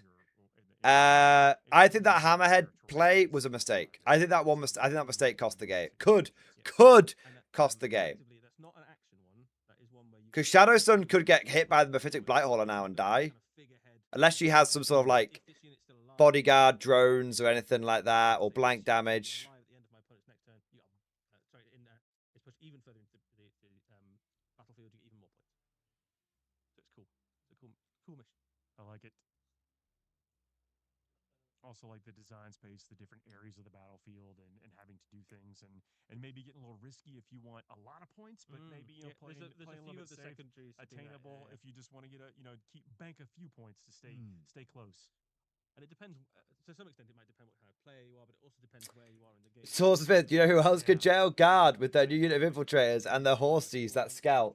Do the horsies scout? I thought. Do we get scouty horsies now? That's cool if we do. I like that decision tree that you just highlighted. That sounds good. Going pretty quick now into the shooting phase. Not a lot of models left on the board at this point. We had a very bloody turn 3, didn't we? So, every activation matters now. I don't think the Plague Marines can really see all that much, can they? Maybe they can. But this is a separate piece of terrain to this, right? Most of them towing into that terrain feature, which opens up the line of sight into both the How? Riptide and the stealth suits. There is potential here now that. But this is in the way. This turn with just Shadow Sun, or potentially just Shadow Sun and some stealth I mean, suits. so Shadow Sun is right in front of the Mephitic, Blight yeah, Wall there. So How? It has 2 melter shots and a missile shot. and a missile shot. So it is pretty good. It's killing looked stuff. hungry I this would entire time. I would not write that off as killing No. Shadow Sun, to be honest. So it could also charge in potentially if it wanted to. I'm not sure. You've also got the Who knows? Marines, which might make a lump bomb charge. They could also try and charge the Riptide if they wanted to. Yes, Option still. there is hazardous rolls here now. No, they're linked. Passes. Oh, okay. That was the plasma shot from Fair enough. the Lord of Poxes.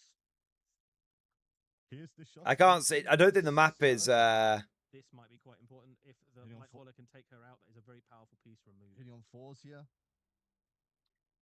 Is the multi-melters forced to hit. One hit. Forget to if it can't do it in And it's a shooting, lethal. also charge. Invulnerable. Makes Makes it. Makes the invulnerable save. That's big. That's big. Missile shots. Miss. All right. Shadow Sun's alive. Told you she wouldn't die. Needed some wounds there for the charge to even be like a solution. Well, I think it could outright kill her, to be honest. It would, yeah. Oh yeah. Oh, Needs just with needs, shots. just needs one multi-melter to get through. Yeah. But hitting on 4s. Yeah. -1 to, I believe he stated it's -1 to wound on Shadow Sun. There's something I remember her having as well. So Swordsmith, it depends on the force's position, remember? So it's just in this particular matchup, it just seems like if you're I'm just gonna say this: if you are a Death Guard player, never take the acquisition force position. Never, ever, ever take it. If you could choose not to take it, don't take it. You'll see that the Terminator unit has now gone and claimed that objective. Yeah, at the home top. objective, That and is I the don't. big point swing. I don't believe still don't it's, think it's going to pull it back though. It's 10 points at the end of the game for him to take the home, and I don't think the tower can take it back off the Blight Lords now. Yeah, because the fucking idiot lost his fucking hammerhead for no reason. Farsight Marksman has been taken down. I'm reading. By the Blight Lords. I kind of would have left it there and choose the shots to try and put dev wounds on the Riptide, knowing that if the Blight Lords just make the charge, that guy is like absolute paste. Yeah, I don't. Yeah. Good call there. It's how many wounds is the Riptide on? Into the Riptide would have been helpful, but just to contribute. I don't think they can kill the Riptide. The Plague Marines might get it. Have in hand. Yeah. Maybe. Big Blight Hole into The Shadow Blight Hauler Sun. is going into Shadow Sun. I don't think it's too tasty in combat, but you know, It is just not. to get all your It's not. It's. I don't think it's too tasty combat. It's not. Yeah. Let's go. How is this tower game still going? So this game has been going Would have wanted to get T9, yeah. So on the average, for 3 mortal wounds. So But 3 maybe and 1. realistically, Up to 6. 2 hours and 52 minutes. 3 and all up. 1. So dice down in 8 minutes, guys. Exactly the odds. Dice down 8 minutes. 3 to Shadow Sun, 1 to themselves. Huge charge from the Plague Marines. If they make it This into is a big anything, one. it's a game changer. 3 Three does not. wounds. 3 does not make it into anything. Poxwalkers, If you've why got not? command Oh, there's still some points, Boxwalkers now's the time. somewhere. I must have missed those. It's Poxwalkers still- Wait! There's a secret unit of entire Poxwalkers. game. Why has there been 10 Poxwalkers? One becomes 2, 2 become 4. It's, The infantry can shoot through the terrain because they're touching the terrain. I'm leaving. No. Fuck this. Fuck They're this all fucking towing into company. This terrain feature, which will open up all this, because the terrain features are joining. When you see them joining more than just corner to corner, I have found it's so far in my experience of the game, I have found that counts as one terrain piece. I don't know if that is universal just yet, so don't me speak to others. Why?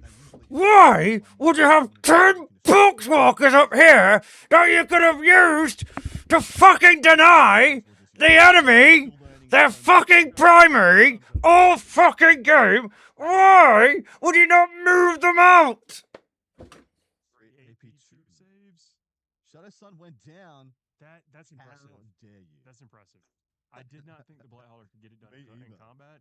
But you know, the crushing impact, then some swings. It does have a mouth on the front of the tank. You know, so it does. It does go num num num. Real bitey. Real bitey. Yeah. It's so low to the ground. It's going to really harass those ankles. Yeah, it's tough. You know, when the Pathfinders were here, and you could have moved out here and then fucking charged them and fucking eat them. I think we're going to tell them to play to the end of the game. You need a moral victory. They can. One more battle round to go. I think Tax assumed he is out of the game. He's being doubled right now. 82 to 41. He believes he can't mathematically make it back into it, but there's still more for us to learn and more for you guys to enjoy. And this battle round 5 should be relatively quick. Seeing the decision. Talking out turn 5. Like when did we get limited resources? They're talking out turn 5. The sportsmanship and the play shine. Yeah. So all Nick is going to do now, he's stated, is I'm going to do everything I can to stop you getting the 10 points for holding my home. Yeah, they're talking out 5. Death Guard player says he can't get back into the game. So the maximum you're able to score in a single turn. Also, they're probably on schedule. It's 15 for primary, 15 for secondary. So correct. if there's a 30-point differential, you can't catch up. Yeah, correct. If on battle round 5 you're down. Why would, like, when you're playing Marines around here doing fuck all, why wouldn't you? Why wouldn't you move the Pox Walkers? So you know when the Plague Marines up here, why wouldn't you move the Pox Walkers this way and then the Death Guard this way, so you can maintain control of the objective whilst you assault this objective? Why? Warhammer Richard Sigler versus Liam VSL coming after this game. So if you're watching now, stay tuned. Going to be some amazing stuff to bring you after this. Is that it? Are they GGing? Few battle shocks around the battlefield. There are quite a lot of the units on the battlefield currently have been fairly badly mauled across the course of the game.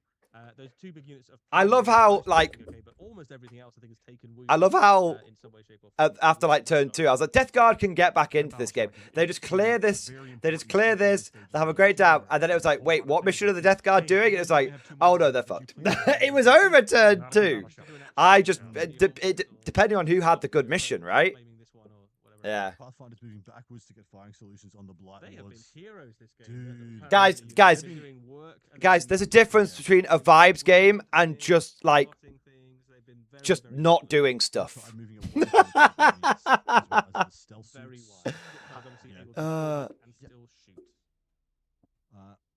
Overwatch being asked of TAC, he decided no. Mirrored fuck. We have to go mirrored world, man. He's lined up every shot that he has. He's got 3 units left, and they're all bearing down on the Blight Lords. Pathfinders into the Blight Lords. They can both guide and shoot. To be fair, I'll do a slightly less emotive after action report. The Riptide is going to start off proceedings. I would say if the Riptide changed. Yep. Sorry. If the Riptide is not able to take much damage off this unit, I'm not sure the rest of the shooting is matters. Yeah, particularly matters. It's all about the Riptide, really. I don't know. The Pathfinders could be all right. Because there's no Tau things there that are really contesting in any meaningful way. Yeah, I mean, the other thing you could potentially do is if you kill all but one, the Pathfinders could charge in and try and take it off them, but that's about the last. Well, the other thing that could happen is if you just kill one more, their risk of battle shocking and not having any OC to hold the home objective get the 10 points. Yeah, absolutely. So it's always worth trying to get one more off them. Sorry, Paul. They were just contemplating in doing an Overwatch from here as these guys came up into them. So we're seeing he's doing it. Yeah, so he's pulled off one possible shot. Wanted some more. Yeah. I don't think this really matters, but I mean, there's. Yes, that's why I wanted the charge. If I was him, charge in, kill this pile. I mean, I still think if the Death Guard get the 10 VP here, maybe. Strength 10 here on the Riptide. 3s to wound, dropping 2. 4 up invulnerable saves. Each fail will be easy done, right? Easy done. Yep. Oh, And he drops 1. Every single time. Lord that is taking all the brunt of that damage. That was epic. Missile drones next. That's what he needs. I mean, he needs to hang on to all those rolls. No wounds. Strength 7, toughness 7. Fuck yeah. I was like, 3's wound, right? Some fusion from suits, and then the Pathfinders all firing into the Blight Lords now too. Rail rifles. So people are saying I don't watch play on tabletop. You are correct. I don't watch play on tabletop. 6s for devs. But that's not that's not because I think they're bad. It's just not my style. Oh, After bigging up the Pathfinder squad. But maybe I should watch them. These guys have been. They were tired from crawling up. I tell you what, as much as I've been raging, maybe I should watch them because I've felt more in this game than I felt in any 40k game for the last 18 months. Now, sure, most of that feeling has been rage, apoplectic rage, but Got plenty of wounds left. still, better some emotion than no emotion, right? Fusion blasters in the Mephitic Blightheart. That could be a totally different story. Oh, but if you just miss both.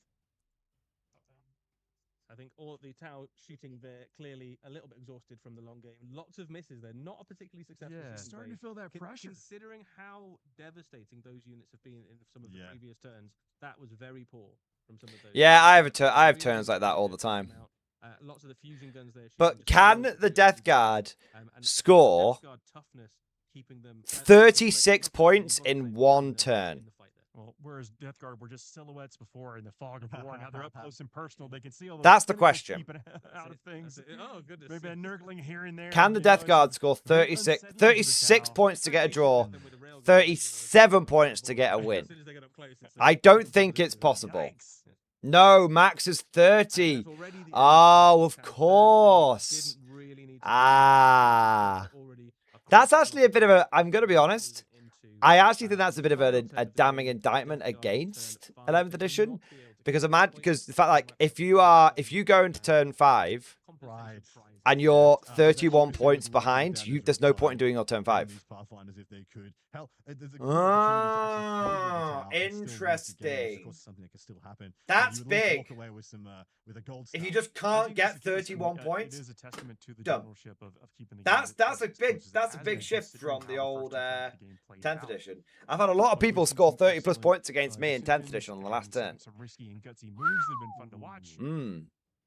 Burden of Trust and Bring It Down. So Burden of Trust is pretty much guarding a objective, and seeing as this is the bottom of turn 5, those are just free points. Usually you have to hold that through your opponent's turn. It either triggers at the end of the turn or the end of The can only improve your 30 points or more behind turn 5 in a spot. Not at all. Genuinely not all. Not in 10th edition. Super easy to get 30 plus points in 10th edition. Super easy. So it's just 3 points. Happens all the fucking time. And of course, Bring It Down is taking out that Riptide is the only way to do it. You want to give us a read of Burden of Trust? Yeah, so Burden of Trust. I've seen it. I've seen it. Or maybe I'm thinking of 9th edition. It definitely happened to be a lot of 9th edition. Maybe I'm getting 9th and 10th mixed up. It's all a blur now. So many editions, so many years, so many different point scoring systems. Who knows? But I've definitely had someone beat me. I definitely remember seeing it a few times, and it happening to be a few times. Wait, because you can only score. Oh, yeah, no, I must be thinking of 9th, bro, boys. I must be thinking of 9th. Because in 10th, you can get like 15 points primary and then a couple of secondary. So maybe like 26 points, 20, 25. Yeah, no, 10th is more like 25 points. 9th, I definitely had someone score 36 points against me and win the game, and I was really annoyed. I think that was Votan when they could just like do all their points at the end of the game and smash everyone. Yeah. It's still definitely going to be a Tau victory, but the Death Guard have got a very respectable. Back in my day, we got 20 points to put our Warlord on opponent's home turn 5. You goddamn right! Fulton Smith. Yeah. And TAC is on 50, but I assume TAC is going to be up in the 70s when it's all said and done. We've seen these Plague Marines, which are the most dynamic units. I'm just muting these guys. Don't really give a shit anymore. Okay, don't really care at the moment because we know the Death Guard can't win. So. Oh, secret missions, maybe Solid Smith's a good point. God, this goddamn turn transition thing is killing me. So, what do we think of the second game? Let's do the community poll. As always, we are a man of the poll. And we'll do some anal YSIS analysis. What do you think of 11th edition after the second game? Good. Meh. bad. Boom.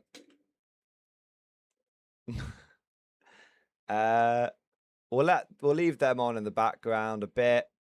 Okay. So, what do I think? What do I think of 11th edition at the end of the second game? My final thoughts on that game was it was more fun than the first one. So I'll just I'll just cover everything in one place. I thought that game was more fun than the first one, even though you saw me like crashing out. It's like, that's all part of the fun. I like that. It's all part of the fun. Okay. So I thought the second game was better than the first one. I thought the first one was very cagey. And I think basically, you know, if the Space Marine player hadn't fucked it up, they would have won quite easily.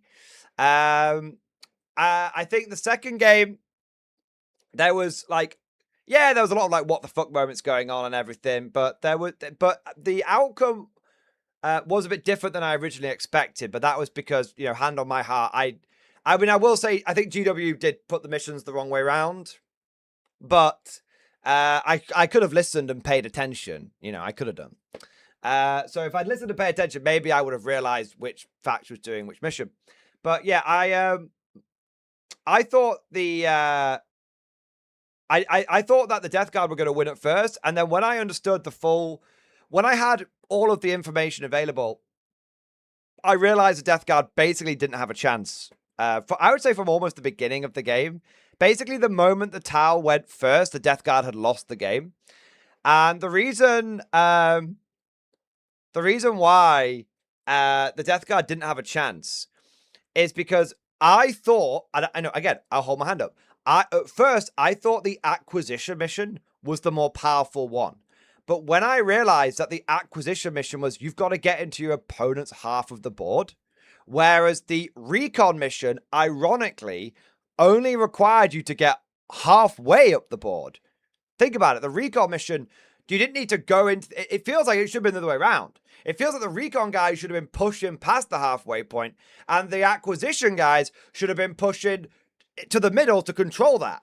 But it's like it was the wrong way around. The recon guys just had to take and hold basically the middle objective, and then that meant they won the game. And the acquisition guys had to like push into the enemy's deployments, enemy's territory, and start doing actions on terrain in the enemy's objective. It was just never going to happen. It was never going to happen. So I will say this. I think that 11th edition is better than 10th edition in a lot of ways. I do. But I think 10th edition by the end was a very bad. It was bad. Okay, it was boring as fuck. I think I think my problem with 11th edition is that I just think the missions aren't balanced. I think once you fully... So here's the thing.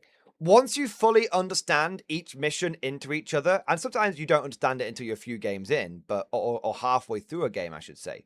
But once you fully understand how each mission plays into each other, you start to realize like how gigafucked these missions are. They are not balanced at all. They are not balanced in any way, shape, or form. And yeah, I really think that that's my big issue with 11th edition. I think the terrain is better. I think the way the terrain works is better. I think that my worries about this being a melee dominated edition is not true at all. I actually think this is going to be a melee. This is going to be a shooting edition now. Now that we have more information, you know, vindication for the wait and see guys, by the way. If you're a wait and see guy, this is the time when you get to dunk on me. I've been dunking on you guys loads. Dunk away. Dunk away, I say. Dunk away.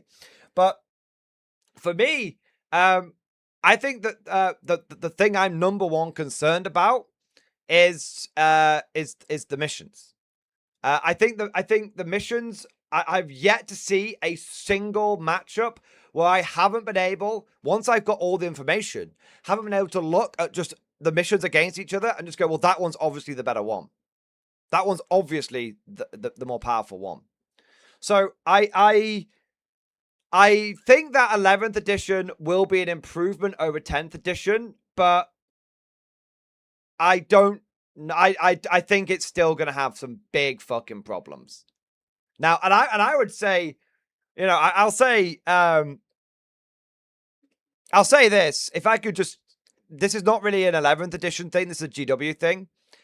I really feel like GW has done a,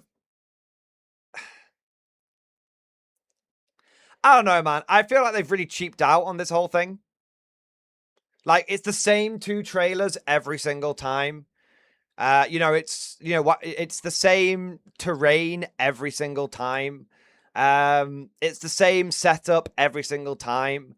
Yeah, I really think GW has done a very bad job of like selling us their game.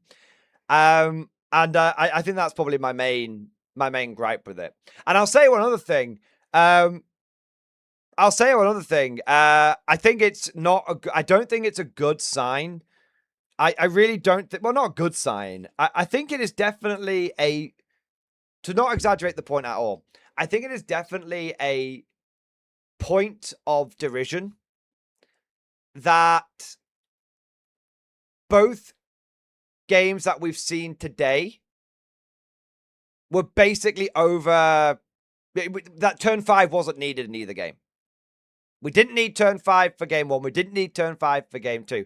And if you take into account the game that Simon and I played, which admittedly was a little different, of course we didn't have all the information, but we didn't need game 5 for that one either.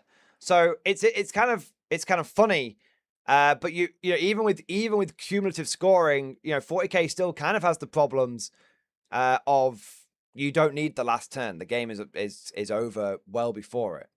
So yeah, I do think that the game has a turn 5 problem still, and I think it still has a problem where you know who's going to win I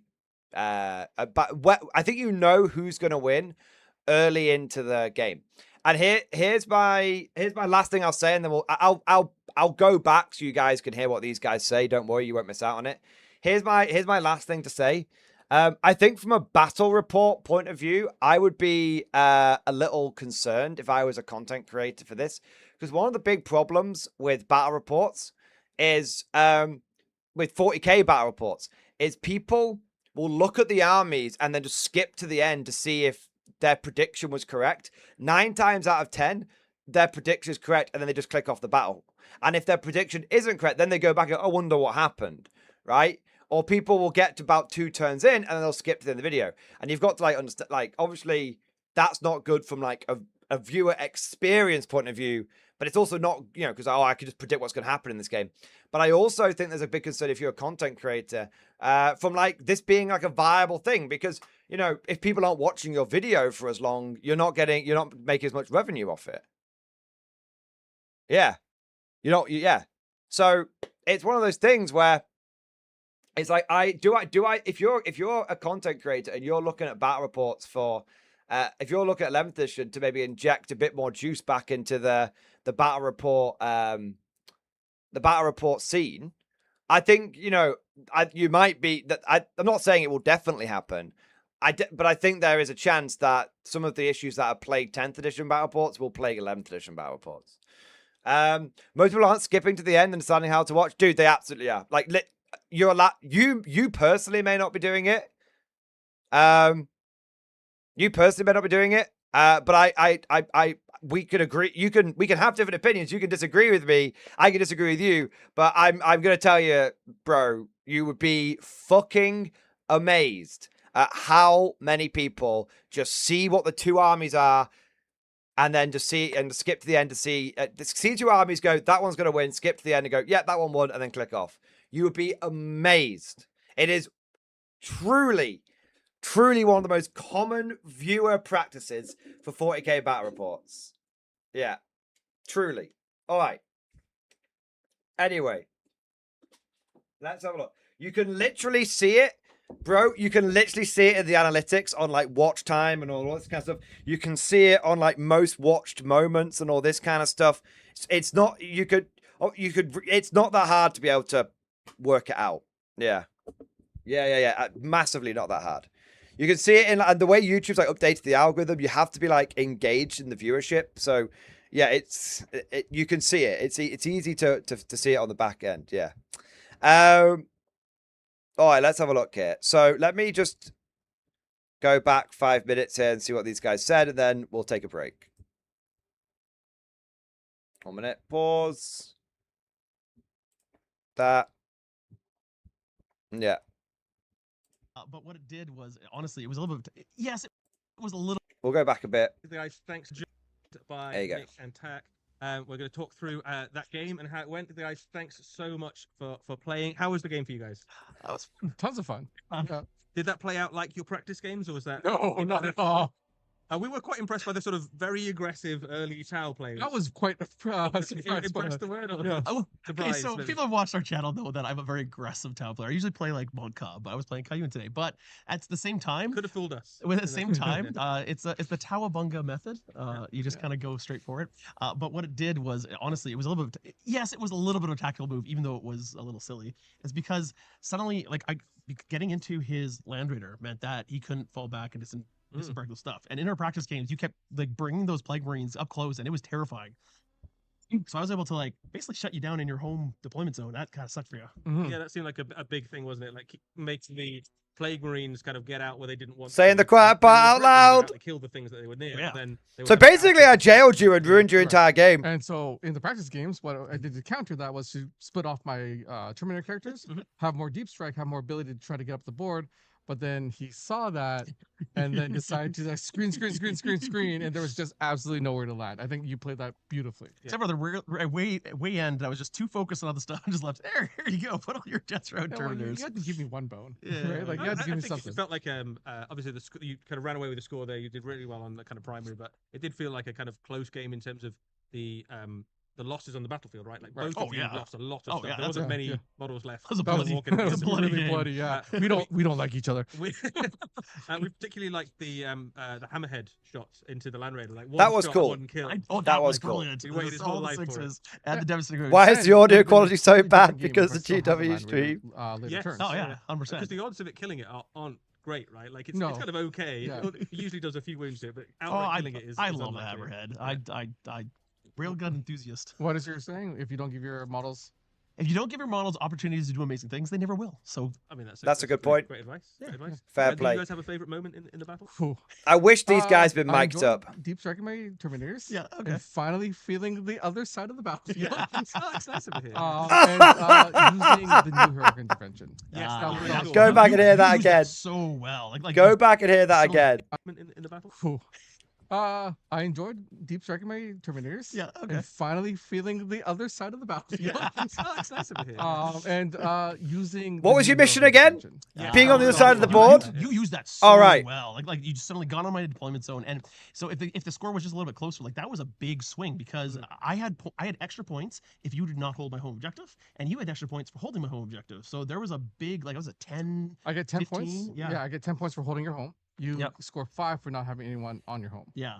So it's a 15 swing. That's you scored really well in the last turn. You were quite far behind, but you had almost a 30-point final turn, didn't you? I? You did really well. I love the new secondaries. I gotta say, I think they're really well designed, and I think they allow so much tactical flexibility. And almost never do I feel like I'm drawing a card. I'm like, oh, I can't do this, or I don't want to agree with that. Like, new secondaries are better than old ones. And the fact that I can save it for later, I think that's a really big deal. I really like that. I'm looking forward to seeing how the different detachments work with that as well. I don't think Nurgle should be cleansing. I will say that. Yeah, can we call it something else? Like call it like different in their mind. Maybe they're cleansing. Yeah, I feel like they're doing the opposite of cleansing. Yeah. Corrupting. Fair enough. Well, guys, thank you so much for coming along and joining in the games today. I can't wait. All right, there we go. Oh, all right. So that just about covers that. Let me take my hands off. It is absolutely boiling hot. Can you see how shiny my face is? I'm sweating. I'm sweating out of my assholes. So what I'm going to do is catch up on any super chats we've had come in, grab a drink, and I need to change. I think, I'm sorry to inflict this all upon you, but I think, and please understand, I don't want to do this, but I'm so hot I won't make it through the next game if I don't. I think the tank top and Rhodesian short shorts are coming out. Fortunately, you won't see the controversial shorts, but you might have to deal with me in a tank top, which would be fucking grim. But there you are. All right, I've got shorts right now, but they're too heavy. They're too heavy. All right. I got dude swamp ass. It's Florida ass down here. It's one big swamp. It's not just a swamp. It's all the swamps. So we've got a few super chats coming in here. So let's have a look. Joe Aquila, thank you for super chat, man. Good to see you on Sunday. Any thoughts on how guard shooting will do based on the game state? Also, congratulations. Dude, thank you very much, man, for the congrats. Thank you for the support. I'll also say, I think guard shooting will be fine. I think Hellhounds and battle tanks will...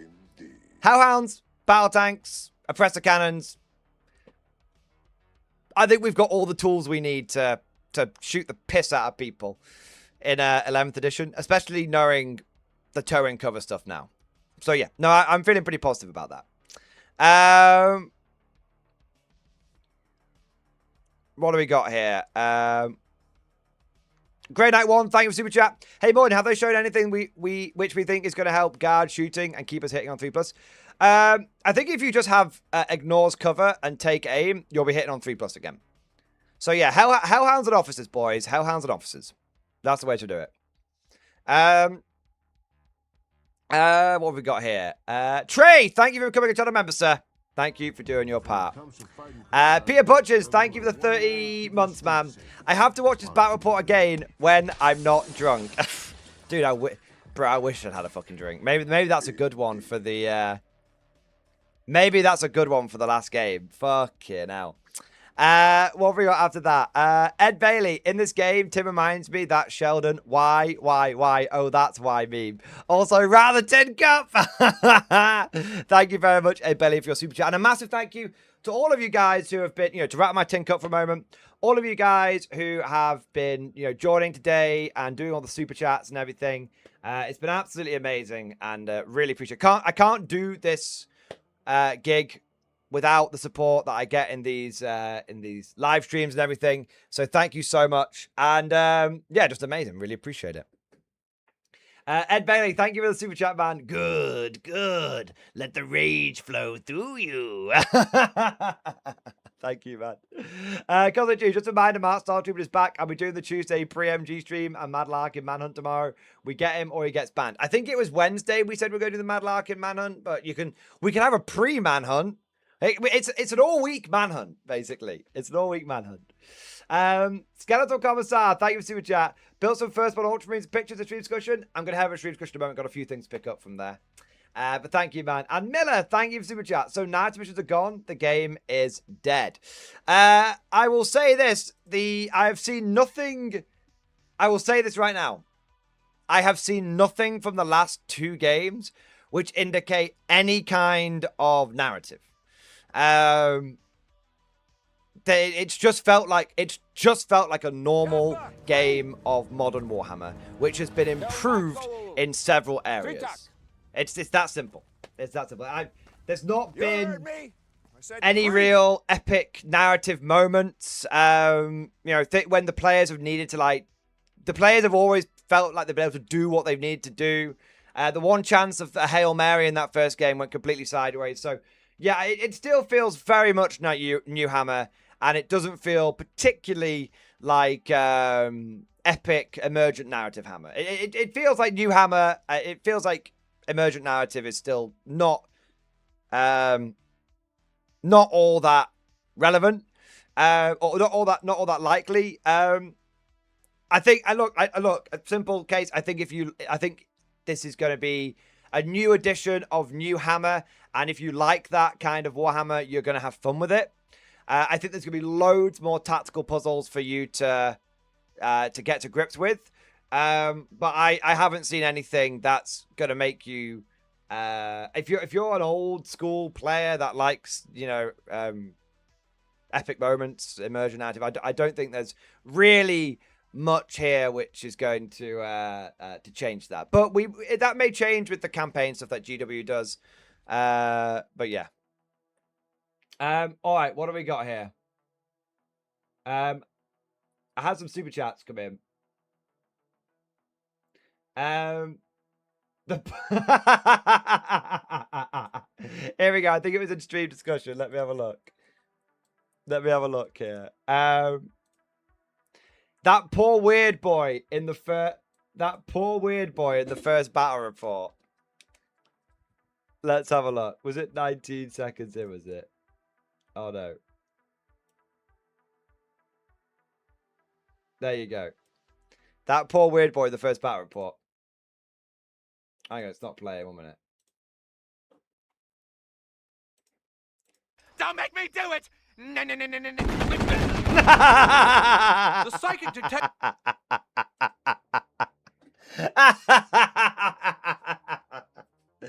Don't make me do it! No. Yeah, very true. Very, very, very true. All right. Let's have a look here. Let's have a look. What have we got here? Was it Chansey? Oh, Chansey, we're not beating the allegations. Thank you for the reminder, super chat, bro. Decided to go fuck it and use a bunch of relics plus an impulse purchase after playing our boy Spriggs stay at Warlord. New Luftwaffe Field Division plus small Fallschirmjäger platoon. These allegations aren't getting beaten. Fuck's sake. It looks good though, man. German veteran platoon, Fallschirmjäger platoon, German starter army. Hey, not doing big old fucking flak 88. Nice. Hey man, as long as you're having fun, that's the main thing, right? There you are. Tell you what, I was playing Germans this weekend, so I'm not beating any allegations either.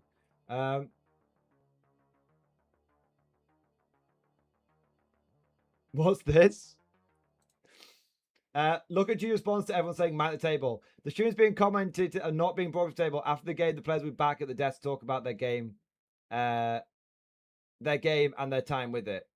Mike the table. Will there be other terrains beside rear? Look, literally everyone. Mike the table. Mike the table. Mike the table. Everyone is just saying Mike the table. Fuck's sake. I think there was some firstborn Marines in here as well. Fucking hell. Let's jump to present. Right. Someone said they had some firstborn to show off. Oh, here you go. Skeptical style. Put the tactical squad together last night for Ultramarines. It also assembled so I can split into assault intercept squad and inside squad, or tactical squad, swapping out the heavy and special. Infantry made for my bits box, Ultramarines upgrades and Space Marine heroes from the Labyrinth of the Necron. The tank is 3D printed in stone material. I mean, that looks cool, man. Nice. Hey, that looks alright. Yeah, I think it looks pretty fucking cool, man. I think you did a good job. True scale Marines, baby. That's all we ever wanted. Yeah, dude. I think you've smashed it. I think you've done a really good job of basically showing everyone that Primaris were a waste of time and Firstborn True Scale were probably the better idea. Oh, man. There you go. There you are. All right. So, I'm boiling. Chat, I'm boiling. As GW said when the next game's going to be back on. 1 minute. Or if they ended the stream. 1 minute, it'll be around here somewhere. All right, next game. 17:30. Is that 25 minutes? 24 minutes? Okay, cool. Right, I'm gonna leave the stream running, but I'm probably gonna step away for 24 minutes or so. Well, about 20 minutes. I'll come back in time. So if you guys want to go and have a break and then come back, I'm just going to leave the stream running.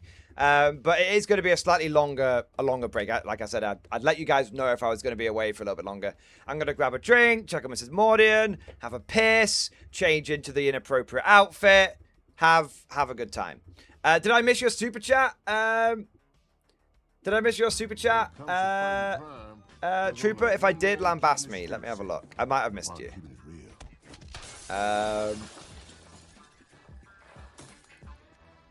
I can't see it here, bro. I might have just missed it, though. I can't see it, man. But maybe, 1 minute, it might not have come in on OBS. Let me check the back end. I do remember you doing one, so It's I can't see it. It's probably on my end. 1 minute. Now you mentioned it, I do remember it coming in. Oh, yeah, here you go. I'm built different. In-stream discussion. Also, I'm working on Battletech, a mauler specifically. Let's have a look. Let's have a look, bro. Trooper, where are you? Where are you? Where is he? Where is he? Oh, here you go. Wait. Is it this one? Hey, that looks pretty fucking cool, man. I don't know if you wanted me to play the short videos or not. But I think I wasn't sure if you were just showing off the models, but love a bit of Battletech, man. And also, Kitty! Amazing. Nice. The middle video one? What incorrect build did life deal you with? Let's have a look. I'm built different. Incorrectly built. Barely functioning. I'm built different. Honestly, I need incorrectly built. Fuck. 1 minute. Let me try. There we go. Built. Barely functioning. I'm built different. There you go. Finally. Incorrectly built. Barely functioning. And honestly, I need a lot of help. But I'm built different. You hear me? I'm built. Yeah, that. I can relate to that. Oh, man. I love it. Awesome, man. I'm built different. As in, badly. I have seen also something else in this. Fuck's sake. Jumped in the stream to see Mordian look like this. Fuck's sake. Oh, man. And then, has Evan made a short? I gotta check Evan's stuff these days. Make sure he isn't trying to torpedo the entire channel again. Let's have a look. Average Mordian Glory live stream. 2 wins remaining. Now the Brutalis with its twin multi-melter is about to go into the Weird Boy. And there he goes. Weird Boy down. Don't make me do it! Don't make me do it! Oh, there you go. There you go. Alright, that's a good shot. That's a good shot. Alright. Lower Decks, thanks for super chat. Sir, do we have a pointless meetings after a day of work at Donut Mines? Are jobs not hard enough? Why am I being punished this way? The meetings will continue. The meetings will continue until morale improves. There you go. Yeah. Would you leave us over? I am, but people keep super chatting me, so I can't get away. I'll have to ignore them in a moment. No, not ignore them. Just come back to them. Colin Drew, thank you for super chat. Can we watch some K-47 instead? Do you guys want me to put a K-47 battle report on for like 10 minutes whilst I go away? I can do it. Do you want to? I think that would probably upset some people, but I can do it if you want. Where's the last K-47 battle report? There you go. That's actually hilarious. I haven't done one since before I went away, so it took me a second to find one. It's only going to be for 10 minutes whilst I go away. It's not going to... Here you go. Here you go. That was Here you go. All right. You guys can enjoy this for 10 minutes whilst do I have one with an epic intro? I don't think I did an epic intro on this. It's fine, it's good enough. No, I've got one in mind. Sorry, Chancey, I'm fucking you off. 1 second. What was it? I'm gonna find you guys one. By the time I find it, it won't be worth bothering messing around. But there you go.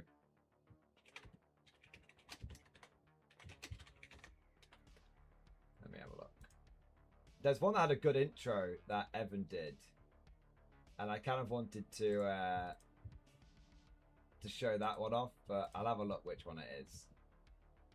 I think it's probably this one.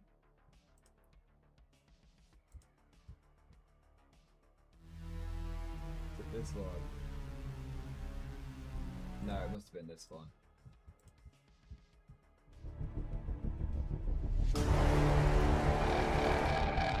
Yeah, it was. All right. Here you go. You guys can enjoy this for 5 minutes. There you are. All right, I'll be back. Literally 5 minutes. Gonna grab a drink, have a piss, and I'll be back in a moment. All right, enjoy your state mandated 10 minutes of K47. There you are.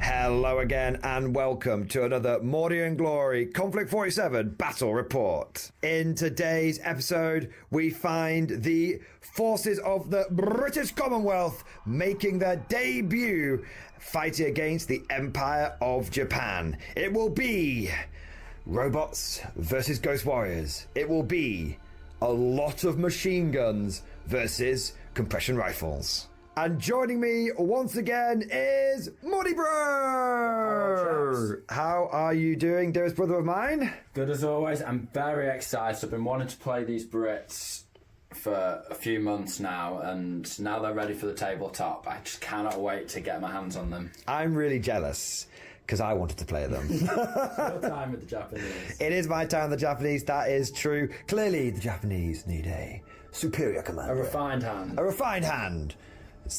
I do like playing Soviets, though, because they're very straightforward. But no, I'm running the Japanese today. It should be good. Hopefully, between the lessons that we've learned playing the Japanese, they'll be able to put on a bit of a show today.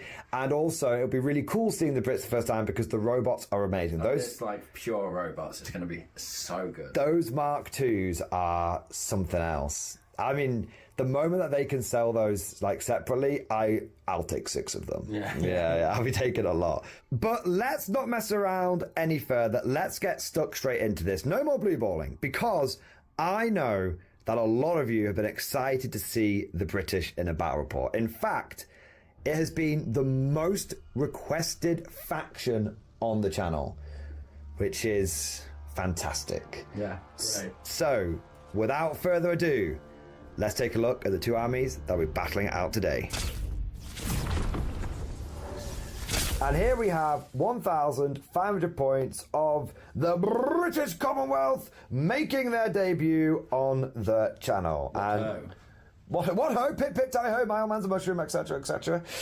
So Johnny, I have built your list for you today, and unfortunately you weren't able to just glance down a random pile of units and decide. I had no control over this. You had no control over it, but I did bring a Churchill AVRE, but this looked so good when it was set out. I was like, you know what? I just want to run this. It looks great. So. And this is pure K47 as well. When you're showing a faction for the first time, it does feel like you need a little bit of that pure K47. Start dabbling with the ones we've run more. Exactly. But in today's list, you have got an assault platoon and you have got an armoured walker platoon. In your assault platoon, you have a platoon commander in Galahad power armour, and he has got a Tesla rifle, and he has got 2 blokes with him who have got LMGs. I've also upgraded to have a point of guts, and they are stubborn with tough fighter, so they're good at shooty and punchy. Nice. Then I've got another unit of 5 Galahad power armored infantry bozos. They've all got LMGs, and they've also been upgraded to be stubborn and to have tough fighter, because it's only 2 points per model to do both of those things, 1 point each. Mm-hmm. I had about 16 points left over then. Okay. And they've all got LMGs, right? Yeah, so that it's like having LMGs and SMGs. Nice. Yeah, LMGs for shooting, SMGs for attacking. They're good at shooty and they're good at punchy. We've also got the robots. We have got the clankers. They are here. The Tin Men. These Mark IIs look so good. They're so big. Look at the size difference, man. It's actually insane how big the Mark IIs are. But we'll get to the Mark IIs in a moment. You've got 2 units of Mark 1 robots. These are the newer resin ones from Warlord Games. and these are the older sort of metal ones. That's why they're on the slightly different base sizes, but it doesn't really matter too much. Now, I've just kept both units as 5-man strong with MMGs in each one. Didn't quite have enough points to give them HMGs, because I think it's like 5 or 10 points per dude, and it's quite expensive. Is there anything I can drop to get that? Can I drop these 2 guys, maybe? I don't know. HMGs across the board would be so flipping. Well, I don't think you need them in this game, because you're not if you were facing off against Axis and there was Shrek Wolf and stuff going around, I would give them to you. But I think actually doing it this way, I've given you quite an advantage, because you don't really need the extra pen against the Japanese. Okay. So there you go. Also, I don't think you need to worry too much about pen, because you've got Mark II robots. These I've got, there's 4 of them, so it's a maxed out squad. We've got 3 light autocannons and a heavy autocannon in there, and they are just amazing. They're hard to kill. They're like shooty Shrek Wolf. And their rift power is great. They can shoot through friendly units. They can indeed. So they can, between them getting intervening cover from friendly units and then them using their rift power, they can be quite tough and quite shooty. Yeah. Yeah. And they're hard to kill. They are hard to kill, both literally and figuratively.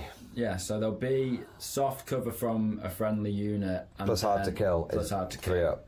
Or if you're in some of the prodigious heavy cover, we've got 2 up. Yeah. And then I've gone for the assault. Always called the assault walker platoon. It's the armoured walker platoon, and you've got 2 of the Guardian light walkers. These are actually unique to the British. They look like the American ones, but the British, in typical British fashion, have upgraded them. We've tinkered with them. Tinkered in the so the American ones have to pick between. Well, basically, they only get 2 guns, and the British ones get 3. So you've got an arm-mounted MMG, which gives you 6 shots. Then you've got an HMG, which gives you 3 shots per one, and then you've got a flamethrower on each one. Oh yeah, very nice. This. And obviously they're mech, so they're light mechs. They're not too proper bad in combat streaming either. attire. They are 1-man crew, which you means won't they do catch shoot all of their weapons at one target. Barak wearing anything like this. That's fine. All the weapons are, anti-infantry or whatever. Exactly. And then whatever. I love the Kodiak, and I know you love the Kodiak, but the British You've all been re-educated now. You don't need to deal with it any longer. Fucking hell, it's still too hot, but it's a lot better. We almost dropped below 300. That's game boys ever. But it's all right. They'll be back.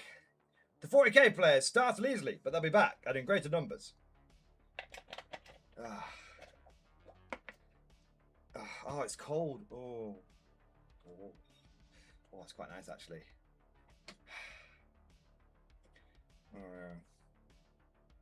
Have a nice lolly. The condensation is cooling my groin. There we are. We don't have AC in the UK. It's not been invented yet.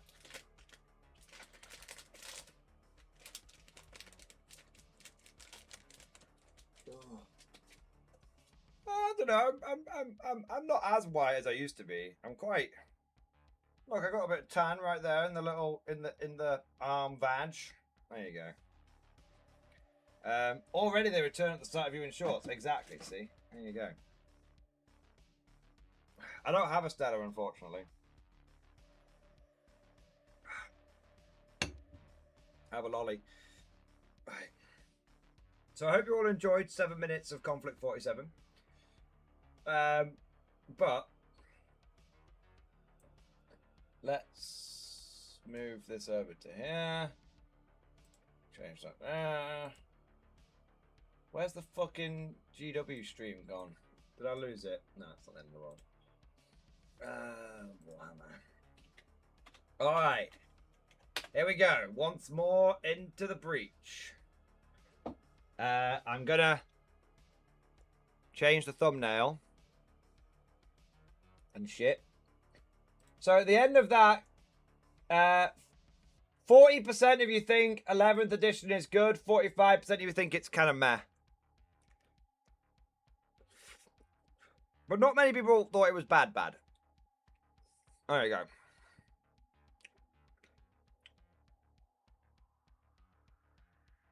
Right. Let me update my stream. Let me update my stream first. Fuck off, everyone. Be like, Morty, my super chat. Piss off for a moment, please. I love you really, don't piss off. I need to change my thumbnail. Okay. That's toasty.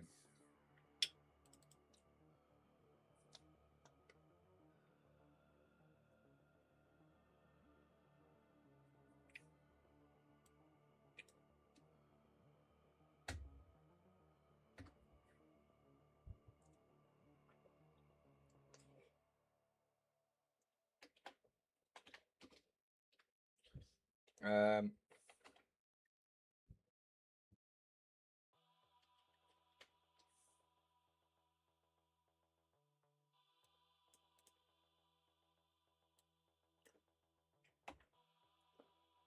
When it comes to fighting crime, there's only one man keeping the streets safe, while keeping it real.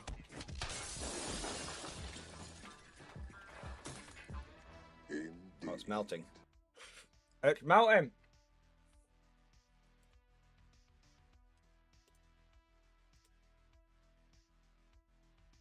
All right, that's fine.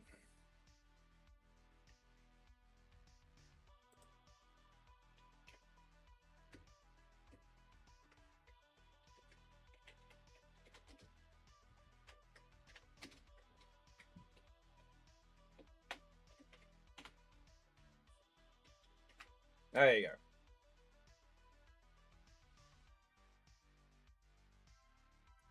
Cool. Updated. Right.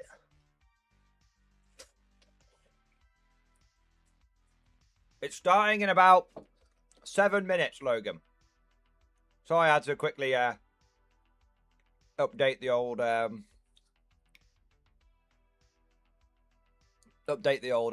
thumbnail and shit.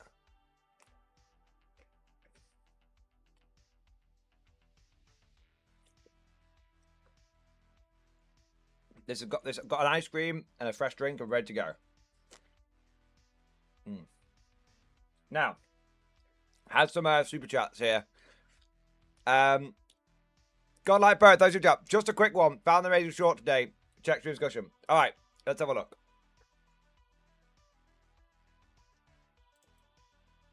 Do you want some pre-painted terrain for Warhammer? All right, it's only 30 seconds long. Let's have a look. 1 minute.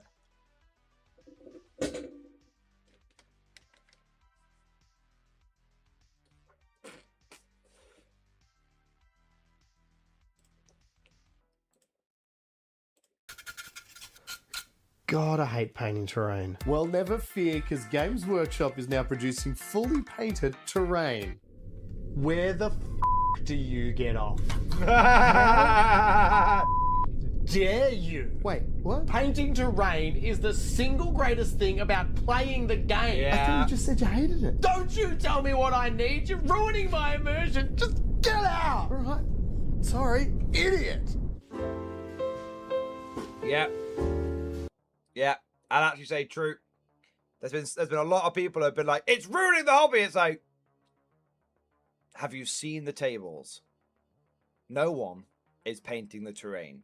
There you go. What have we got next?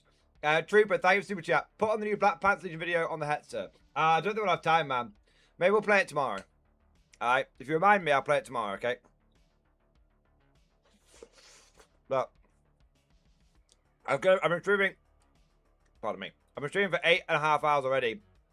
Probably got the 3.5 hours to go, so probably want to go to bed after that. But the good news is that it's been a great stream. We've been had lots of people in the stream. And we've had lots of people chatting away, and like the best bit is we've had a good laugh. It's been a good laugh, yeah.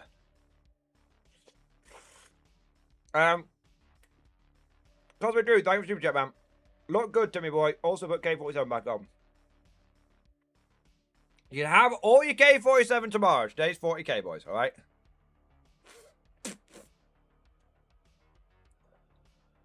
You can have your K47 tomorrow.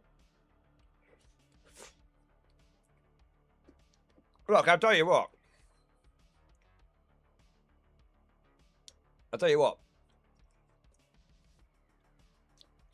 I think it would have been a lot more amusing watching 3 games with K47 today.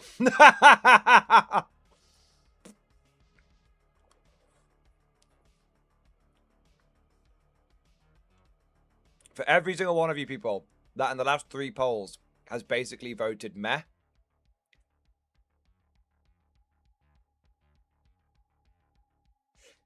Yeah, let me introduce you to something that's very not meh. But I'm not here to sell K47 today. I'll give you all a day off.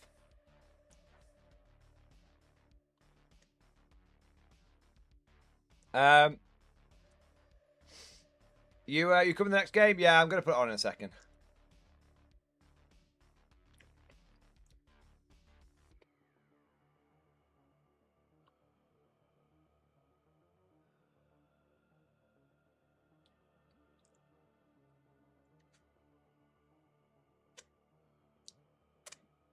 All right.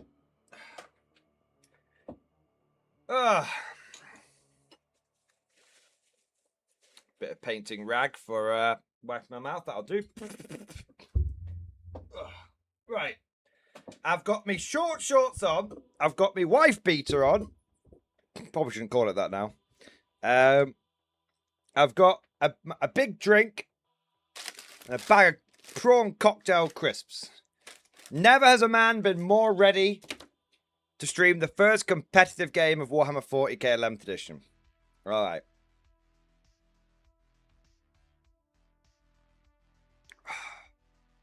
So good. So, where's the GW stream? Where is it? Where did I leave it? Any of that. Did I turn it off again? Maybe some oh no, there you go. Alright. I wonder if they'll start a new stream again, or if they'll We've only had about a dozen technical difficulties so far, so it's pretty good for GW.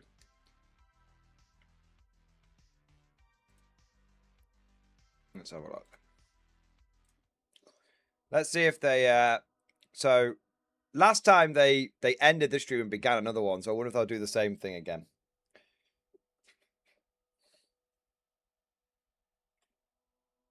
The tables do look a lot better this time around.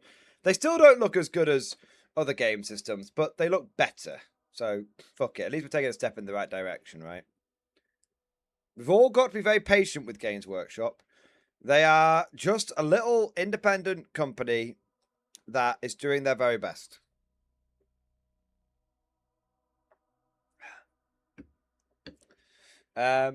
The play-by-play commentary to shit mic the players up. So here's the thing. This game that we're about to watch now is like finally the right one to mic people up. You know? Now this would have been the first 2 though. The first one. Oh yeah, they ended it again. All right. Come on then. Let's go back over to... They've ended that one. They've not started the new one yet. They've started the new one. All right. Here we go. There you go. But any opinions on the new rules or overall view? I'm always taking super chats, man. I'm always taking super chats. Yeah.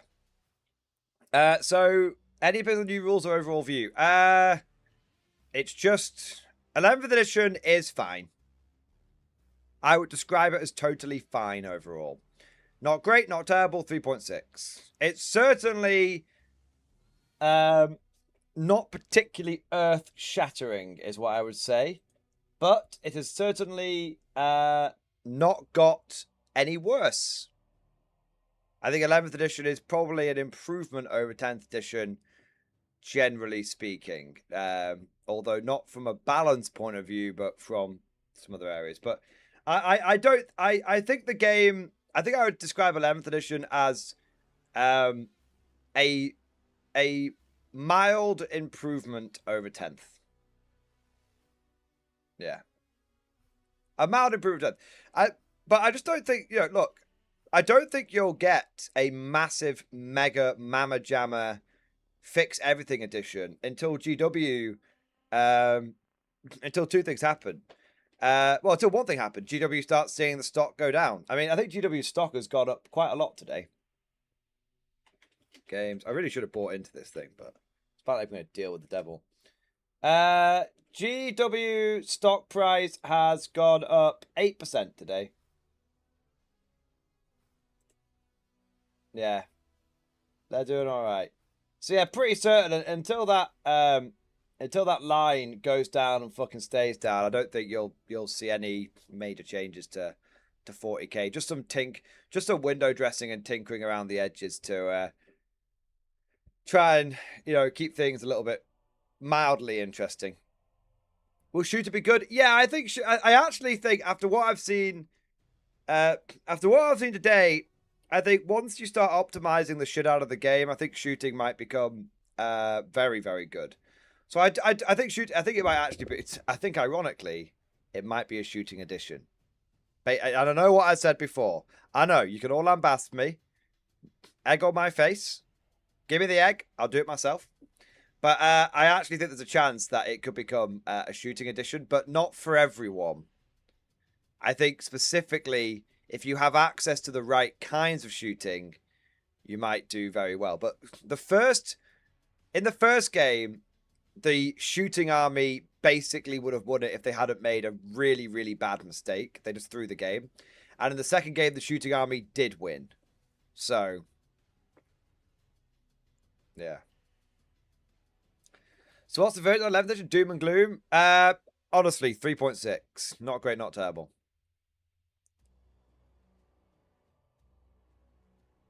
It's just it's just another edition of 40k. Truthfully, that's it. I'm not dooming on it. I'm not being facetious. I'm not being a dickhead or anything like that. I'm giving you my absolute honest opinion. 11th edition is an improvement upon 10th edition, but it's not particularly spectacular, but it's not particularly tragic. It's just another day, another edition. It's absolutely fine. That's it. It's absolutely fine. It's I've not seen anything today which has made me go, this game is beyond reproach. This game is the second coming of our Lord and Savior, the Flying Spaghetti Monster. I've not seen anything like that. But I've also not seen anything today which has been beyond the pale. Like, irredeemably, tragically, unfixably shite. It's just been fine. I just think, I suppose I'd say the biggest disappointments have been the lack of narrative.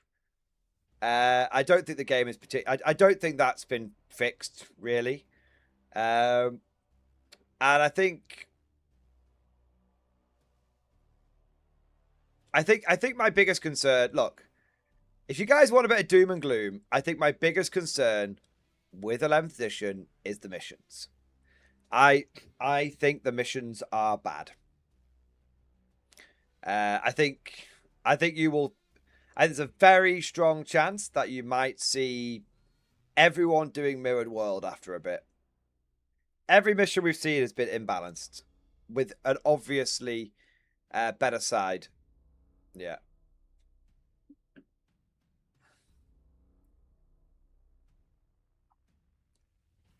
I think the Canorian... Yeah, I think the Canorian summed up really well. If you hated 10th, you probably won't care. If you just like 10th, you might enjoy this more. No, I wouldn't even say that. If you hated 10th, you won't care. If you just like 10th, this isn't going to be enough to bring you back. If you like 10th, this is good. If you love 10th, this is great. That anybody who was not into 10th edition is not going to be brought back by this game. This will not... Long term, this will not recapture anyone who dislikes 10th edition. So I disagree with you a little bit, actually. It's like I said, if you like New Hammer, you will like 11th edition. If you don't like New Hammer, you won't like 11th edition. It's that simple. War is all that remains. It rises from the Oh, wait. Technical difficulty. Technical difficulties. Well, it's not deja vu. They're just replaying the trailer again. Jesus Christ. This must be like the 7th time I've seen this trailer today. Fucking. It's not even a particularly good trailer. Okay? Like, I'm telling you, the Blood Angel... Right, woman, listen to this guy's roar. Listen to that roar. And then listen to the Blood Angel Chaplain's roar and tell me they're not the same thing. from the dust and echoes in the sky. A promise. A cacophony of endings.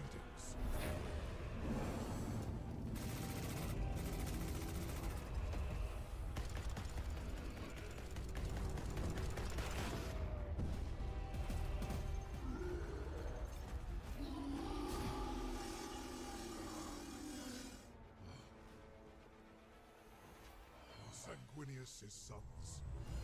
Angels of death. They spent all the voice acting budget on the Yarrick trailer, I feel.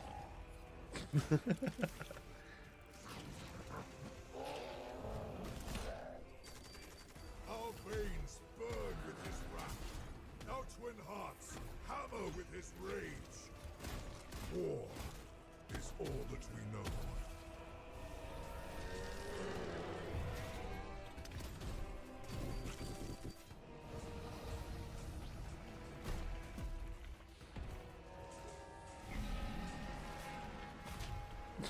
Put more detail on the weird boy. Put more detail on the weird boy. This world must hold. There can be no retreat. We forgot about the Blood Angels. There can be no peace. There you go. Did you hear it? Wait, 1 minute. Fuck it. I'm going back. I don't care. Right, here we go. Listen.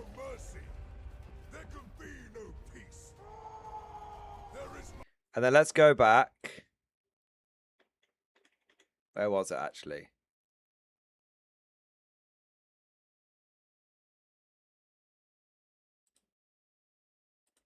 A cacophony of endings. Oh, fuck it. Where are you?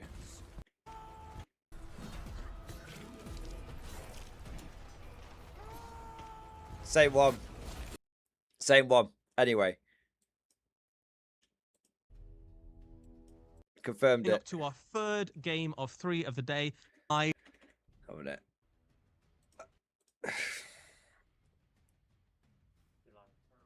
Hello and welcome back to our coverage of Warhammer 40,000 live. The new Okay, so here we are.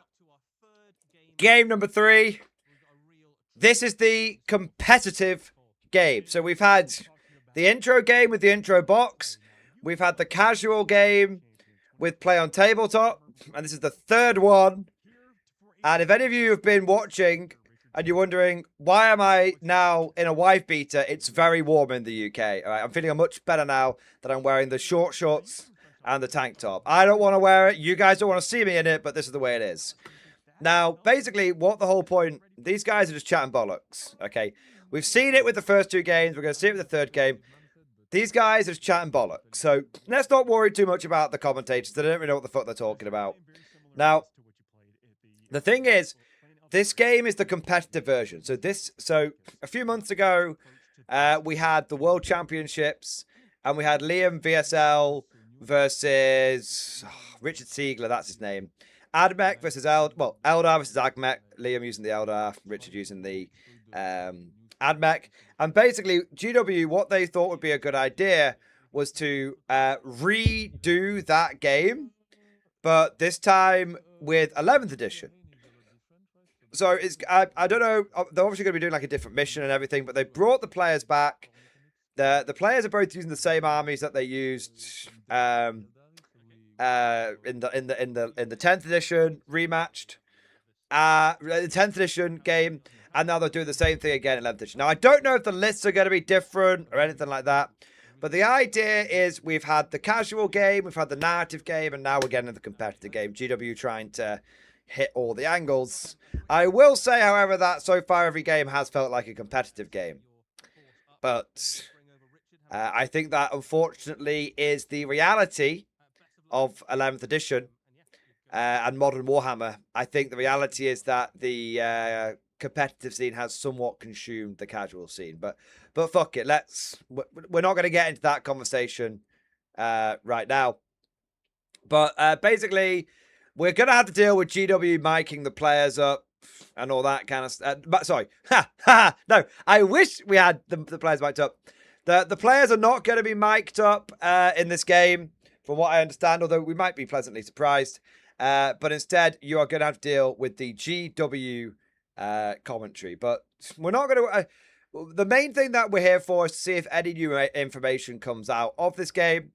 And also, what I'm going to be doing is giving my sort of tactical thoughts on the decisions that are being made by each player. So we're going to be seeing... Basically, we're just going to be reacting to the game, guys. Both from a fun point of view, but also a competitive and a tactical point of view. But let's... if you're wondering what they're saying, by the way, they're just saying, are you looking forward to the game? Yes, I'm excited. Well, let's be honest.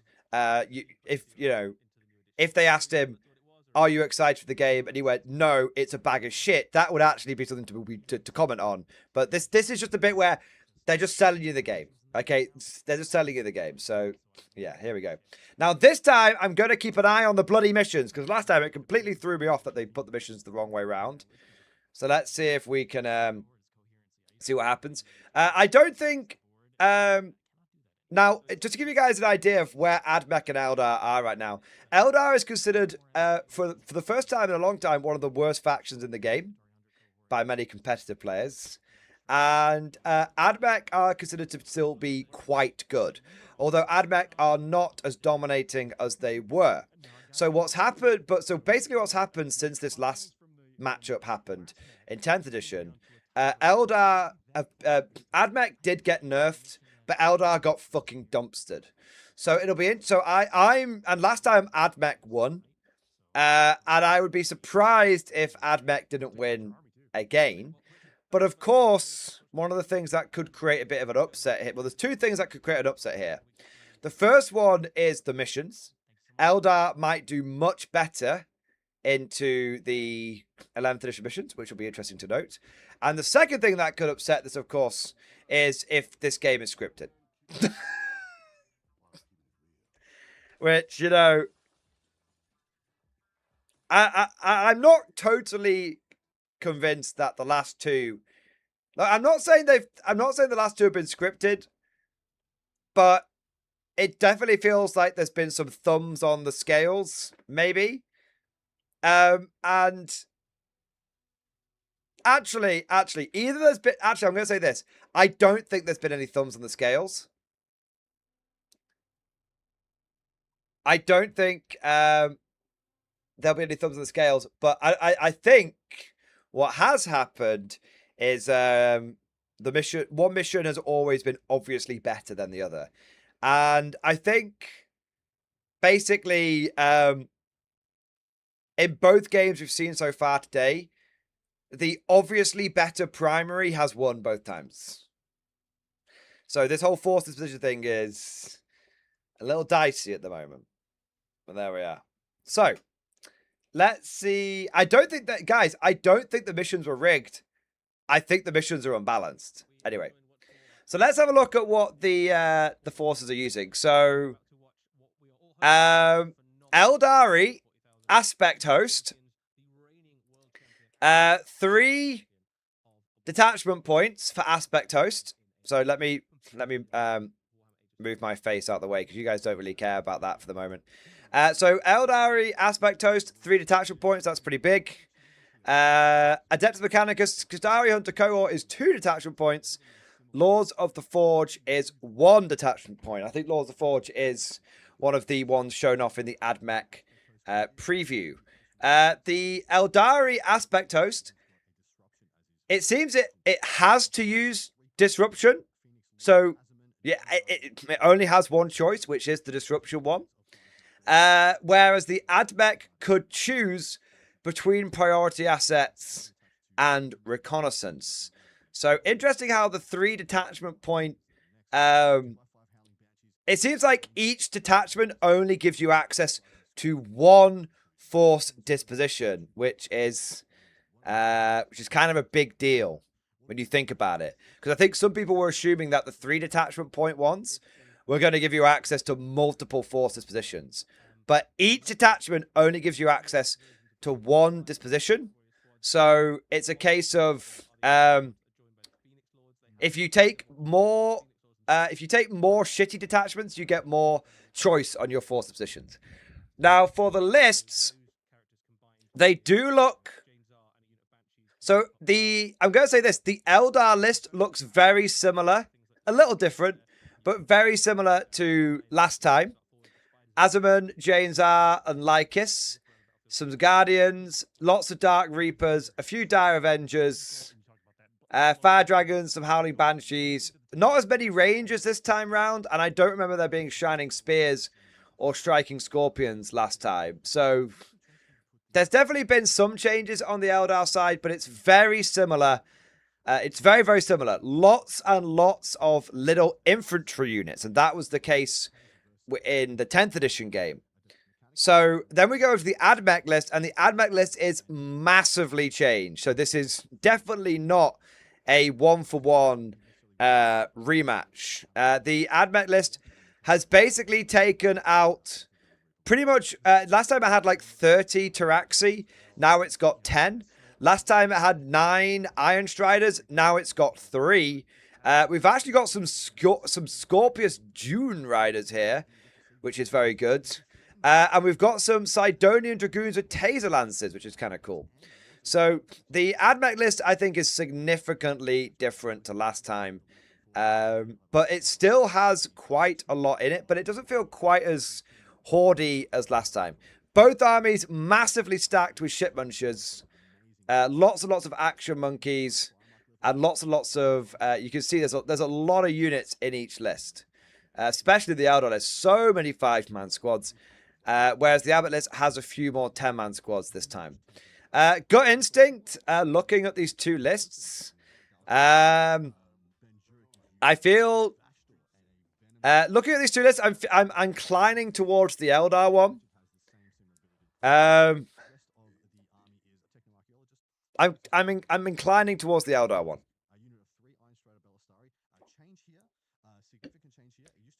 Oh, also has the new character, you're absolutely right. Thulia Gould is there as well. So, I'm inclining towards the Eldar one. Now, the big thing with both of these armies... Basically, which one's got more shooting? Probably the Eldar one. A lot of Rust Stalkers, a lot of Infiltrators. Yeah, a lot of Rust Stalkers, a lot of Infiltrators. I think the Eldar list has got more shooting. But I don't think the Eldar list has much in the way of ignoring cover. So it could be spicy. We'll have to see. I'm leaning towards the Eldar, but the Eldar list just might not be...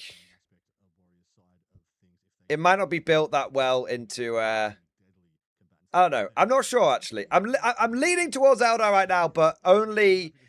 55% Eldar, 45% AdMech at the moment. Dark Reapers ignore ballistic skill. That's true, but I don't think that'll help them with indirect fire.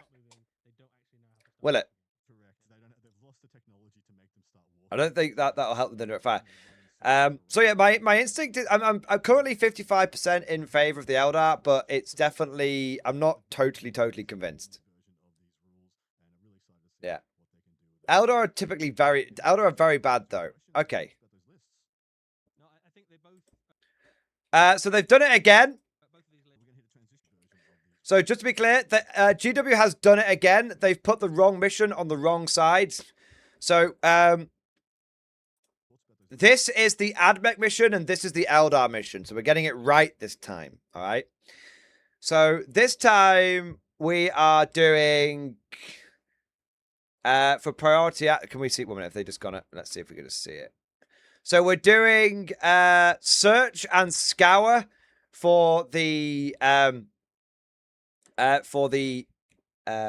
Eldar, and we're doing Vanguard operation for the Admech. Oh. So this is a repeat of the last game. So you know the Tau versus Death Guard game? This is the repeat. Or are these both the Admech ones? Oh, no. Okay. Wait. Is this a GW fuck up or a me fuck up?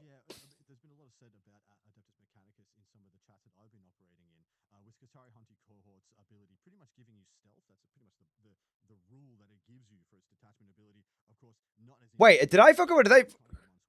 Man for being in terrain and being in cover. I'm turning him up. And so to that event, Richard has still stated that he thinks it is a strong 2 detachment point and should be combined with a lot of different other assets to really get back some juice. I think that's very exciting. I'm going to let them talk for a second. This is Vanguard operation being taken by one of our players, and then search and scour by the other. Now, these both come with actions you must do. No, GW fucked up. Points, and we got those up for you guys now. It's not me. I didn't fuck up, boys. Yeah, so for the Vanguard operation, there are 4 different ways that you can put points on the board. So any battle round at the end of your turn, friendly unit can perform a it's Vanguard disruption. operation. So that's 4 victory points. And 1 or more enemy units were destroyed. That gets you another 2 victory Vindication! points. At the end of the command phase, at the end of the turn, of the 5th battle round, you controlled more objectives, excluding home objectives, for 4 victory points. And then again, should we see what the chat said? Victory point here, which is worth 10 points. You control your opponent's home objective. So that's a really wrong missions. Really useful one to have. Everyone spam the chat. On the other side, which is there is a central objective for 3 victory points. So that's cool. Put your arms down. That turn in a terrain was destroyed. That's for 2 VP. And then you have wrong from the missions. second battle round onwards.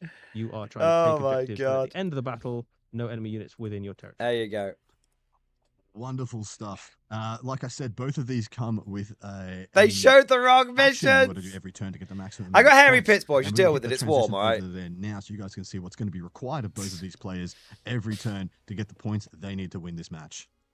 Oh my god. Oh my god. A little bit of dichotomy there with the mission itself too. Is like one wants to get over there, the other one wants to push them out. Yeah, it's going to be an interesting back and forth between these Well, two players. okay, Those so actions either momentarily. the dispositions Now, on the army lists are the wrong, Deployment is well and truly or the underway dispositions with that, the or the infiltrating missions they showed scorpions off are being wrong. placed We don't right know. as we speak. This is going to be really cool to see. My favorite aspect warriors, which is the striking scorpions, up on the screen once again. I think they're excellent and new. They're just deploying at the moment, guys. So we'll put the commentary down so it's not bothering us too much. Fuck's sake, it was such a Mickey Mouse operation. It's embarrassing. I know.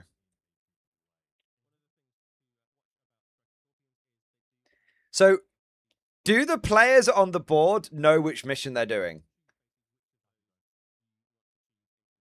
Aldeus, they already did the box armies. They've already done them.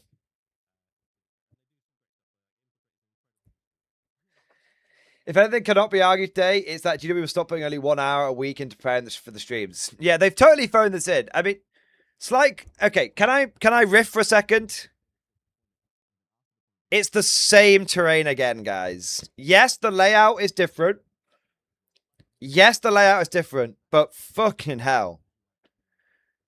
Same battle map. Same cardboard cutouts. Same pre-painted terrain. Every single time.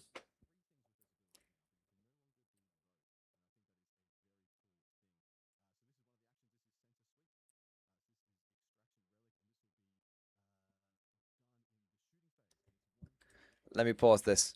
One friendly unit within range of 1 central objective, once per turn. End your turn. If your unit controls that objective, your unit performs a send sweep, remove one operation marker from the battlefield. What the fuck is an operation marker?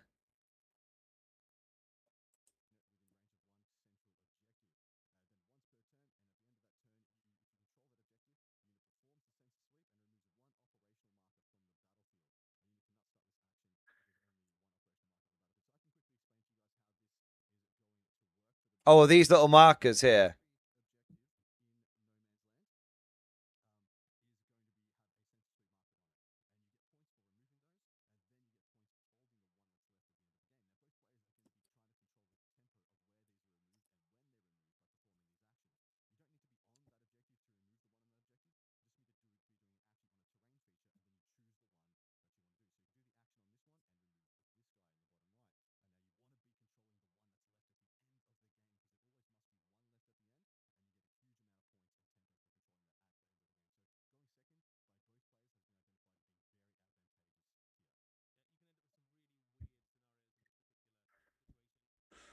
My brain hurts.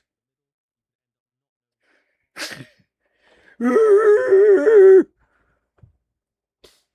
indicate to your opponent the battle is going to I'm finish gonna in the middle. let me go back so you guys could try and understand this. I don't really get it.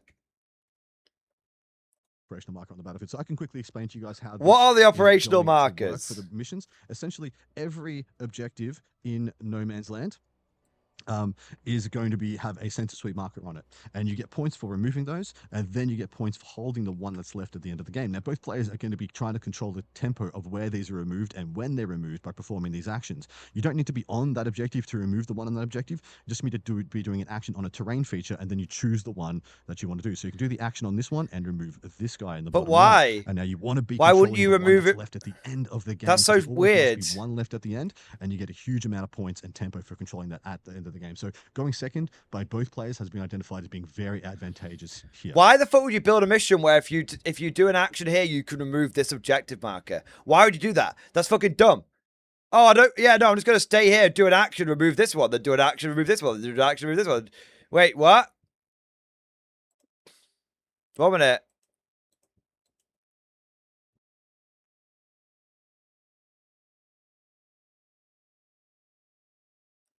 So, why wouldn't I just sit a unit here and then just like remove what?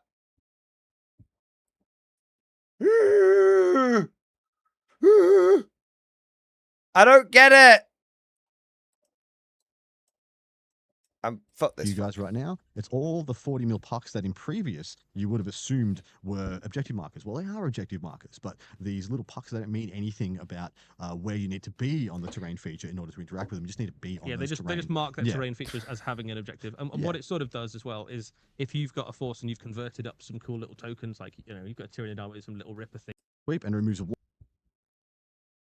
But that's for. But that's just for the guy that's doing recover assets. Can the guy who's not recovering assets? That's someone else's prime mission. Can the guy who's not wait? Marker for the objectives. Units that started this turn with here a we go. range of one or more objectives. Right, I'm reading this. Fuck this. I'm reading this, all right? Start of the battle, select 5 trade areas not within your deployment zone. For each one, place one of your operational markers within it. If you cannot do so for each trade area that is not within your deployment zone. All right. End the battle. Only one of your operational markers is on the battlefield. If one or more of your units are within the same terrain area as that marker and no units are within that area, 5 EP. Okay. Oh, okay. It makes sense when the missions are side by side. So basically, because I was like, wait, surely this guy is just going to remove the markers one by one until it's the one that's nearest him that he gets to keep, right? But basically, both sides are removing the markers because both sides get victory points at the end of the game for having the markers. All right, so a friendly unit that performed a sensor sweep.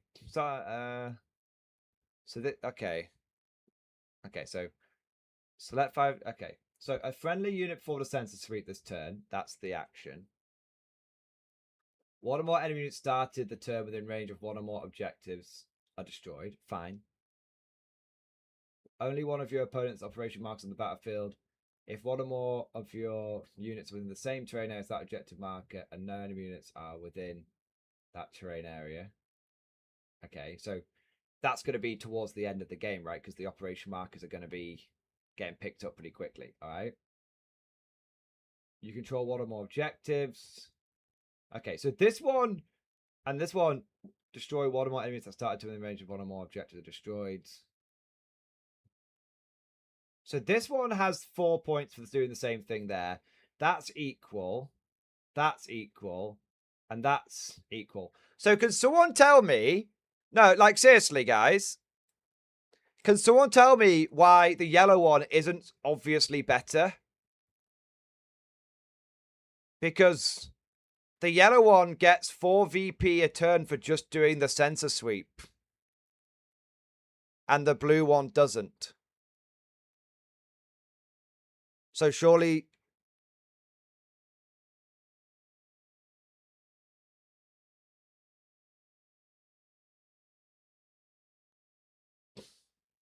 Can this guy... And where does it say this guy can actually do the sensor sweeps? It doesn't actually say this guy... It doesn't actually say the blue guy can do it, right? It says this one could do it. It doesn't say this guy can do it.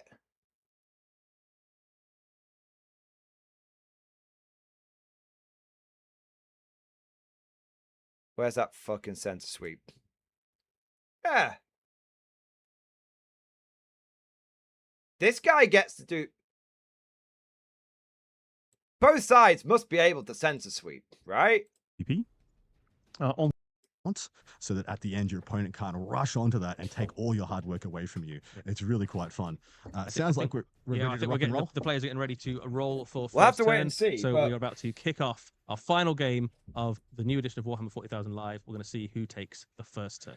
Here we go. Okay, so The I'm black dice, the red. I'm going red to- of Mars dice for. I'm going to Richard presume Siegler. that Looks like Liam is going that both first as sides the can handshake. sensor Off we sweep. are to the races. So Because Liam otherwise, this guy just sensor any of the sweeps practice games and that gets a they've free had. 16 We are VP. seeing some scouting moves Yes. first before anything else happens. The players have played this game a couple of times already just to get used to it, so you can rattle through at a good pace and not kind of stop to look at rules. But yes, they know exactly how they're going to be playing into each other, or maybe they're right. a little bluffing. You know. Oh, over on Twitch, we have a poll going. Predict who you think is The going to blue win guy, this game. the Is blue it gonna guy be the gets more Eldari or the points for Adeptus killing, but Mechanicus, only knowing one this more is their point second per turn. confrontation. Yes. Here, a rematch from the finals. If I where can the, be Richard annoying, I know I'm Siegler jumping around a both lot. gonna be- But if you look, it's one or more and one or more. So if this guy has access, so the blue mission has access to 5 extra VP over the yellow mission because on the destroy, everything is equal, but the blue guy has 5 extra VP over the yellow mission on the destroy side of things, assuming you do kill a unit every turn. That's on an objective. So that's probably not happening, right? Because not turn 1, you're probably not going to... That's probably not happening, right? And this guy's got access to an extra 16 victory points. Which is basically... Unless this guy can sensor sweep as well. Unless this guy can sensor sweep as well, that's fucked. The Richard. Which bits are likely to be defended?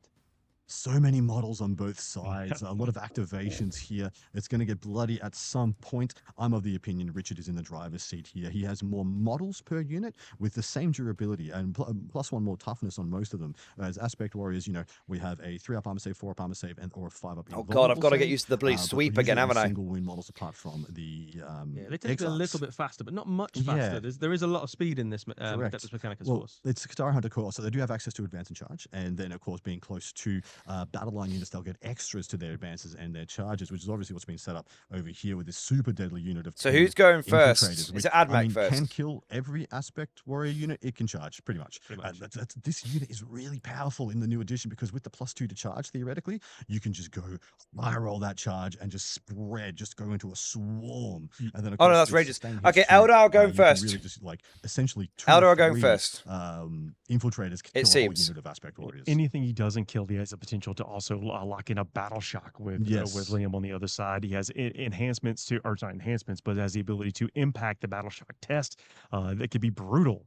Scouting moves have been done. The Scorpions getting very aggressive up the table. We're about to see the secondaries drawn for Liam. Liam's actually walking around and having a deep look at Richard's side of the table. This is something that I always encourage people to do. Always see what your opponent can see. because you're only getting one side of the terrain, and especially the terrain now is really interesting and very Why much go into the immersive and interactive. terrain? You want to see what your opponent can see of your army before you kind of decide I where you want I to. would have just And stayed also off the you can see terrain where there, their threats are because lined up a little although bit he better. might try and do a longer So looks charge like a this way, first turn but kill is being lined up by these scorpions into the unit of 5 infiltrators, just here in the bottom middle of the screen. Yeah, it's a really interesting dynamic with the infiltrators into the scorpions, because as you were saying, the infiltrators, if they get the drop on a scorpion unit, they can kill it. The same is also true the other way around, right? So that scorpion unit, a unit of 5 scorpions, is absolutely ideal at killing medium infantry, and this Adeptus mechanic. So newbie, right? Blue puts markers down. He scores VP for sitting on them with no enemies. Yellow score VP for killing units on the markers, and can forgo a unit shooting to remove one marker by turn 5. Is that right? Sorry, man. One or more enemies that start on turn in the range of one or more objects are destroyed. One or more enemies that start in turn in range of one or more objects destroyed. That's the same. Only one of your opponent's operation markers on the battlefield. If one or more of your units are within the same terrain area as that objective marker, and there are no enemy units within that terrain area, score 4. Only one objective markers on the battlefield. If one or more of your units are within the same terrain area as that marker, and no units within that terrain area, 4p. So that's the same, right? Only one opponent on the battlefield. So that's the same.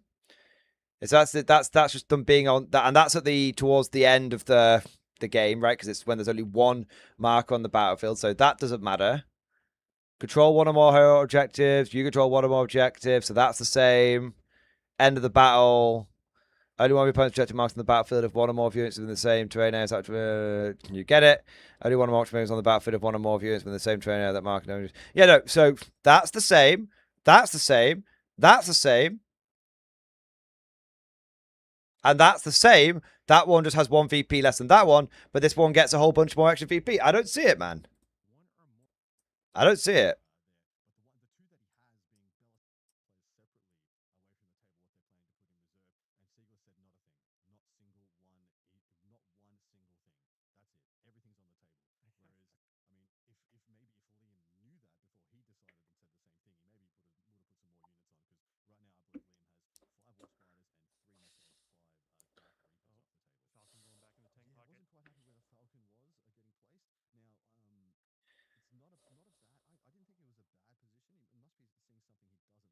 Blue player gets to pick where the markers go. Yellow gets to take them away. Yeah, but the blue player can only pick objective markers that aren't in his deployment zone. And there's only 5 pieces of terrain. 1, 2, 3, 4, 5. Look. Because these are connected.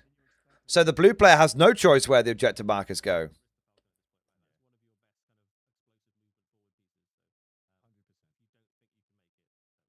You have to control the marker to sweep it so the enemy controls it. You can't move the marker. That's not true, Sir Newbie. They literally said, dude, that's not true. They literally said you could control, let's say there's a marker up here. You could control the marker here, sweep it, and remove, 1 minute, come on, transition. Remove the marker like down here. So the admech could hold this, and they could remove this one. You don't have to control the marker to remove it. You have to control a marker to remove any marker on the board.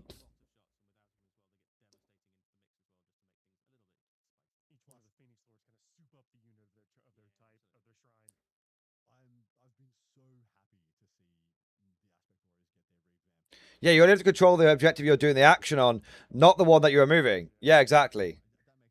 Dude, that's literally what they said. That's what the commentators literally said, man. And look, a unit performed a sensor sweep. I know we're going back and forth a lot here, but fuck it. We're analysing. If any performs sensor operator's turn, one or more enemy... oh, that's the wrong fucking thing. Sorry, boys. Where's sensor sweep? There it is. One friendly unit is in range of 1 central objective. Once per turn. End your turn if your unit controls that objective. Effect. Your unit performs a sensor sweep. Remove 1 operation marker from the battlefield. There you go. So it's any operation. Not that. It doesn't say remove that operation marker from the battlefield. It says remove a operation marker from the battlefield. Dude, so newbie, exactly. So newbie, exactly. So yellow sits there, scoring points, sensor sweep, sensor sweep, sensor sweep, sensor sweep, removes all the ones that the blue player is near, camps that fucking last one, and then scores at the end of the game. It's fucked, man.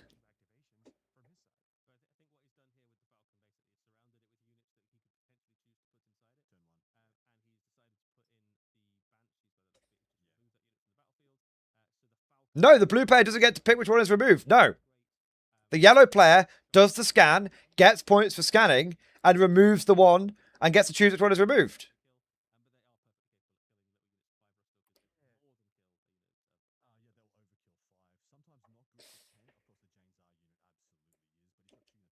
Really first question, could 2 units on the same marker both do sense? I don't think so. I think it's once per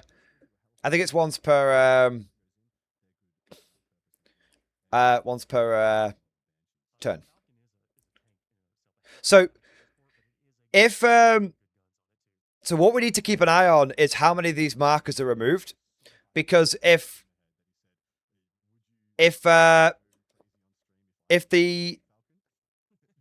only the yellow guy can do the sensor sweep and remove the markers, and the blue guy can't do it, it's fucked. Because it means that you just obviously just camp this one or something, yeah. So if only one marker is getting removed per battle round, then we know it's one-sided. Yeah. They're not, by the way, the commentators aren't saying anything useful up until this point. I've got it loud on my end. That's why I'm talking quite loudly, because I'm talking over them, but I'm not really.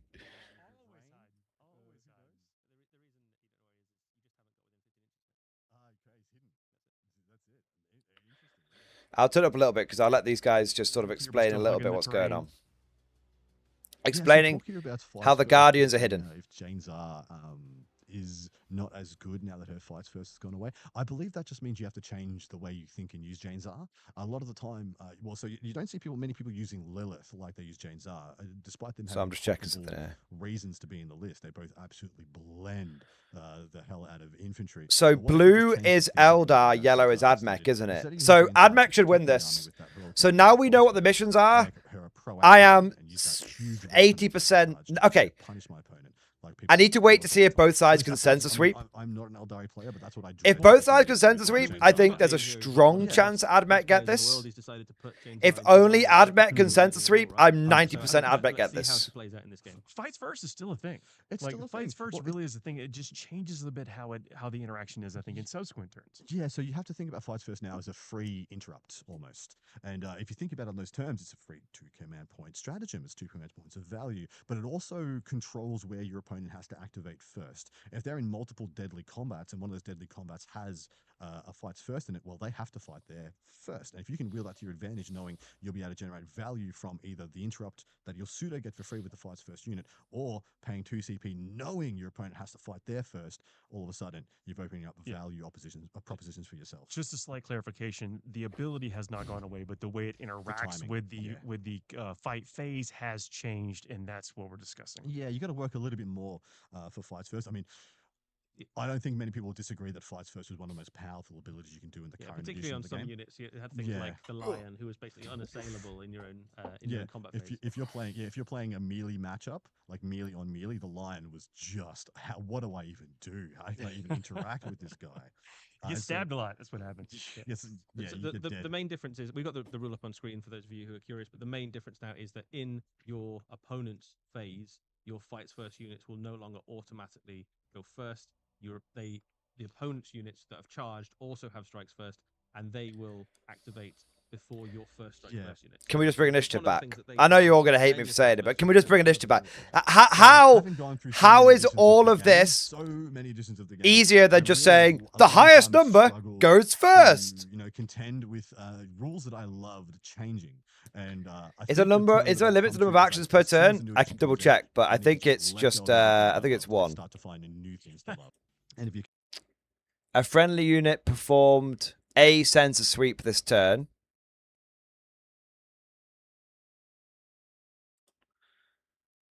One friendly unit within range of 1 central objective. It's once. Limit once per turn. It's once per turn. Watched is like not all actions, but just the sensor sweep is once per turn. The unit of infiltrators. We're going to have to be taking a -1 battle shock because of the infiltrator ability here. And here we go. Will he fail? Will he pass? Easy pass. Double 6th. Very brave Scorpions. And here comes the attacks from the Scorpions. I wonder if he was going to be using real ones or real to hit or to wound from the aspect host. I assume because, if I remember correctly, is there sustained hits? They get sustained hits. Yeah, So if you've got an aspect for a unit and you haven't got any that triggers on a 6, it doesn't matter which one you use. The odds are literally identical. If you have one that triggers something, I on a hate 6, this it is fucking marginally more favorable transition. to choose to reroll Take ones. the hit roll. Yep. In this case, going with the chainswords versus Scorpion chainswords.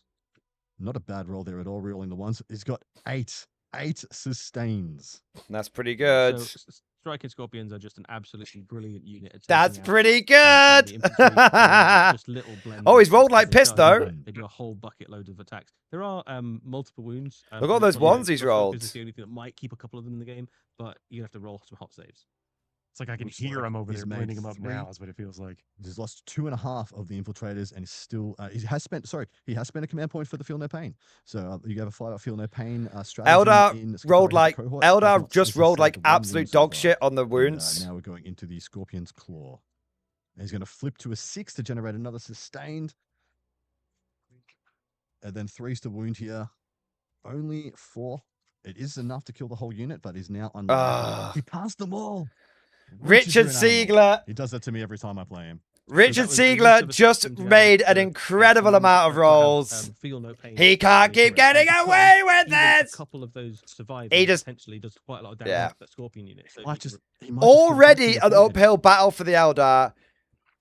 And now both of these units excellent at killing each other. So I think these striking Scorpions are going to die on the charge. One in the game and very good rolling on those saves. Yeah, he made 4 out of 4 5 up invulnerable saves. 4 out of 4 5 invulnerable saves. Them in return. That is no bueno. GG. Wow. GG. It's so over.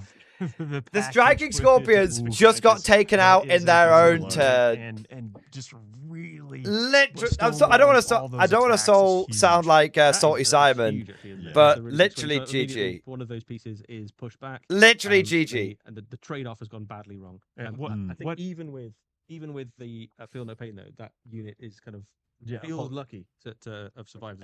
You called it. He was going to go over there and just absolutely just destroy this unit and then be here and then absorb at least 1 or 2 activations from make the you commit something. Something has to come out and something has to charge something. Now we are sorry, apologies. But it did not happen. We're going to hit a transition to the scorecard and see what achieved. No more transitions, please. Oh, that's okay. So he had pulled out attempting target and assassination. He has discarded assassination for a oh my god! Target for future opportunities. It looks like he has. It is so over, man. That is a rough place to start. It's so over. Being pulled by Richard Siegler. We'll see if we can get the plunder secondary up at some point. It's so over. Seconds. Draws is very much similar. To has a terrible primary.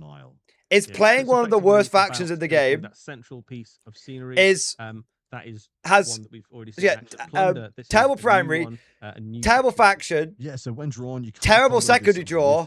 Cleanse for loses his own unit in turn 1. Literally fucked. Instead, this is an action, so it's in your shooting phase. 1 unit that's within an area terrain feature. What do you want me to show, chat? And then once per turn happens immediately, and then you plunder it and gain 5 victory points. Now, what? Both get sweep. A unit of 3 and so when a couple of seconds, but center ground is. Where does they both get sweep?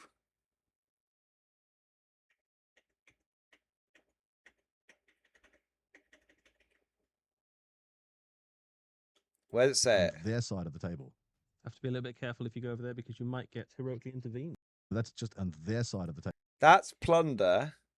And those guys. What? And then was it after the? Up at some point, not scored. Was it after this bit? Richard Siegler. We'll see if we can get the plunder secondary up at some point in the next couple of seconds. But center ground is very much similar to what you know of as area denial. Yeah. Okay, they both get sensor sweep. All right, they both get sensor sweep. It's not as bad then. Even worse. I think Richard was even saying something to that effect. And that's why he's and that's why you run over to somebody. He's removed that one. All right, they both get sensory. Because they spend the 2 command points. I'm having a bag of crisps. Especially if those units have some kind of bonus on the charge or something. And so yeah, could in this case, Lance would be available to them for the Shining Spears. I think that's such a cool interaction now I think about it. Like you step up, you lay an egg, you roll a double ones maybe, and then your opponent's like, ha, you're mine. In they go. Mission J boy. Let's go. So I mean, there's a potential thing there to think about, which is what do you I actually think want to then? go within 6 of the opponent at all? Yes, that's actually, correct. Do you actually aim for the 7s instead if you think that might be a risky proposition? That's an interesting thing because a lot of the time we talk about your opponent always wanting to hold up 2 command points going into your fight phase, so that interrupt possibility. Yep. That same 2 command points now can be held up through the charge phase as well for the same value, and you can choose to do either with it. If you don't have the interrupt, the heroic, you can save it for the interrupt, or vice versa. You can wait to see which one. I think yellow's still slightly advantaged, or a blowout in your opponent's mind. Yellow gets a bonus 8 victory points. Blue gets a bonus 5 victory points. What is possible? Yeah. But yellow is guaranteed 8 victory points. Correct. By doing 2 actions. Fairly strong position and the piece down. Blue. You'd be quite happy with that. Every turn that blue fails to kill an enemy unit on a piece of terrain, they miss out on one of their victory points. On the objective. So the right now, we've seen Belisarius Call already it's trying to step up. 8 victory. The Eldar didn't kill a unit on their first turn, so the Eldar now can only get 4 extra victory points. Most likely over them up yellow. Fearlessly, lone operative, very durable as well. Yeah, very interesting to see assassination just discarded. Yeah, well, despite the fact that's that those heroes, like those characters, are so prominent and forward. They've played this army into each other both in the last edition and in this edition, and they will know that like they just don't die. Well, that's the thing, right? If Liam holds assassination, he technically could have a command point instead. But if he holds assassination, Richard just sits back with these characters and doesn't use them. They do deny 4 VP every time. That's right, Canorium. Throws it away, Richard might be more. But they can only do it twice before yellow does it, because it goes blue, yellow, blue, yellow on turn 1. But it looks like the rust. The so it's basically instead of 16 bonus for yellow, it's 8 bonus. Shining Spears, so that could be another interesting combat. And now we know this terrain piece is 6 inches wide, so to your point, he's going to be staying outside of that spicy heroic. It's very good. It does make your own charge more difficult, though. That's the one to watch. As a new player here, what happened with the Scorpions down at the bottom is like, did the Adeptus Mechanicus get to shoot back? They had a close combat. Both players fight, and unfortunately for Liam, the Adeptus Mechanicus came out on the better end of that. Yeah, so the Scorpions charged in. They were probably fairly confident of removing that unit. The Adeptus Mechanicus player used a stratagem to make that unit even more durable than it normally is. That left a few of their models alive. They punched back very hard and actually rolled hard and were able to remove the Scorpion unit. So, yes, it did not go as the Scorpions hoped that it would, for sure. Yeah, apologies. I said the Scorpion Claw, but he did use the Biting Blade to generate have more attacks with the sustain, of course, having the extra criticals there and the rerolls. There are 2 units of Scorpions on the board. Yeah. One of them has a claw, one of them has the Biting Blades out of the mix. So yeah, easy that I got it wrong. Now he has the Servitor Battleclay. This is a unit I am incredibly, crazily high on in Adeptus Mechanicus now. This is your multi-purpose, good for everything, utility action piece, in addition to just having way more gun than you think it should. There's also a very cute interaction here where Richard's been pointed out to me that one of the main models in there has a 4+ invulnerable save and a built-in 5+ feel no pain and 2 wounds. And he's against the games that I played against him, because I was lucky enough to get tabled by Richard a couple of times this weekend. He was able to tank a lot of shots on that piece with the fast dice rolling rule, and he was able to roll a bunch of dice, tank it on the 4+ invulnerable save. I still think the yellow has a slight advantage over the blue, but we'll see. Make that unit so much more durable than the sum of its parts. But we'll see. Some clever stuff like that. It's not as one-sided as I thought it was. I hope that comes up. We get to see in this game. If we'll talk a little bit about more about how you roll a bunch of saves, then allocate them to the unit in a unit with mixed saves. So just checking a bunch of ranges here for what he can and can't reach, what the advance is required to get what I believe is the servitors onto central objective, disrupt that hold of Liam's early. Now, of course, Liam wants to get the tempo of the game going, knowing that Richard has just so many models. If he's ever going to contest a wide swathe of the board or hold at the end, now that he's going first, he needs to remove a lot of Richard's models. And we definitely saw him have the ability to in various ways, because he won the Dallas Open. Don't know if you saw that. It's pretty good. If you didn't, you can go check it out on YouTube and Twitch. Yeah, we're now seeing that Cerberus unit there advancing forward into that central objective. This is one of those just really useful little, like fairly cheap in terms of points units that you can zip around the battlefield. They are surprisingly killy, but mostly they're just very fast and more durable than you'd expect them to be. And Now, they're great for doing that action. the reactive move triggered on the ranges by the The Elder are radius so moving up to touch guys. The central Elder are so objective. fucked Of in this course, game. Not wanting to get blown up by the entire amount of Richard's Those army. He's used that reactive move. those infiltrators are going to come down here and kill all the fire dragons. Theoretically, if they didn't advance, It's so Jova. I do not know. It's so they're going to be shooting. It's so Jova. Those ranges are kept safe for another day. There's no way Jeb Use Bush the can win reactive this move now. Everything in his army is deadly too. I mean, on both sides really, but even the transports are deadly in the Adeptus Mechanicus. Oh yeah, well, 18 stubber shots. That's a terrifying gun. Yeah, that's a gladiator. If That's a you're an elbow gladiator. ranger, that is Yeah, pretty terrifying. that's a gladiator reaper in this matchup essentially. Yeah, so there's an interesting sort of level of durability across these armies. No, apart from with the possible exception of the Adeptus Mechanicus characters, nothing in either of these armies is very, very durable, right? So there's a lot of very killy. I don't know. But there's not much that can like. Those Rustalkers just fucking. Those infiltrators just tanked that striking scorpion charge. I don't know. I'd make him got inruns across the entire army. I think they're pretty fucking durable. I'll take 3. Yeah. I wish I could say my Conservative Battleclade, I believe. Which my Council King got a 5 up invulnerable save. Richard stated that isn't far enough, and I'm just going to keep him there. And of course, they're all touching dense terrain, and they haven't shot, so they will be hidden. It looks like that big unit of Rustalkers at the top of the battlefield is not trying to move forward to threaten the Scorpions. Yeah. They're not taking that bait.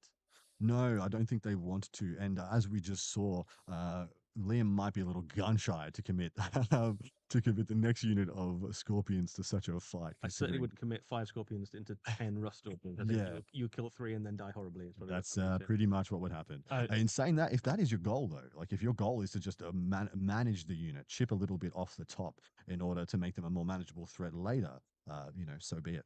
Yeah, so it's something you have to do sometimes with whatever units you have. I will say that is one of the qualities of a top general is not having that recency bias. Okay, so these guys are just chatting bollocks again. So basically, going first is quite a big deal in this mission. If you are, is it? So if you're the blue player and you go first, you can sensor sweep on any of these, right? Or can both only do it from the central? That's what I need to check.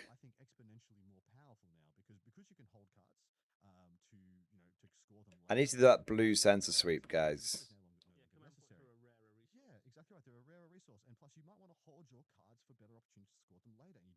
There it is. Fuck.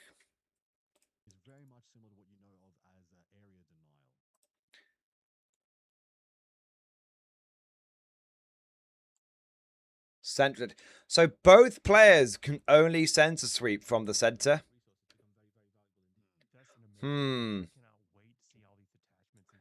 Both players can only center sweep off the center.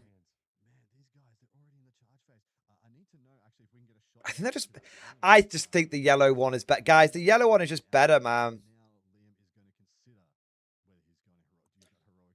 Both say control a central market. Yeah, you gotta have the OC, I suppose.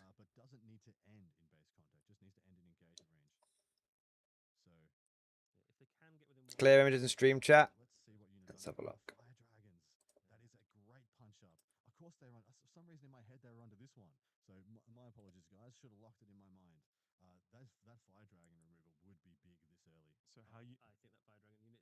End of your turn if you control. So you get a chance to so you can start it, and then as long as you hold it at the end of your turn, you can control it. So it's not that hard to make sure you get it. Scorpions are the most heavily armored. Some of the most heavily armored. Now, apparently, Silent Warrior, central objective means this one, and these are referred to as expansion objectives, apparently.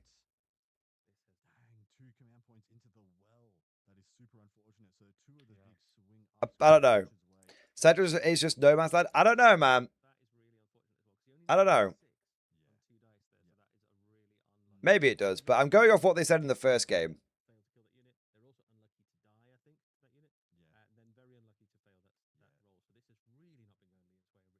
Yeah, so basically the commentators are saying that The Rust Stalkers, infiltrators, sorry, are now killing all the fire dragons. Yeah, it's just awful.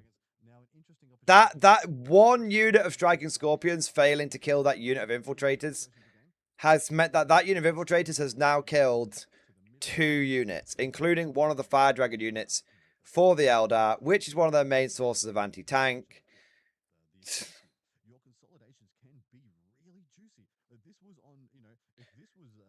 The Eldar went, by the way, the Eldar went first and are still on 10 victory points. The Admech went second and got 20 victory points. Yeah.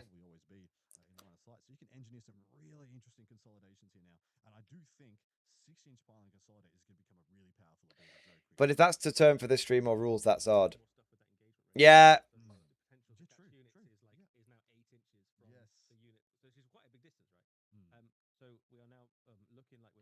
I think going second as mission is better, to be honest. Yeah, I think so. Maybe. I don't know. I think that there might be an... I think there may be an element of Eldar or just fucking gash. And so it doesn't matter. Like, I just think that maybe we're seeing Eldar getting bummed here rather than the mission being bummed. I think the mission is slightly bummed. But I think Eldar are very bummed.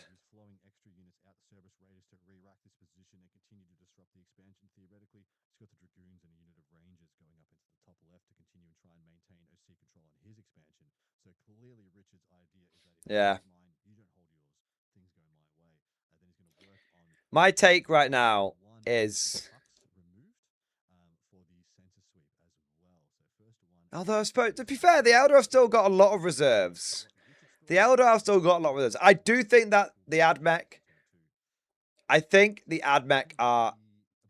I'd give them 65% likely to win. Those are the odds I'd give them. 60... That's what... That's...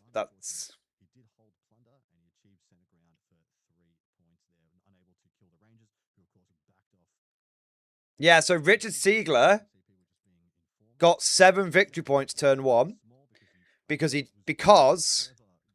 destroyed an enemy unit on an objective and did a sensor sweep.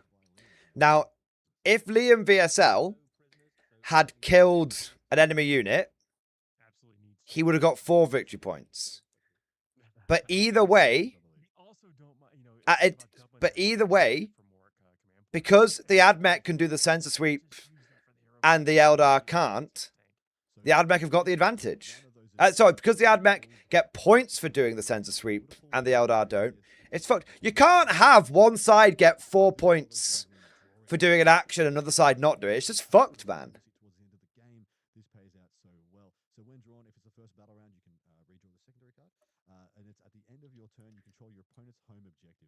I don't know. I think these, both players are to me, both players are basically doing the same mission, but one of them gets 8 extra victory points, and the other one maybe gets 5 extra victory points.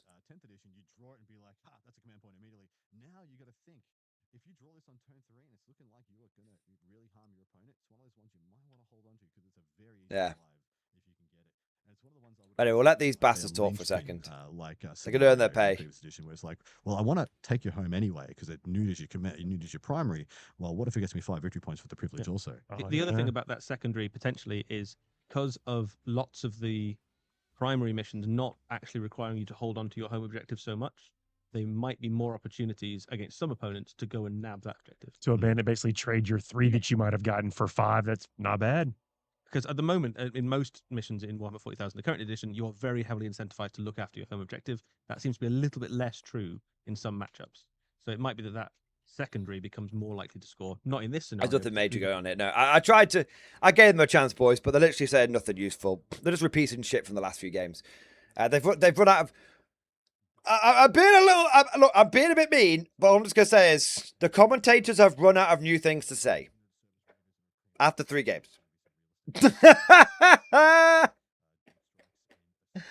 Yeah. I just don't think, Sanubi, I just don't think getting one extra victory point for killing something makes a big difference.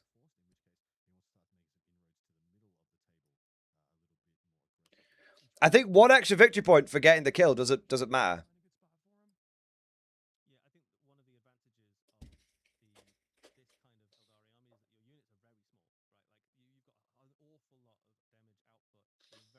What was I going to say? The main criticism I have of this mission, when you actually look at this mission, and you guys might be like, but Mordy, you're making a massive deal about one player having an advantage over another. Yes, I am, but bear with me. Both missions are basically identical. Think about it. You both get points for holding the thing at the end of the game. You both get points for killing things each turn.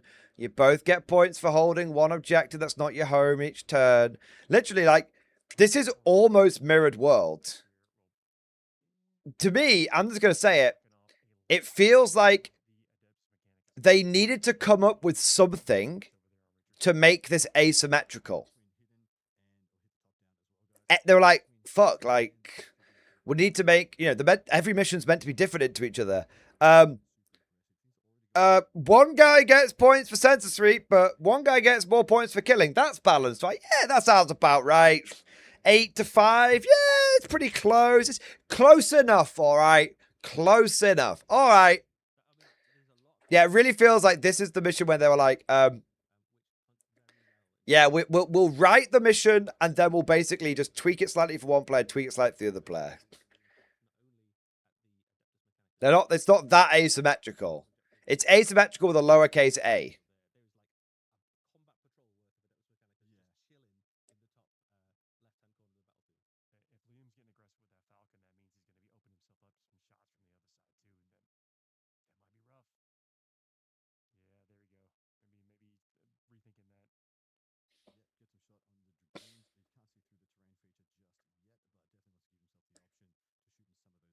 What the fuck is going on? Why would... What?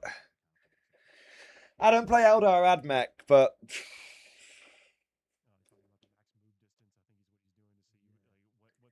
That Falcon just...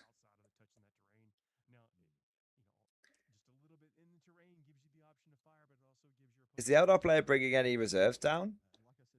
Oh, maybe. Oh, they've done a different transition now. That's good.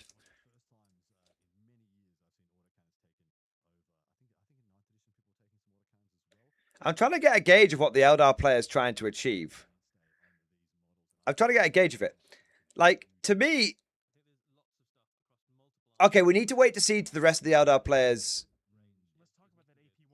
It seems like we need to see the rest of the Eldar players' movement phase, but what's going through my head right now is the Admech is mostly hidden. It just feels like one side waits till the other side expose themselves and then just blows them off the table. I don't know. This could be... I'm not sure. Like, what's going through... Let me tell you, these guys are distracting me. What's going through my head right now, guys, is... Oh, God, I hate them jumping all over the place. Right, let me fucking... Yeah, it feels like...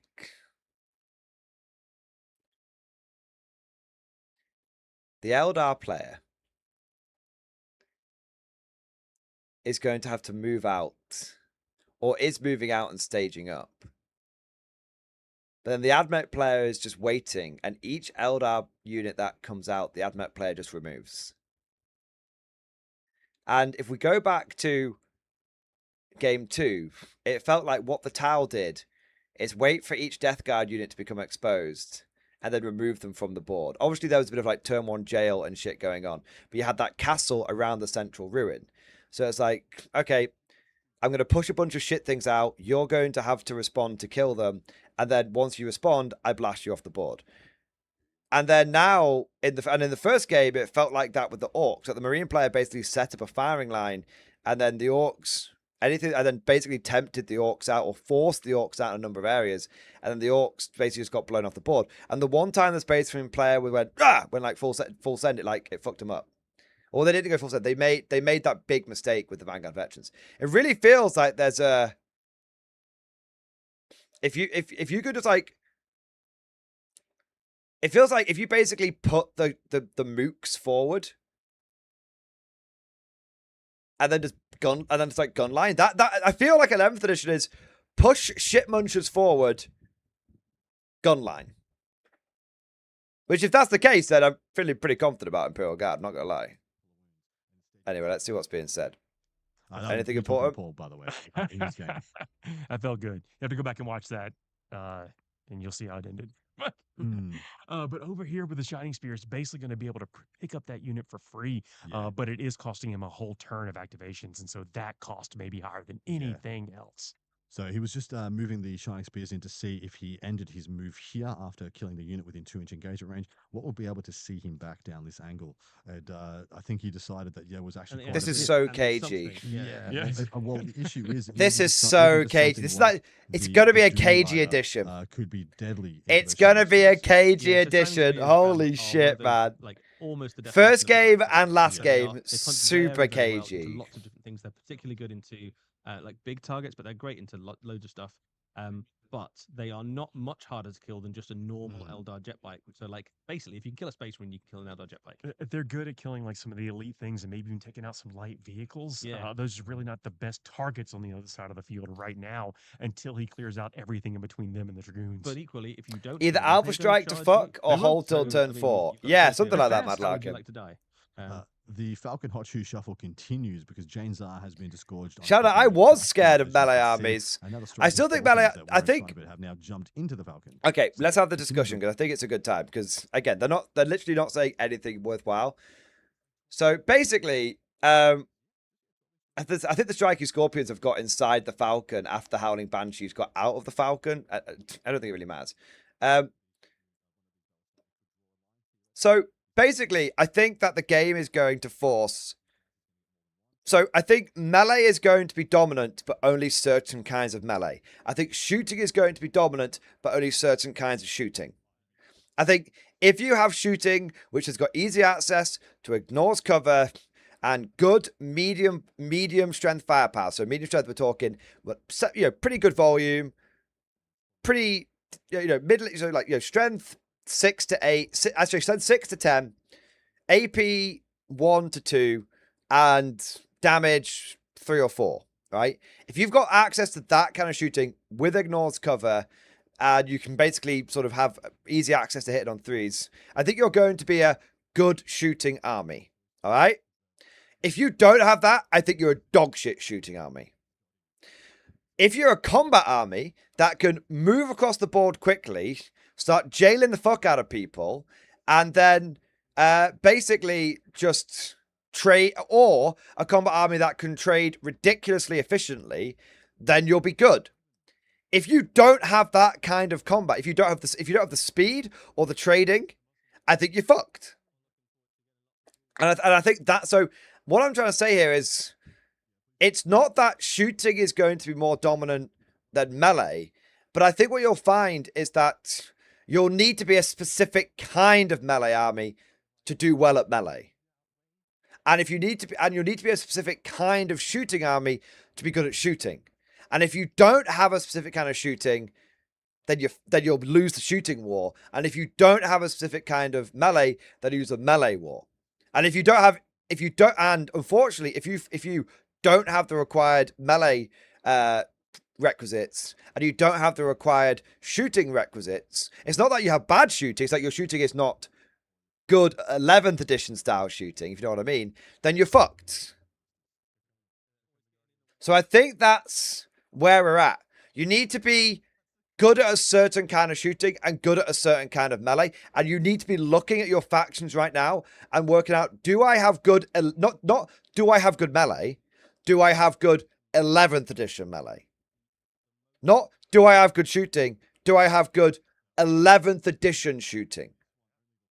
And that's where you need to be identifying your factions. Yeah. All right, let's have a look what's being said here.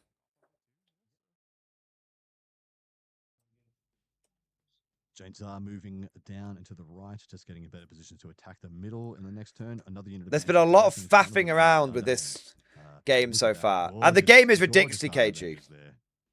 Stupendous looking models with Azim and the Phoenix Lord in tow, beckoning them forward or asking them to carry him so he can hit them with his sword. Not too shabby in Two shooting Phoenix either. Lords there at the top of the battlefield. That's a lot of power, actually, in a relatively small number of models. Well, I think 3. I think Lycus is all the way in the back there as well, because I doubt he put Lycus off the table in the unit of 5 spiders. Yeah, Lycus has got a very useful little ability. She can allow the unit that she's with to flicker jump, which basically means they can go 24 inches, and then they can still charge in the same turn, which is phenomenally cool. She's also got It's a good ability.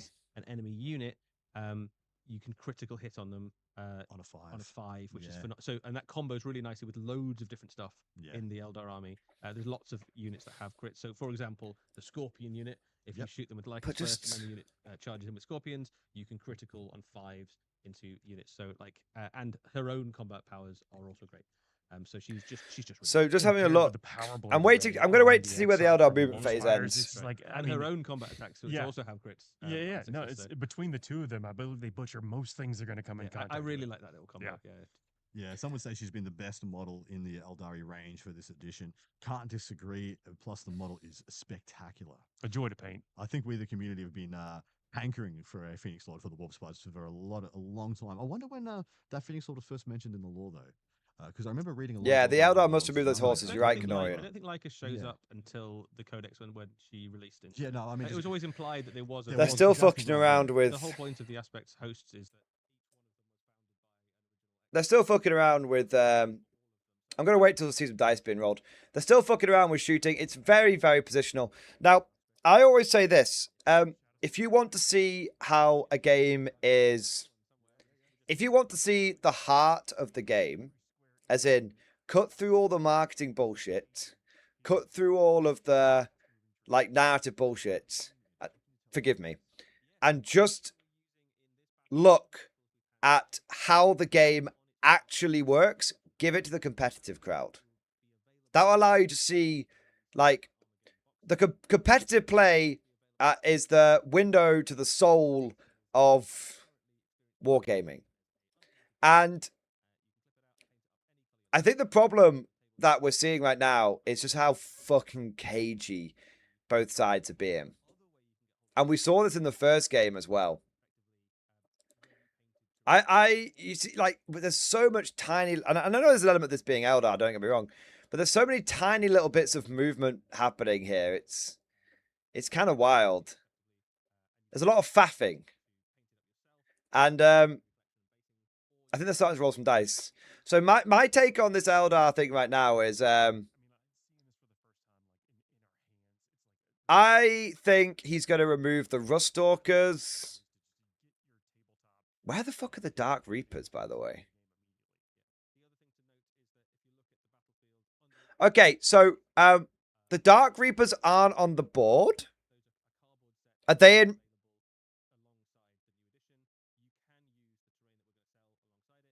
No, guys. Did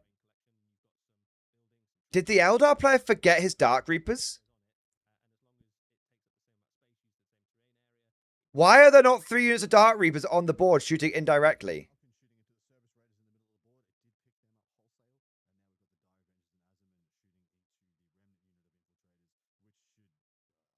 Look, I'm looking at the map here. It's turn 2. The Eldar players are... There's 3 units of 5 Dark Reapers.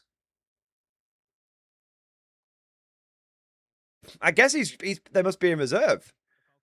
Okay, weird. Weird. All right. Maybe walk on the flank and bump something? Yeah, maybe. Strange, though. Very strange.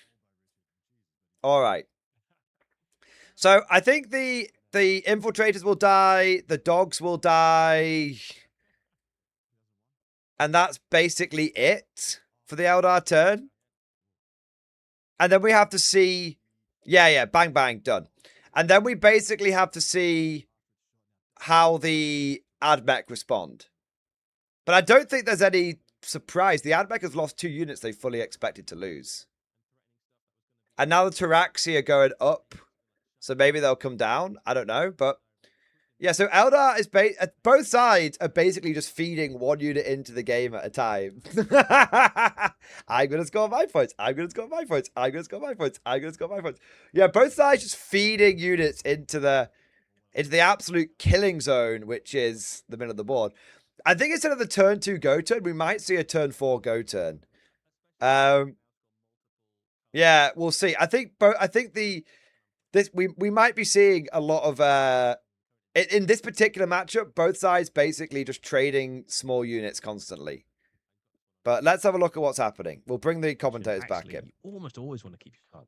The onus on Liam to make some plays, it is on him. Like, he has to do something soon. And so having that reserve of command points may give him an opportunity to maybe splurge a bit and make something happen.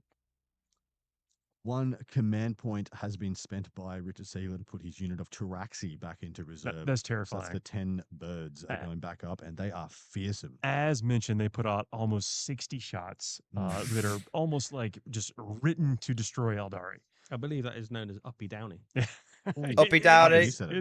It is. Well, and when it comes back down, it can really threaten as many Eldari units as they can see if they're on the table. And into some armies, it's always quite. Yeah, Pixie. Secondaries are basically the same. Big squads of, there's been no it's not big surprise on secondaries. Just a bunch of them been renamed, essentially. Fragile, right? Like all of those Eldar. Toughness 3. Yeah, toughness 3, a 3-up or a 4-up save does not keep you alive against that amount of firepower. You'd hate to think with the 8-inch exclusion now, there is a hole right there. I know there is theoretically a hole here, but there'd probably have to be a bit more of a line with the 8-inch exclusion now, not the 9-inch. So the holes are a little bit more judicious. Yeah, I think those Taraxi are just going to shoot this unit dead, and then use the move, shoot, move to hop on the objective.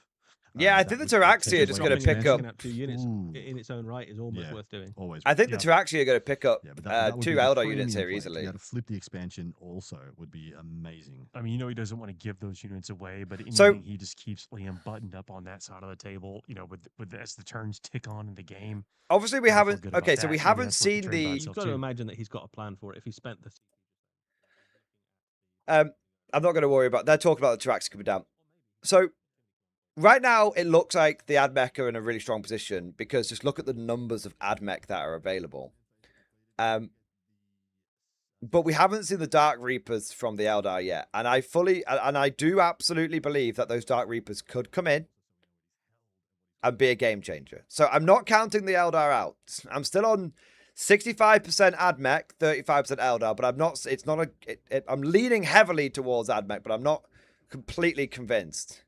I'm not completely throwing the Eldar away. One thing that's kind of I've noticed is it does kind of feel like it does feel a little bit like numbers are a big thing. And now I don't mean like pure horde. I think we might see MSU. I think we might see mass MSU in 11th edition. You need maximum number of units to be able to do any of the janky actions you might be called upon. You need maximum number of ship munchers to be able to bait out the enemy units. Like, if you think about it, look at the death... Okay, think about this. Look at the Death Guard game that happened. Death Guard versus Tau. What did the Tau have? More ship munchers. The Death Guard had big, chunky Plague Marine units. The Tau... Lots of little bits. Look at the first game. What did the Marines have? Big, chunky units. Couple of big tanks, big brick of intercessors, Vanguard veterans with a character attached. Like, big, chunky units. But those chunky units, whilst they had punch, they weren't good at trading. They weren't good at the trading game. They weren't good at the ship muncher game. And the Orcs had loads of little bits, loads of little units. Loads and loads of little units. And the Orcs won. It's going to come down to flexible it's going to come down to mass flexible MSU backed up by by either big punch or big gun line. Yeah. I think if I think that's what it's all about. I'm not saying that Death Stars are dead, but I definitely feel like we could be heading towards mass MSU. Mass MSU backed up by whatever big fucking mega punchy shit your army has. That's what's going through my head right now. GSC could be very good at this. I got a big GSC army. GSC could be phenomenal at this. They got loads of little 5-man fucking shit munchers for days. Yeah, so that's what's kind of going through my head right now. He who can bring the best MSU. But it's not just about the MSU, it's about... Okay, right now I think you might it might be MSU backed up by big guns or big punch. But I will say this. I think right now what we're seeing is 10th edition legacy armies struggling into the more modern 10th edition, 11th edition mindset. Because the 10th edition mindset is big fuck off mega things, go smash, smash, smash, fuck. Right?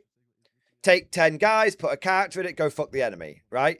It's kind of like, it's not that MSU doesn't have a place, but it's that you can build some pretty tasty Death Stars. Think of like, let's take all these characters, attach them to the Victrix Guard, all that kind of bollocks, right?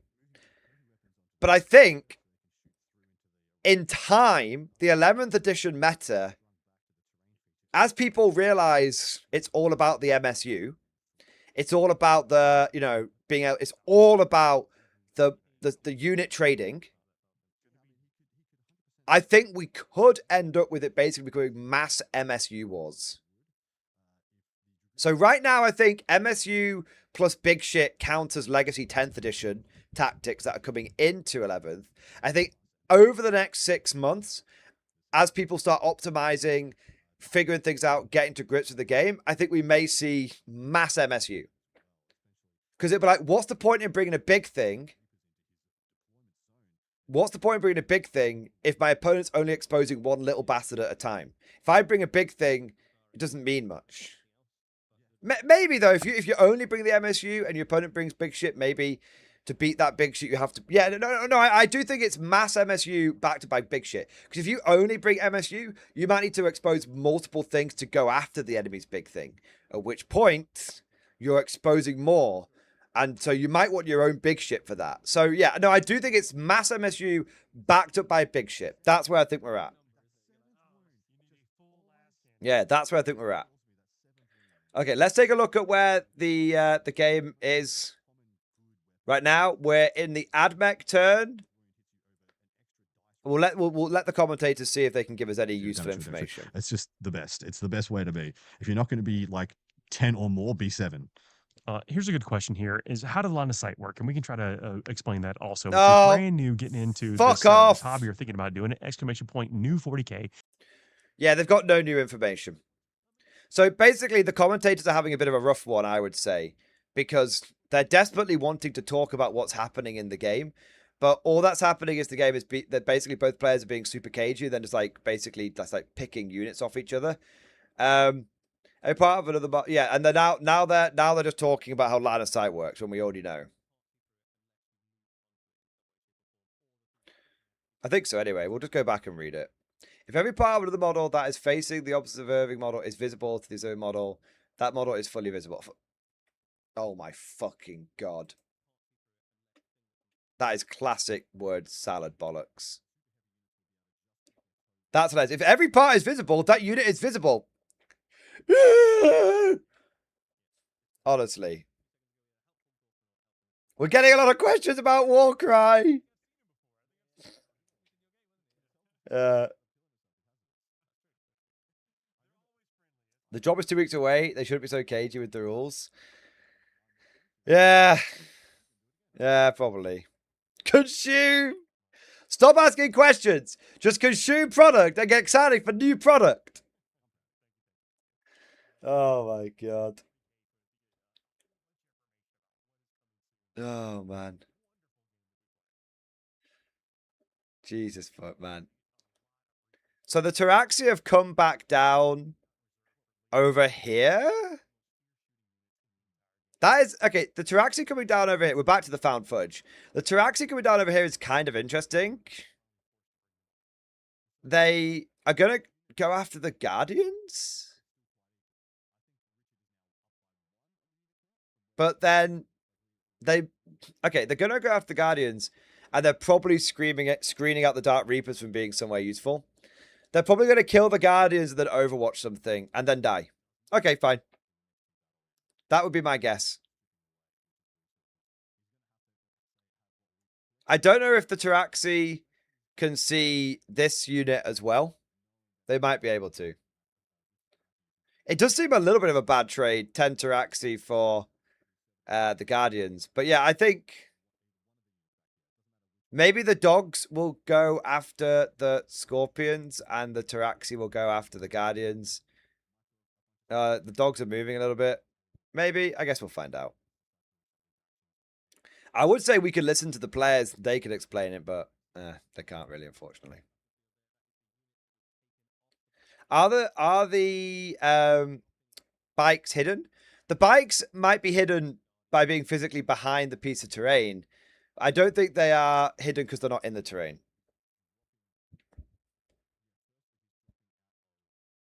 Are we raiding the stream to spam K47? I mean, you can do if you want. You can do if you want. Chicken Detonator, raise your morale with Old World, sir, in stream discussion. Fuck yeah, nothing important's happening right now, is it? Yay! Old World!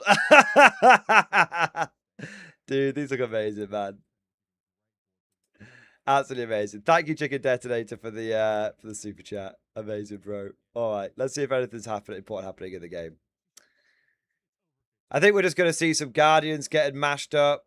The doggos are moving around a bit. Let's see if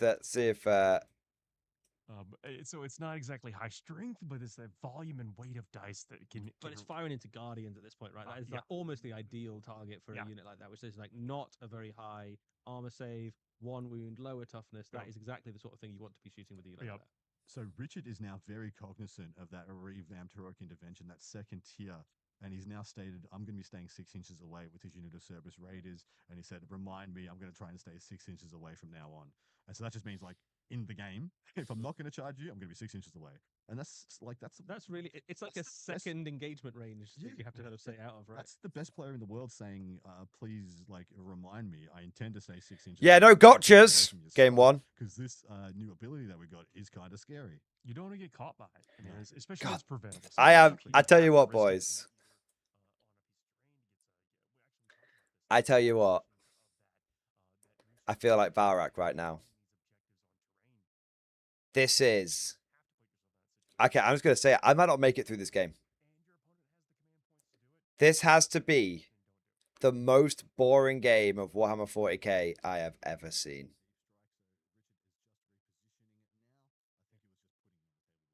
There's just so much faffing. I'm just sitting here watching 2 players diddle their models about the board.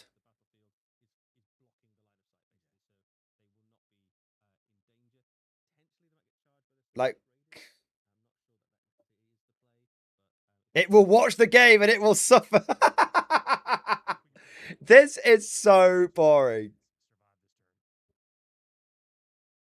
This, like, oh, now we're twiddling the dogs more. Oh, we'll twiddle the dogs some more. Oh, absolute immersion. Absolute fucking cinema. The most interesting thing to watch about this game is me in a fucking tank top and some fucking short shorts. This is literally I'm not being vain here. This tragic surviving the British summer heat outfit is more amusing than watching these players fondle their models. Fucking fondle the fucking models. I'm so bored. Oh, I'm so fucking bored. I can't, like, literally, I can't take it. I can't take it. I'm dying. I'm dying out here, man. I'm dying. Ugh. I'm boiling hot. My face is super shiny. I'm wearing an outfit that wouldn't be out of place in a Twitch hot tub stream. And I'm watching, apparently, the peak pinnacle of competitive Warhammer play. I just don't want to watch it, man. I just don't. Like, Varak was right. Quote it. Varak was right. It's... If you suffer from insomnia, you should watch Games of 11th Edition. What is this? What the fuck even is this, man? Like, oh, the dark. Oh, okay, maybe things are happening. The Dark Reapers of Rapid Ingress. Okay, finally, the Dark Reapers of Rapid Ingress. All right, let's see. There's some dice being rolled. Come on, game. You can pick up. And that comes up occasionally. You want to use, I'd like to Overwatch and see command point reroll. Yeah, those are things that you can't do. So some things have just clicked into place here. I'll call it Oh, after on this shooting or whatever. But I think there's a this wider fucking play that's been engineered by Richard jerry-rigged Taraxi. dice tray. What is this dice tray, guys? Getting as many dice as you can hold. What is this dice tray? Like, what? Why? I think that's only half. How has GW not come up with a good dice tray? I don't get it. What is going on? Occur at the top of screen here. That looks like the warp. Ah, the rapid ingress of the Dark Reapers. Yay! They got some big guns for warp spiders. They're pretty big guns. They are the warp spiders. They are the warp spiders. They are the warp spiders. Warp spiders, really useful little units. Effectively flying flamethrowers. That's the way to think about them. The monofilament blasters. Yeah, they can zipper. They kind of do two things because of the Exarch. It adds a whole extra level of play to them. I'm kind of curious why think they're of saying them warp as four spiders. flamethrowers that can move around. Also got a point of AP on there as well, which makes them very useful. The other thing they can do is they fight in combat fairly well. Are they because the just Exarch talking gets about tail warp attacks spiders, as or are the well. warp spiders doing something? So here we go. This is the Fellowship Blasters. He's rolling saves now. No, they weren't even. Those power blades. Really Oh, this commentary! The commentators are talking about warp spiders, whilst the fucking AdMech are shooting the fucking Taraxi. Taking the saves on the shield first. He died exactly. Oh. So that's that unit has just picked up and removed the Eldar unit in its entirety. It would probably be quite happy to have one model left alive on the Eldari side because it's just one more model to do actions with. Yeah. But actually losing that unit I don't think anyone is surprised the Guardians have died. Liam has just stated this is a bunch of points to Richard if it dies, and he has to command point re-roll one of these to deny Richard up to, I think he stated something like 7 points. Yeah, it's a big swing on this death. Yeah, killing a unit on an objective. And then, of course, I will hopefully see the secondaries come up at the end here and see what else he's scored. And now here's the hot back. We had no prisoners, I think. Oh, wait, the Taraxi move, shoot, move? Jump back of the Taraxi. Predicted they were going to die, and that was the case. Well done, 90%. Yep. Do better, 10%. But look how close it was, actually. It was a lot closer than I really thought it was going to be. It came down absolutely down to the wire there. The Taraxi jumping back out of range, and now what I think he's going to leverage here is the 18-inch lone operative stratagem available to this Qatari Hunter cohort and in the new detachment as well. He's got a couple of. The Eldar had no chance. Such things, and this is a cool play. This is a really cool play versus Eldar, really punishing and brutal. This is also the sort of play that Eldar tend to do, right? Yeah, yes, it is. Eldar jump in, kill something, move back. I think the depth mechanic is currently. This was Q Spider-Man meme with battle focus and stratagems. They have a lot of mobility. They're just not getting to deploy it right now. A lot of them are, and they never fucking will as well. Like you can only use them in certain contexts. Like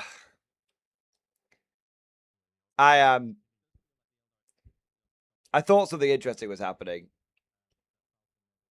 Do you guys remember? He just center swept. Woo!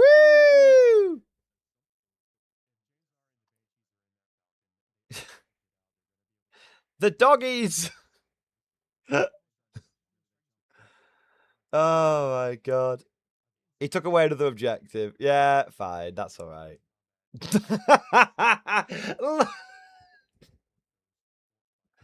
Oh man. Yeah.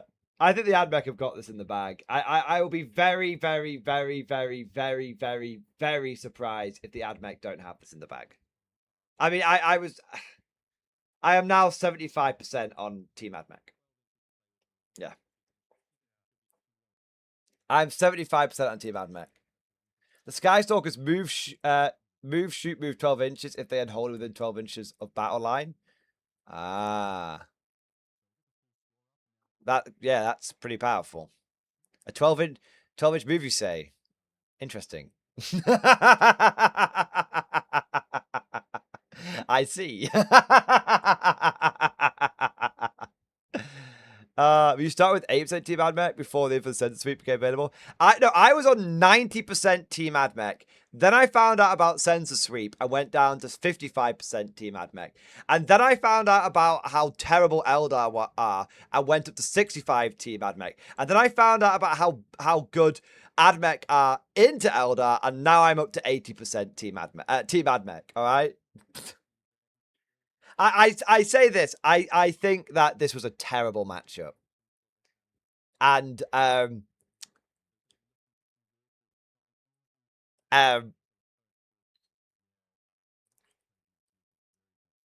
think that's not good. It's not a good thing to have on display for 11th edition. You don't want people seeing in one of the first 3 games that's ever been played of 11th edition that, oh, one faction is just utterly better than the other. One faction utterly fucks another. It's just a bad matchup. It's just a bad matchup. Yeah. Can we bring the play on tabletop guys back? Nothing against these two, but this is fucked. This is beyond fucked. There's like, this is beyond. Even the commentators are saying it. Yeah. Can he concede? He should do. He should concede and go to the pub. Come on. Let's make something happen. Come on. Come on. It's still the AdMech. Is this the Eldar turn? Okay, we're in Eldar turn 3. We're in Eldar turn 3. Come on. Let's make some things happen. Go turn. Go time, baby. Go time. Come on. Go time. Come on. Let's make that happen. Right, place your bets. Place your bets. Do we think that we are going to see the Eldar go ham on turn 3? Or do we think we're going to see more little bits? Yeah. What do we think? Should we do a poll? Should we do a poll? Okay. What will the Eldar player do? Go full send.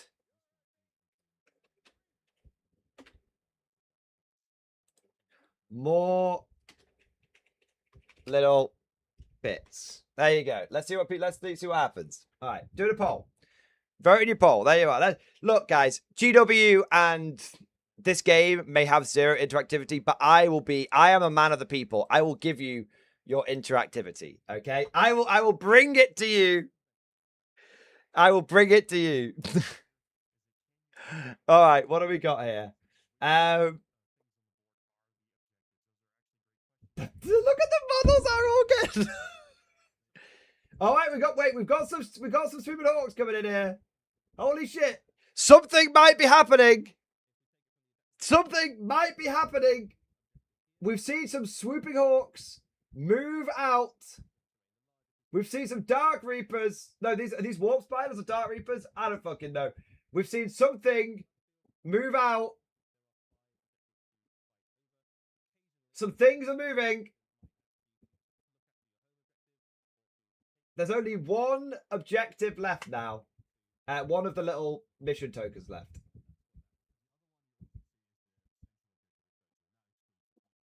I think we're getting more little bits. To be fair, this could be a bit. To be fair, something could be happening. Something could be happening. We've got the players have got all the fondling out of their system, maybe. Because I think we're seeing striking scorpions and warp spiders go up north, and we're seeing swooping hawks go mid. But I think that's everything you're going to see. I don't think you'll see anything else. Where Dark Reapers is my question. Because I think these are warp spiders, guys. Yeah, they're not Dark Reapers. They're warp spiders. Oh, no, the striking scorpions have got away again. Oh, no, more fondling. There's more fondling. The striking scorpions came out, but they've got away again. Just the back in the Falcon.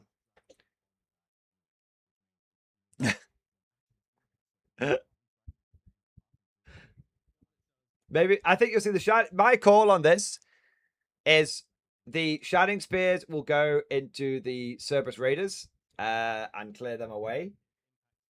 And the Warp Spiders are going to try and fuck up the big squad of Infiltrators. And the Swoopy Hawks are going to clear away whatever bullshit admech unit this is in the middle. That's basically what we're seeing. And that will be the Eldar turn. Let's see if that's what's happening. Now, we talked a little bit about that earlier, about the Titan 9. Yes, the unit accuracy has changed. Of course, oh, there you go. Within 2 inches of one other model in the unit, Titan 9. But you no longer have to be within 2 of 2, as long as, and you must do this. Every model in the unit must be within 9. Rumor confirmed. So you always have kind of a bubble of a 9-inch circumference. Yep. Radius, one of those. That could be pretty difficult for some guardsmen. One I didn't think of. You must always be. Can you get 26 guardsmen in a tight 9 bubble? Really interesting for what units people choose to take moving forward. Things of these big units that wanted to tendril out, resurrect, contest things. Things like your warriors. I hope you weren't taking Black Templar, Black Tide, because that's fucked. Was it 28? You can't fill up quite 28 and 32 mil models. Used to be able to. So it might be that you're looking at your army and you actually. If I used to use this Necron unit to fill up space, am I better off using 2 units of 10 exactly right. to use that footprint than 1 unit of 20? It depends what you want the unit for, right? What's its job? Spot on. 1 unit of 20 is only the same 9-inch diameter, whereas 2 units of 10 is 18. So there is MSU, baby. Reasons to it's all about the MSU. Of course, the unit of 20 is much more likely. These models are falling all over the place. This is crazy. If you put enough support pieces, whereas the units of 10 are more manageable, will take up more board, secure more objectives. I think it's telling that in this particular battle, both players have opted for generally quite a lot of small units, particularly in the Eldar force. There's the option there in a lot of instances to go, I'm going to take units of 10 aspect warriors. Almost none of them have been taken as units of 10. That fucking bike, yeah. With the Phoenix Lords. It's not too bad. Check your discussion. Let's have a look. There are some big units of 10 which we're seeing. They're only fondling the models again. So Let's have a look. Taraxi, for example, that had a stratagem played on it. When you have a larger unit, if you've got stratagem okay, on it, yeah, you get it's not more too bad. Bang for your buck I'll let them off per command point. But there's also lots of little units of 5. Yes. Now, Hidden has been asked, can Hidden affect vehicles? No, Hidden is exclusively for... They're just talking bollocks again. I'm going to do some super chats.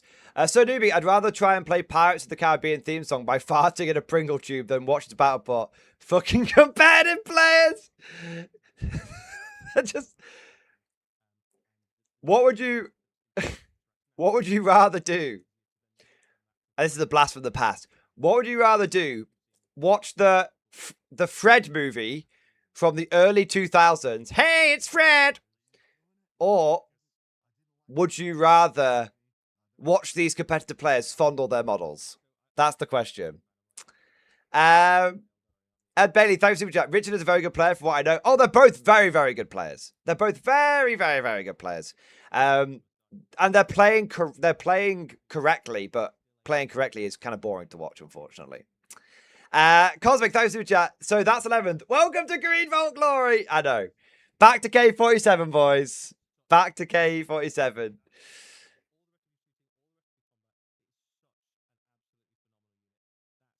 What have we got here? Elijah Snow, thanks for super chat. Checked in with my tabletop tactics, guys. Everyone basically agrees with you, and getting Lawrence to even fractionally break character takes work. Wait. Elijah Snow, your tabletop tactics are beefing on the edition? If you've got any like screenshots or like a link to a video or anything, please share it, man. Or even a link to a live stream. I would love to I'd love to see that because, like you said, tabletop tactics guys, they're pretty good at towing the line. They're balanced, but they're pretty good at towing the line. Yeah. It's me, Marco. Thank you for super chat. Missions like these make rattlings great ideas, dude. Fuck rattlings. If you're into that, recon squad, baby. What? Take the weird hobbit-y fuck. No. Take all the hobbits to Isengard and bring in the recon squad. But yes, infiltrators are very good. Fox Knight, I wonder what Lords of the Forge does, as we haven't got on the ad break preview yet. Have we not? I thought it'd come out today. Interesting. I thought we knew what that did. Cosmic, thank you for super chat. Look good, Timmy boy. Put K47 back on.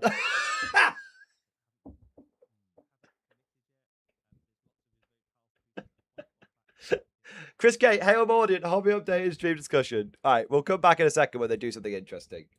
What's Chris K showing us? Hey! Now isn't this better? Isn't this better? Just some nice K47. There we go. Isn't this better? There you go, guys. Just look at the K47 chat. Think of the rabbits. Just look at the K47 chat.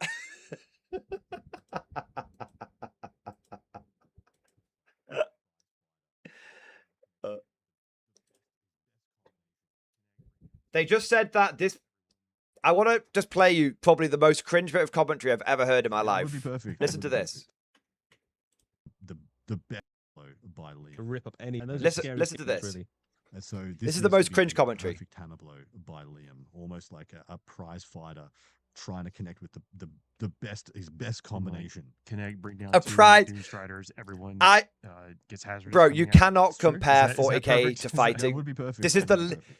This is the least exciting fight I've ever seen. Very unlikely. I was course kidding. We are getting the scorpions now. Going I want to pet the actively rabbits, Falcon where George. They are piling out. The Falcon has a cool little ability where if Macon, this game makes you want to lip star spicy stew. Oh my fucking god, that's awful. I think it's really Thank you, Super Chat, man. That's awful. So a really useful little combination. Great on the scorpions. They're going to be exploding hits and then rerolling wounds is going to be very good. So for example, you could go. I'm going to reroll. Okay, the Elder. Let's take a poll. Looking for those sixes and then I'm rerolling wounds. So okay, so 50-50 basically. The Elder. Some people thought the Elder would go full send. Some people think they stayed back. So a full arachnid charge at the top. The Elder have gone full send. Combined. They've gone full send. All right. There's a decent amount of shooting from the spiders. Let's see what happens. Be, some. This game could be over. Admech turn 3 if this bounces. I think because of the rapid ingress, that spider unit has been able to. Where are the Dark Reapers? Normally rather than advance, which means they will be able to charge this turn. Yes. The unit at the bottom with Lycus, they can always advance. Guys, because Lycus, that's one of her abilities as a Phoenix Lord she brings to that unit. So we're going to have a bunch of charges here. It's going to be very interesting to see how the turn plays out. Guys, the Adeptus Mechanicus do have the command. Where are the Dark Reapers? So these are going to be some pretty dicey combats, I think. We are going to see casualties on both sides this thing. Huge turn ahead. You don't want to go anywhere. No, like I'm not fucking with you. Where are the fucking Dark Reapers? It's turn 3. There's meant to be 3 units of 5 Dark Reapers.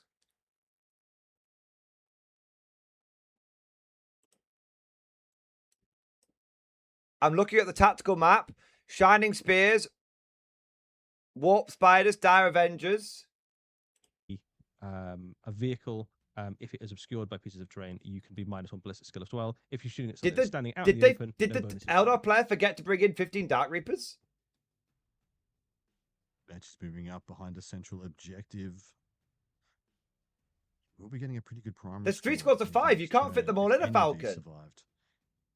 The Falcon has the striking scorpions in it. Right. So those hawks again are another unit that into lots of armies they become a sort of utility scoring piece. Either GW fucked up the list, there are targets that they or can pick up the and Eldar move. player They just get quite a forgot lot to of deploy shots, 15 into Dark something Reapers. Like, I don't know, Chaos Space Marines. They probably wouldn't be picking up whole squads, but into top this left, army, that's Warp there are Spiders, bro. targets that are just I thought they were Dark Reapers. That's Warp Spiders. The home objective for the Eldari has been stickied, or the new term given us by Games Workshop. Yeah, that's Warp Spiders, not Dark Reapers, man. When you think of sticky, you say secured from now on, and that is me talking to me because I'm going to fix it. Like Objective note to self. secured. Objective But super secured. secured. When you secure a unit, you control it, put OC on it. It's yours until the. Are they still doing movement? Even if you walk. Oh wait, are they still doing movement? I thought they said they were doing charges. Do leaders continue? GW told me they were doing charges. Has been destroyed, so get the benefit of their ability. Hang on. If they were leading a unit, they might be coming now. That's an interesting one. I might throw that past one of the judges. All right, no, they're coming on now. Yeah, awesome. It's all right. Once again, the GW commentary completely threw me off what was actually happening in the game. They don't tend to refer to when this unit is leading a. Games Workshop was telling me about charges that were happening, but it turns out that we haven't had the shooting or the we haven't finished the movement phase yet. Condition for the most part. That says when you are leading a unit, they'll just say. I think the GW commentators are desperately having to fill in all the dead time whilst the players fondle the models. Doesn't have any lads. My chaplain is less. The model fondling is taking too long. And he's now less angry. He can finally relax. He just relax. The pressure of leadership has gone now. I can just be myself. So we're seeing a full send Eldar turn. Turns out they make you a little bit better. So Master Pep, I won the poll. Is this how I get my money? Even when the unit's gone. You get we have Dark Reapers coming on a well done. You get a Mordian Glory official verbal well done. Oh my lord, well done. Units of 5 are coming down there. There you go. Just doing it. Do you get more stratagems if you use multiple? All 15 Dark Reapers. All 15 Dark Reapers just appeared.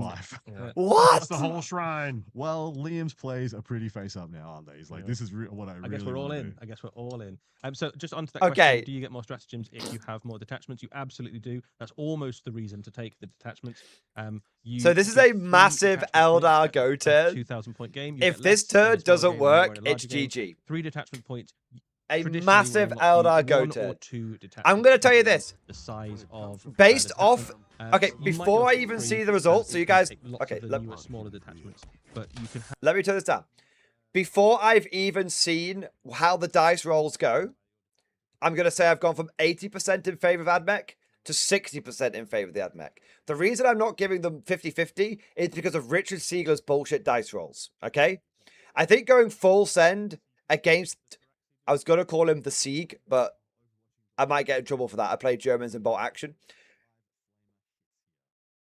If you go full send against Richard Siegler, you better hope. I think it's very risky going full send against him. I think you go full send against him, then he just passes all his 5 invulnerable saves, and then you die. Yeah. I think it could bounce. I think it shouldn't bounce. I think it will bounce against the power of the poo dice.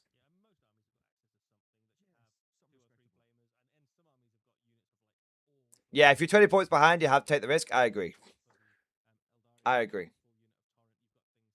Bearing in mind you've gone second as well. You've gone first as well. Yeah. Richard Siegler is 20 points ahead, having gone second. Absolutely gigafucked. Thing is, I think going full send is such a risky maneuver because of the terrain. Although Eldar have got ignore modifiers on the Dark Reapers, and the Warp Spiders have got flamers essentially. So.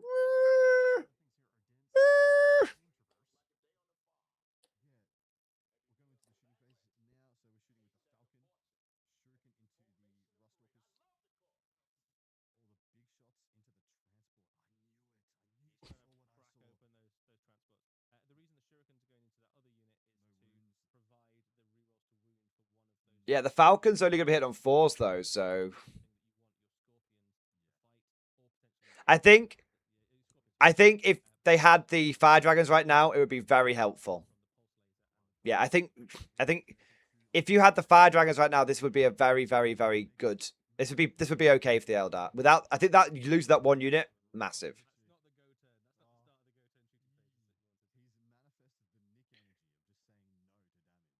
Richard just passed all his saves.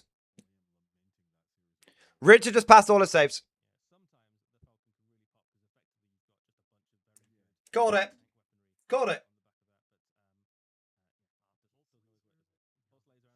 We'll see. That's only the Falcon. So I'm not saying it's everything, but I'm just saying so it begins.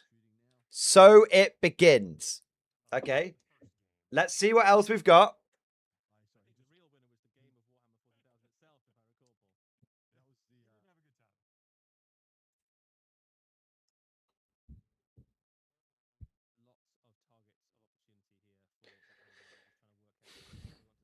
Okay, so they're not fondling the models anymore, but they're fondling the Splitfire. Lots of fondling. Fondle. Cosmic Drew, thanks for super chat. This show sucks. Show us the worm. The worm. Macon, in all seriousness, if this stream of theirs is meant to sell us on 11th edition, I'd 1, fire my advert manager, and 2, start a damage control plan.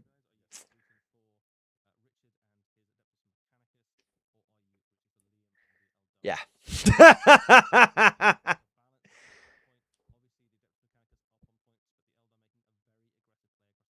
I think this is going to be over at the end of turn 3.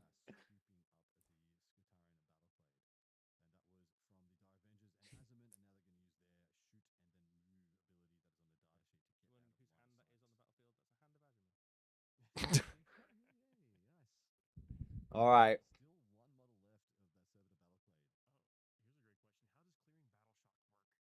Oh, God, these commentators are saying how... The commentators don't have enough to talk about. So I kid you not. The commentators are now telling everyone again how Battleshot works again. Guys, I think they've run out of new things to say about the edition at 2.5 games in. Like, literally, they showed off all the new shit in the first game. Some more new shit in the second game. They've got to the third game. There's nothing new to show off.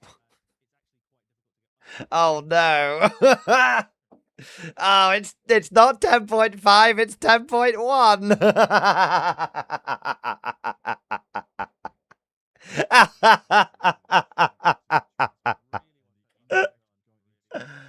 Oh my God.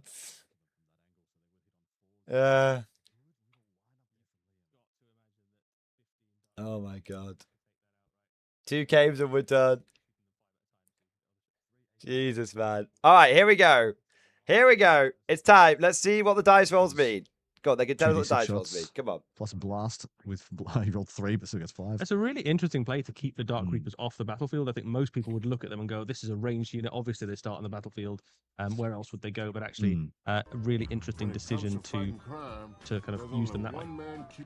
3 Rangers down. What was that Taraxi? What is 3 Taraxi down? Every time I want to try and get excited, it's like the dice stop rolling. Roll the fucking dice! Liam's stating, I'm going to have to be greedy. Yes, he does. Yeah, he's splitting fire, so the indirect once again into the Rangers. There is the fire base that's currently opening fire. This came on from Strategic Reserve this turn and is unleashing an absolute fusillade of fire. Each one of those is a 5-man unit of Dark Reapers. There are 3. He's firing the Dark Reapers. That is the equivalent indirectly. To the best of the best heavy weapon teams for most factions, and there are basically a max number of units of them in this Eldari. Why? A huge amount of points and firepower in that very concentrated. Why? Yeah, Richard has spent a command point to lone operative. He's firing them from here over to here. Why?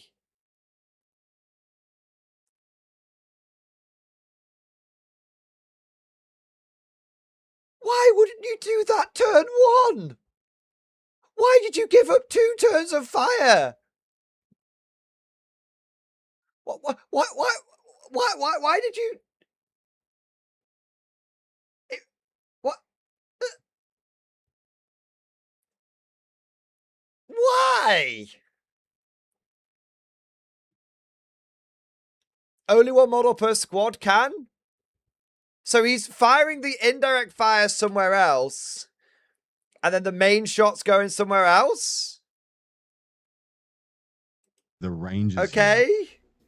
to just keep them safe from being hit by 2 more of those Tempest launchers. Not a bad command point here. Okay, so now he's lone opt them. So he did it once, and then got the lone op, and now he can't do it again. So this is shooting into the Dune Rider. He's using the dispersed shot to damage 2 shots in order to guarantee this winning on 5s here. And he's going to flip one of these to a 5, so he's going to have 3 saves at AP2, damage 2.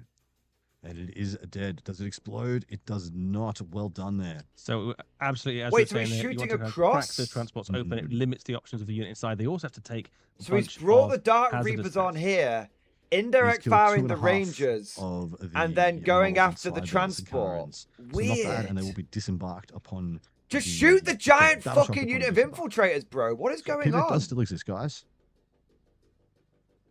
Or are you going to try and shoot the infiltrators that get out now? Good use of the lone operative ability there. Was this Rust Stalkers or Infiltrators? I believe it's Rust Stalkers from what I can see there. Here we go. This is the pivot rule for you guys. Generally, I don't want to see the fucking pivot roll. Movement, but you still do pivot your model. I'm trying to see the interesting things in the game. Maximum distance, and you can pivot around as much as you Every need. time I try and do the interesting, GW starts fondling the screen. Real fast. Can everyone stop fondling? News, Eddie. Thank you. And apologies too. I mean, I was definitely in my haste of explaining the battle shock. It is the command phase that you test, not every phase. Apologies. Right. Just tell me what unit shooting what and what the result is. And I like the way you phrased that too, with the basically generous of moving the vehicles around. That is that quality of life improvement stuff. What's happening on the board, GW? Yeah, it's also very generous if you've got something like why? What just killed makes what? it a little bit more even between things like rhinos and falcons. The falcon obviously now there's able 3 to fly. commentators. Fly No is one's a very telling me what's generous happening in the rule. Can game. kind of fly Just over the top of buildings what is and other shooting what? units and things like that.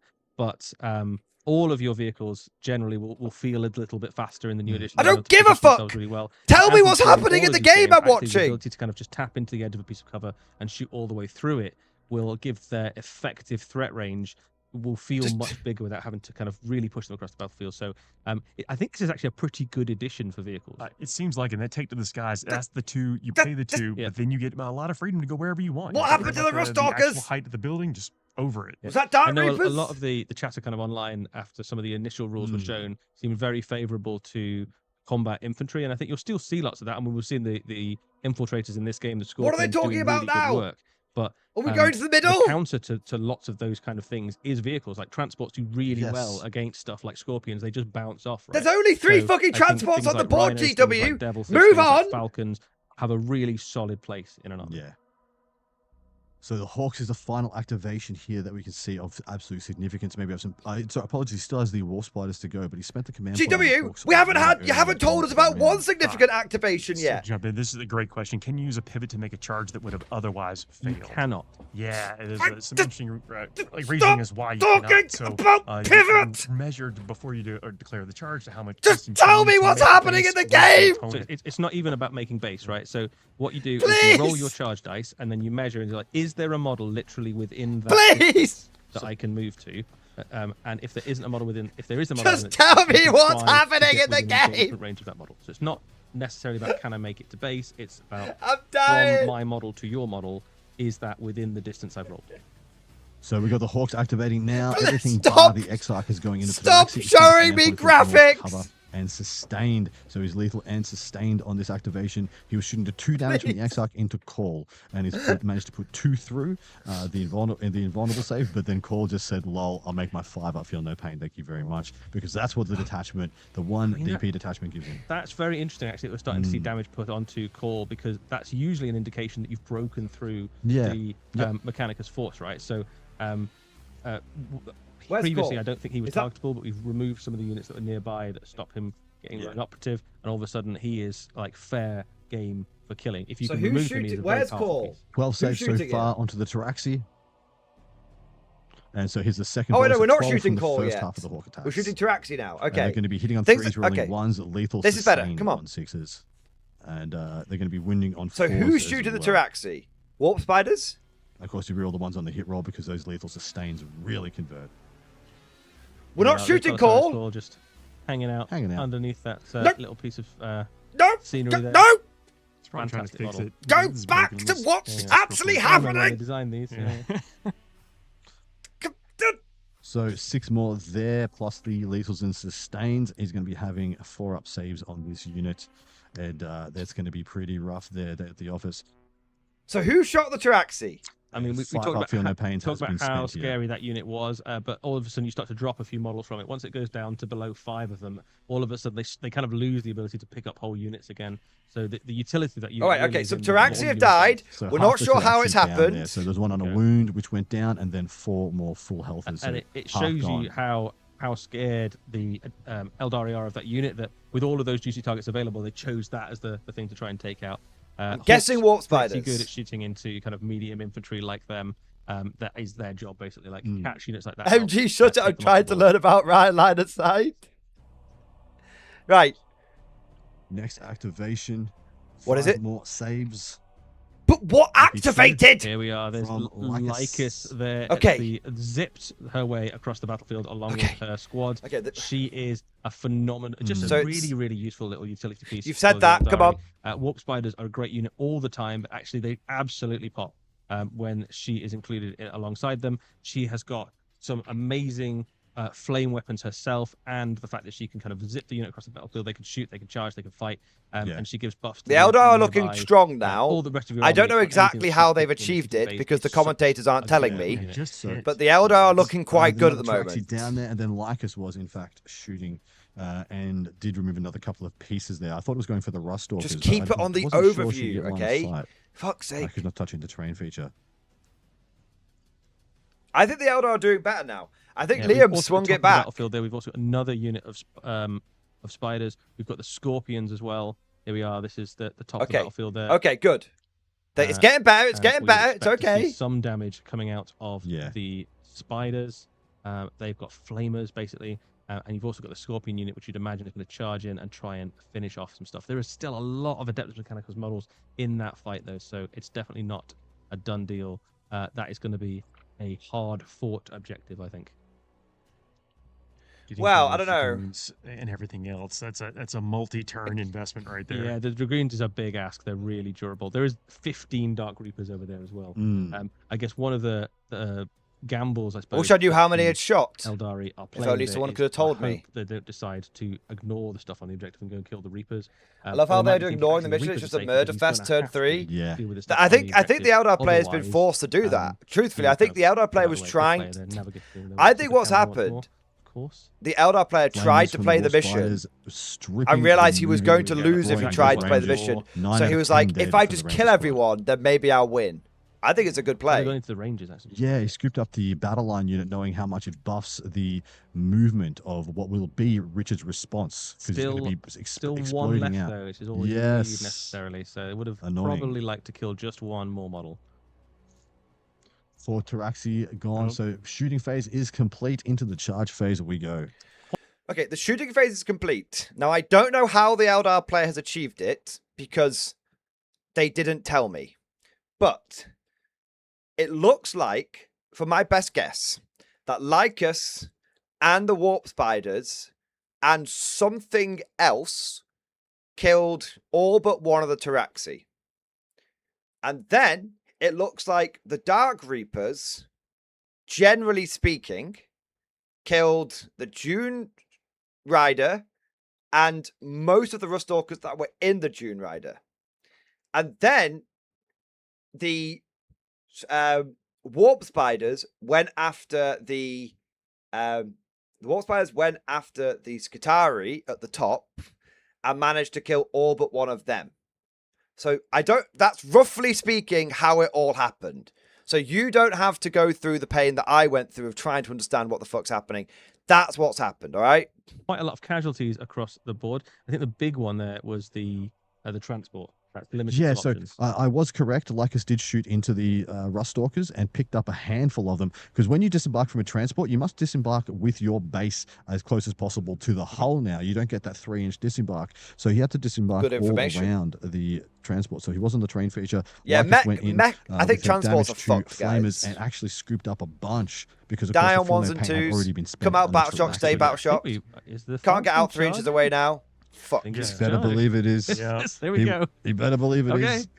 Was it crushing blows or? Yeah, crushing impact. Yeah. He's trying to block up the lane they need to use to get into the fight. He's trying to make them go the long way around the terrain. I like this a lot. He's using it as a wall.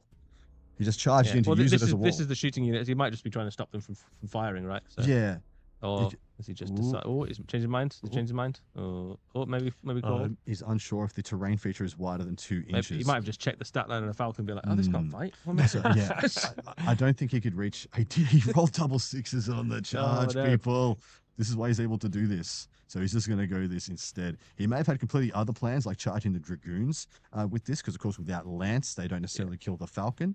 But it's when he high rolled that, he's just like, well, I guess fortune favors the bold. It also just encourage you to always roll for charges, right? Like if any of your units are within or anywhere near the enemy, you might as well roll and then be like, oh, I scored this. What I really feel like previously you should have shot the piss out of the Rust. You didn't want, so you definitely wouldn't be going for like a. I really feel like you should have shot the piss out of the Rustalkers and then charged. And especially in the early days, it's going to be easy to be locked into. I'm going and then charge and finish them off because they were like, oh well, he doesn't want to. He wants to kill the unit that's buffing them, and it's like, yeah, but if he just kills the unit, then the unit that's buffing them doesn't mean anything. Here we go. There's some quite important charges here. So the Scorpions are in on a 6. Yeah, they will want to. The AdMech don't have enough command points to interrupt. Than the last time Scorpions went into a similar unit.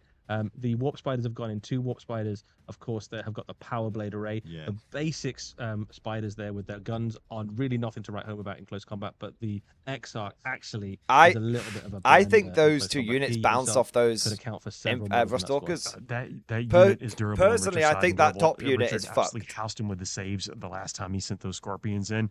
But now there's a lot of combats, a lot of people crying out for command points. They could be, yep. As you can see right here, Richard only has 1 command point, and there will be no interrupting here. Yeah. We've also got the spears, the shining spears charged down the bottom of the battlefield there. I am a big fan of shining spears. I've got 6 of them in my I think the Eldar could do it. This is Lycus, I think, also going for. Rolled a 6. I think the Eldar could do it. They've got that second wave in the mid. But he does have I think the of call. I'm now 50-50. I don't know if you're going. Before I see the combats, I'm now after that shooting, and before I see the combats, I'm now 50-50 for the Eldar, and I'll tell you why. Because he doesn't have to move. Cool, right? It would be cool. It'd be cool. You can roll your charge and then go away. You're not saying anything useful right now. But I'm now 50-50 on the Eldar, okay?